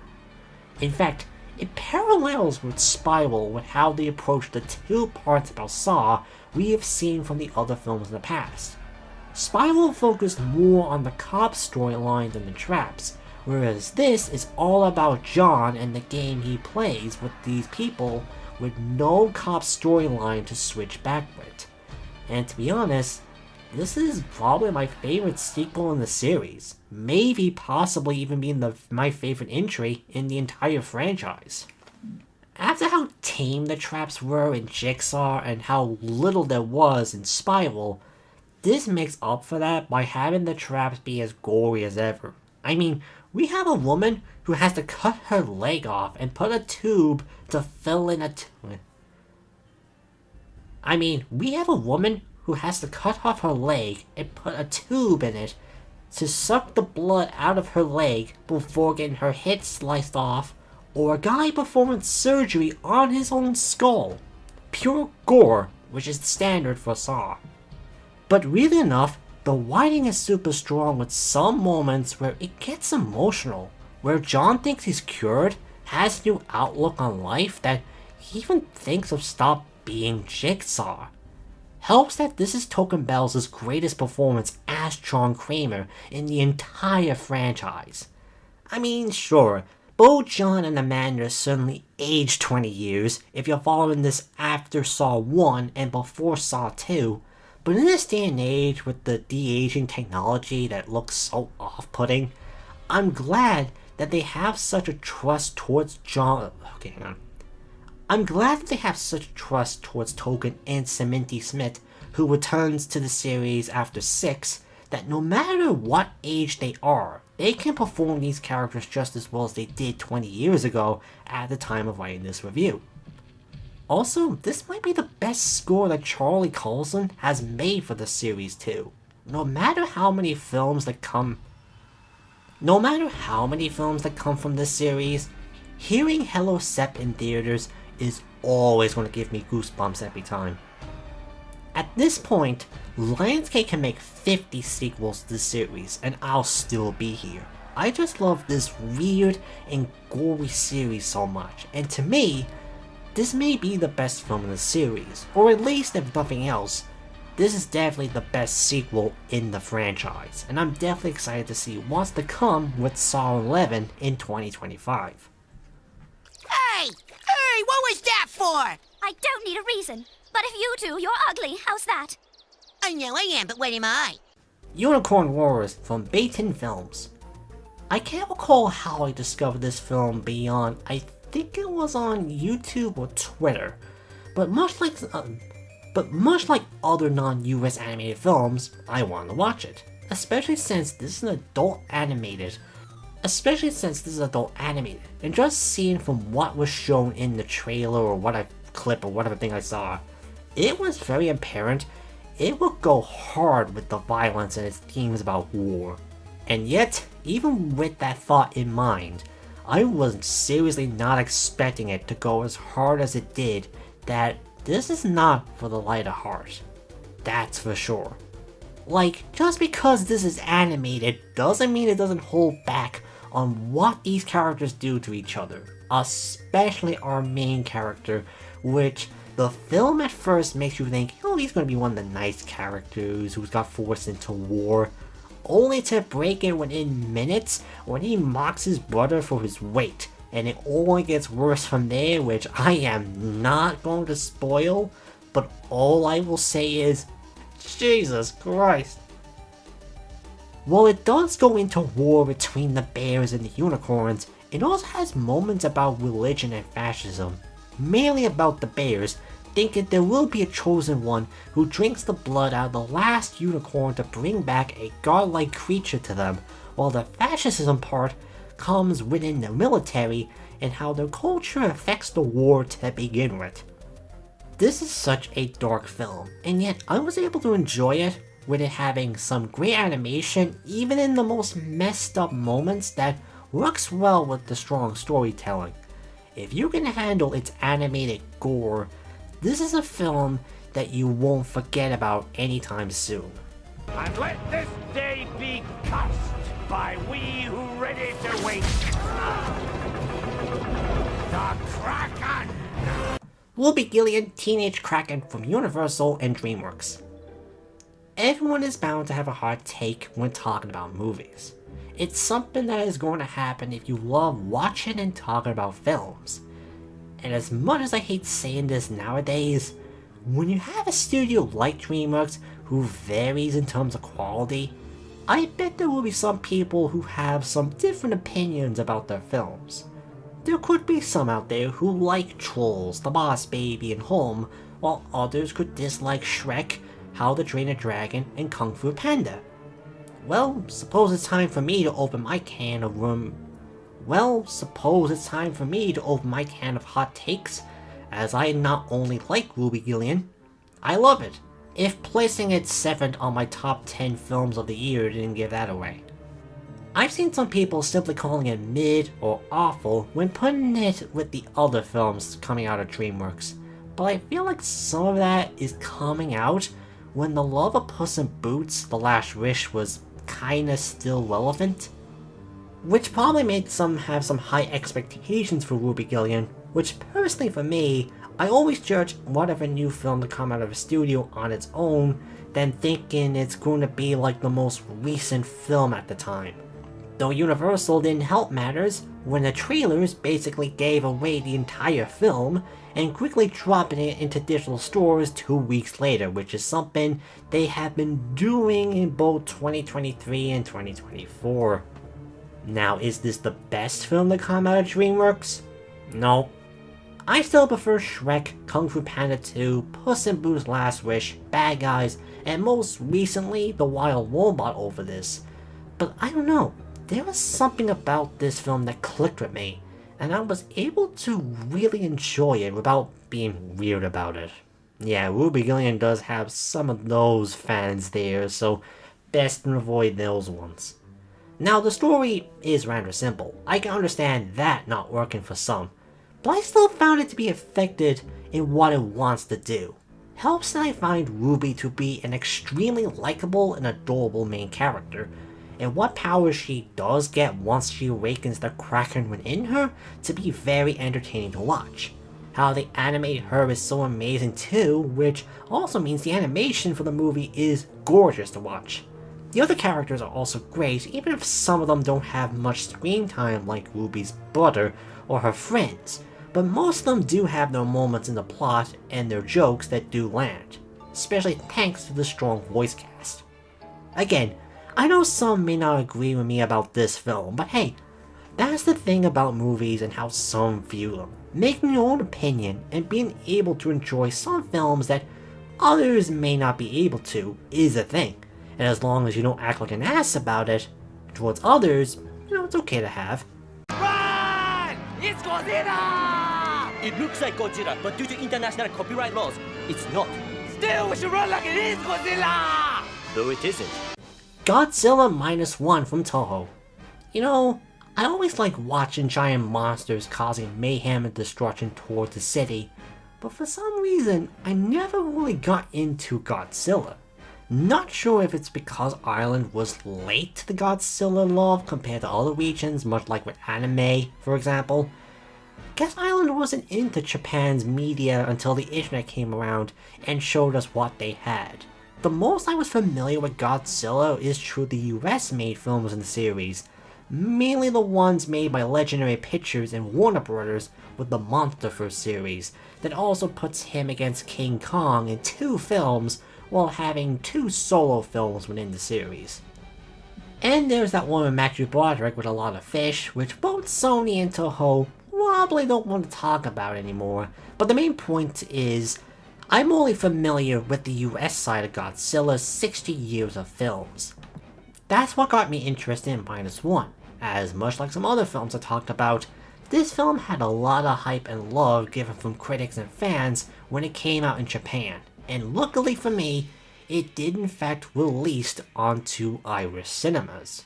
Subversion only though, but as I already dealt with that from The Tunnel of Summer, and I already don't like some dubs of non-US work in both live action and animation, I'd rather just read instead, and well, what an entry in the series to watch in theaters first. Godzilla can be written as either the anti-hero of a film, usually being the one who has to save the planet and the humans from another kaiju, or can be written as the villain, causing as much destruction as he can and deaths to thousands to possibly millions of people. And -1 has him as the villain, in possibly the most chaotic and spectacular way compared to the other entries. Probably from what I've seen, but I'm sure maybe someone can disagree on this. It's no wonder why the crew won the Best Visual Effects at the Academy Awards, as it's insane with how good the effects are and how it only got better on the big screen. No joke, films like this shows why movies should be in theaters first and then streaming after 3 months at most. I know this sounds obvious to say, but with some studios still not getting that after the world returned back to normal from COVID, stuff like this shows that why cinemas help make a movie have more impact. The one thing I do know some Godzilla films do have issues with is the characters. Merely having you to actually care about them and the fight to survive from Godzilla. And again, I'm not sure if it's different for the Japan films, but for the US side, they all fall flat, where you're only there to see the monsters fight or cause destruction. However, this film has plenty of characters that you do care for and want to survive. The main character and his story alone has more development than any character in the US films have combined. I'm not sure when I will get to the other films Toho released in Japan, as those vary in quality too, but if we were to get another film that isn't from Legendary Pictures and the Monsterverse, hopefully you can take some notes from this film on how to make an amazing Godzilla film, which given the recent news, it may come true. Which given the recent news, it may happen. I am ruined by whimsy. Boy in the Harem from Studio Ghibli.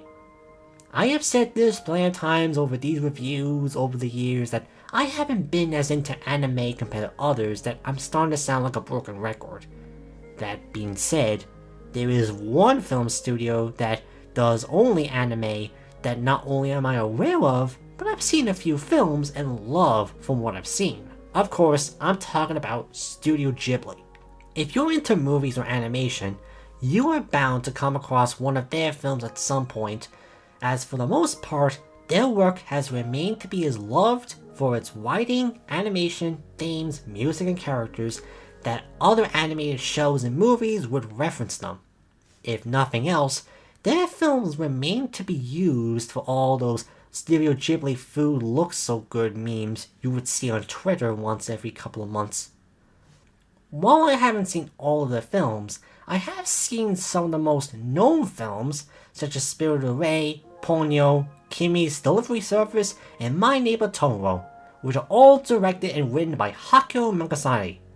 This man has done a lot for the studio and animation in general, not just the Japanese, but the man is kinda known for planning to retire from making movies, only to go straight back to making more of them, and that was surely the case after 2013, when he was like, nah, for real, I'm retiring this time, I swear, but then came back to work from this film since 2018. Hey, as long as the passion for making these movies is there within him, I think we don't mind having him making more movies because man, this just shows why both him and Studio Ghibli have such a strong hold within animation. Much like how Godzilla Minus One was my first time seeing an entry from this series in theaters, seeing a Studio Ghibli film in theaters is just pure eye candy with amazing animation. Especially since when I saw this in an art house cinema within my area, which made it pop even more. On a minor detour, it's nice to have a decent amount of people within a screening. Want to say there was around 15 to 20 people there. Usually rare to see in an art house cinema. This is probably the most personal film that he has made, as it's based around his childhood with themes setting around a coming-of-age tale about dealing with the world being filled with conflict and loss. You can tell this story means a lot to him, and it does not hold back on showing some heavy moments like Ghibli always does. The voice cast is also amazing, with Robert Pattinson being unrecognizable with his role. One of the few times I can say a dub for an anime works extremely well. It was fun to hear Christian Bale, Mark Hamill, Felice Purg, William Dafoe, and David Bunsta within the cast too. And finally, the music remains to be top-notch, with countless tracks being fitting for the mood of a scene, while just being an extremely good track on its own to listen to. It is nice to know that both Studio Ghibli and Hayao Miyazaki still have it in terms of their creative input towards the films, and while I'm not quite sure yet on where this would rank among their films in general, for a year that has some great animated films like 2023, they rank high enough to be within the top 5 movies of the year for me. Moana from Netflix. There are some films that have dealt with some changes during production, such as its director, producer, writer, acting, and much more. There were some that have switched from a different studio for one reason or another. And then there's Moana. Originally being worked on by Blue Sky Studios after 20th Century Fox bought the film rights from the Red Comic, it seemed like nothing would stop this film. Then Disney bought Fox, which meant they owned Blue Sky and took control of Moana's release.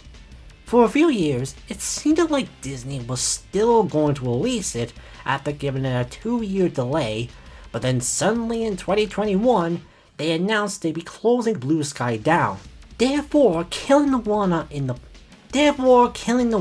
process, which I still remember how pissed nearly everyone was over it. Now, I got to admit, I was never really a fan of Blue Sky's work. While it did release some great films like the Peanuts movie, Spies in Disguise, and the first Ice Age film, most of their films range from being meh to pretty bad, but even with that, I still didn't want to see all the talented people within the studio lose their job for something I'm still unsure on why Disney did. And from what the crew said about this film when it was in production, it wasn't far off from being finished at the time it happened. It seemed like the end of the story, but then suddenly, Almera Pictures brought the film back from the dead and Netflix decided to release it instead. And well, I don't think I need to say just how this is the perfect karma towards Disney with the amount of praise and love this film has gotten from both critics and audiences alike. One thing I would have seen toned down if Disney still had the film is its LGBTQ themes. It has a lot of queer representation with Ballister as he's in a relationship with Armelos and has a I love you scene between them having a kiss. Something I bet Disney would have a heart attack seeing for the first time, desperately trying to think of ways to get around from showing it to not lose money, whereas Netflix, they allow more freedom with those moments.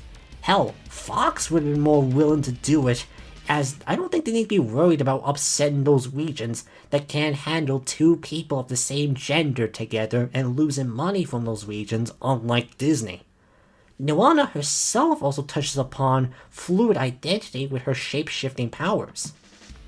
That isn't the only thing this film has. It has the perfect blend of humor and action through Moana's powers and Ballister's skills, allowing the two to mix well with the clash in personalities that you can buy how these two become friends throughout the film, but it knows when to slow down and take it seriously with its story and tone, which some of the moments genuinely got a shock out of me. And finally, the animation is amazing throughout, easily showing that this would have been different from what Blue Sky's films would normally look like from its character designs, background, and action scenes. The voice cast is also fantastic, with Colleen Gritz Moretz and Riz Ahmed being outstanding as Moana and Ballister. If things were different and Blue Sky was still around, I would have easily called this their best movie, but as things are the way they are, I'm just glad that they were able to still get their final film out there to be loved by everyone in the world for years to come. Screw Disney, but hey, at least they didn't write it off a tax or some bullshit. If this is from Warner Brothers, we would have even a worse story somehow. My name is Marcel. Oh no, that's not the first time I've done that. Marcel the Shell with Shoes On from A24 and Universal. I can see some of you thinking right now, hey Lorcan, didn't you already talk about this movie from the Films of 2022 project? Why are you talking about this again? Well, as I said in that review, I originally watched it through digital means back then, as I was completely unsure if it would even come to Irish cinemas at all. But sometime later, I saw a post from Universal's UK and Ireland Instagram that they will be releasing the film in 2023. And since this is my Films Up project, I can do whatever I want. So, here's my review that I wrote back then. The movie sticks with its mockumentary style to the very end, unlike Bryant and Charles, as we follow Marcel's life. He lives with his grandmother Connie, and mainly we get to know more of them and seeing how Marcel deals with new discoveries in the world, while Marcel tries to find his family with the help of the humans, who also happen to have their own issues that could affect Marcel's search. It's a very sweet, calm, emotional, and heartwarming story. Okay, for real though, I do have a bit more to say about it this time after watching it in theaters compared to my laptop. And that I was able to pick up on certain things that I didn't get through my first viewing, such as the humans, with the man Marcel stays with, Dean. There are some moments where Marcel does ask Dean about his life, but he usually avoids talking about it because it shows that he is divorced. As well, how Marcel loses his family through the previous couple that lived in the house because they got into a fight.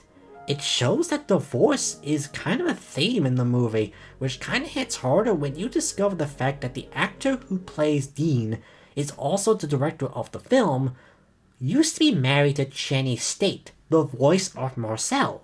They created Marcel together and would be together until 2016. But yet, they decide to use those feelings and put that into this movie, which helped them both in the long run. It just makes the movie hit a lot more. It makes the human story with Dean matter in the film than taking it away from Marcel.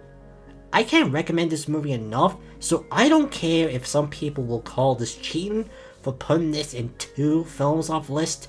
It just shows that this movie is a masterpiece and deserves to be watched. That's no mind. Puss in Boots: The Last Wish from Universal and DreamWorks. Love being in Ireland, where some movie studios decide to delay a film to the new year for non-US regions, then releasing it alongside with the US for no reason. Ever seen the meme where SpongeBob and Patrick are running happily while Squidward watches through the window, showing those who have to wait for something while others are able to enjoy things? I was Squidward while everyone else was running around as SpongeBob and Patrick, praising Puss in Boots: The Last Wish, and it wasn't until February of this year when I finally got to watch it. But by this point, is there really anything I can really add about this film that hasn't been talked to death by everyone who has talked about movies, especially from DreamWorks?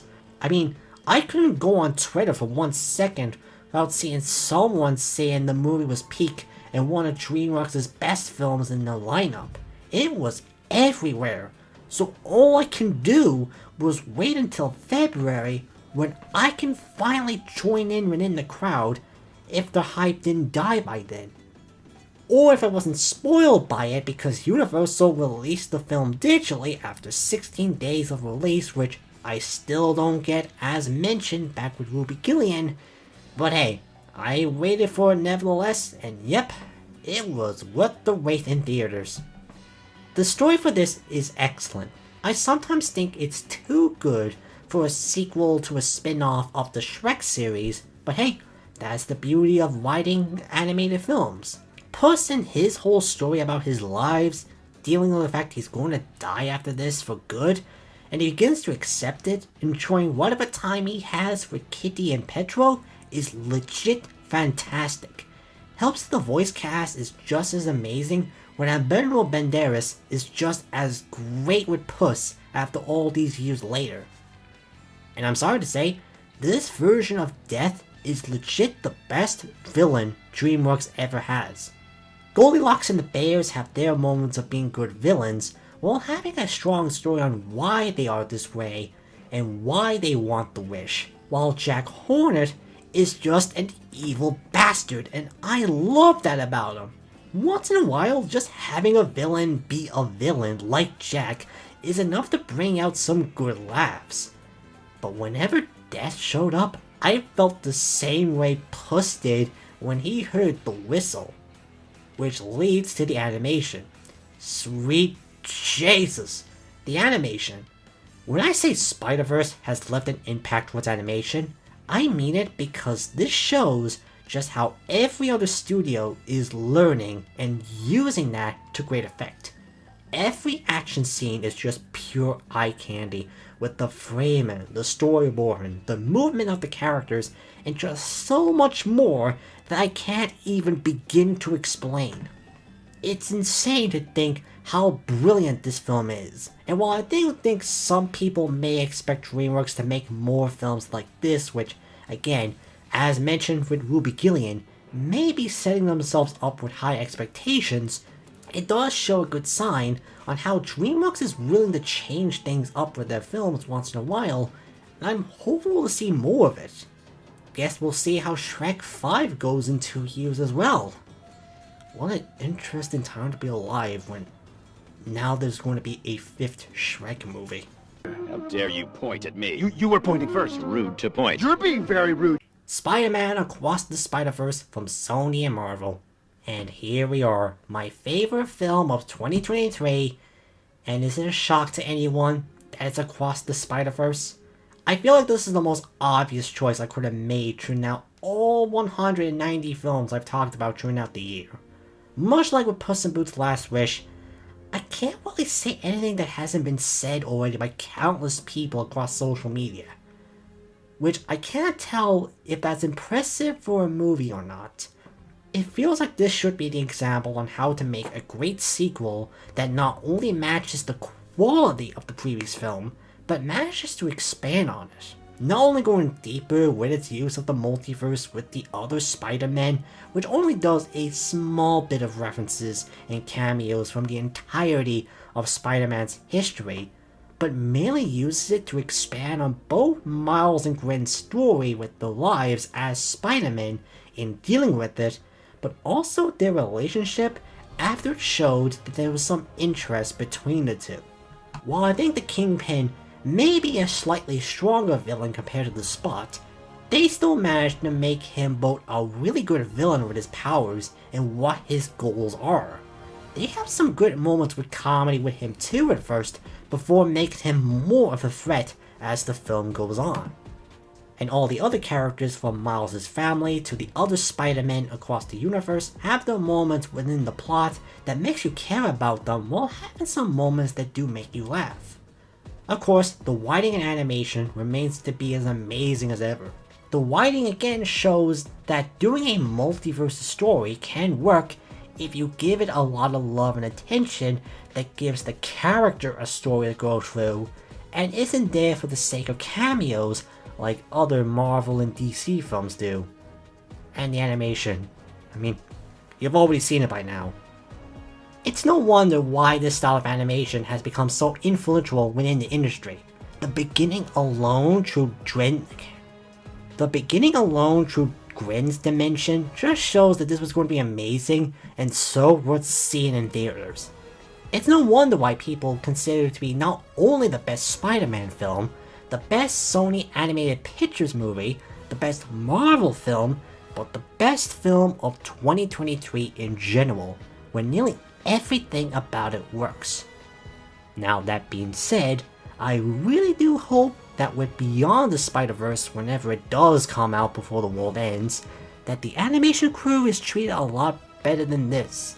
It's kinda one of those things that makes you kinda disappointed for liking something when the thought of some people being treated like shit comes to your mind at times. So hopefully things can get better for Beyond. Keyword there is hopefully.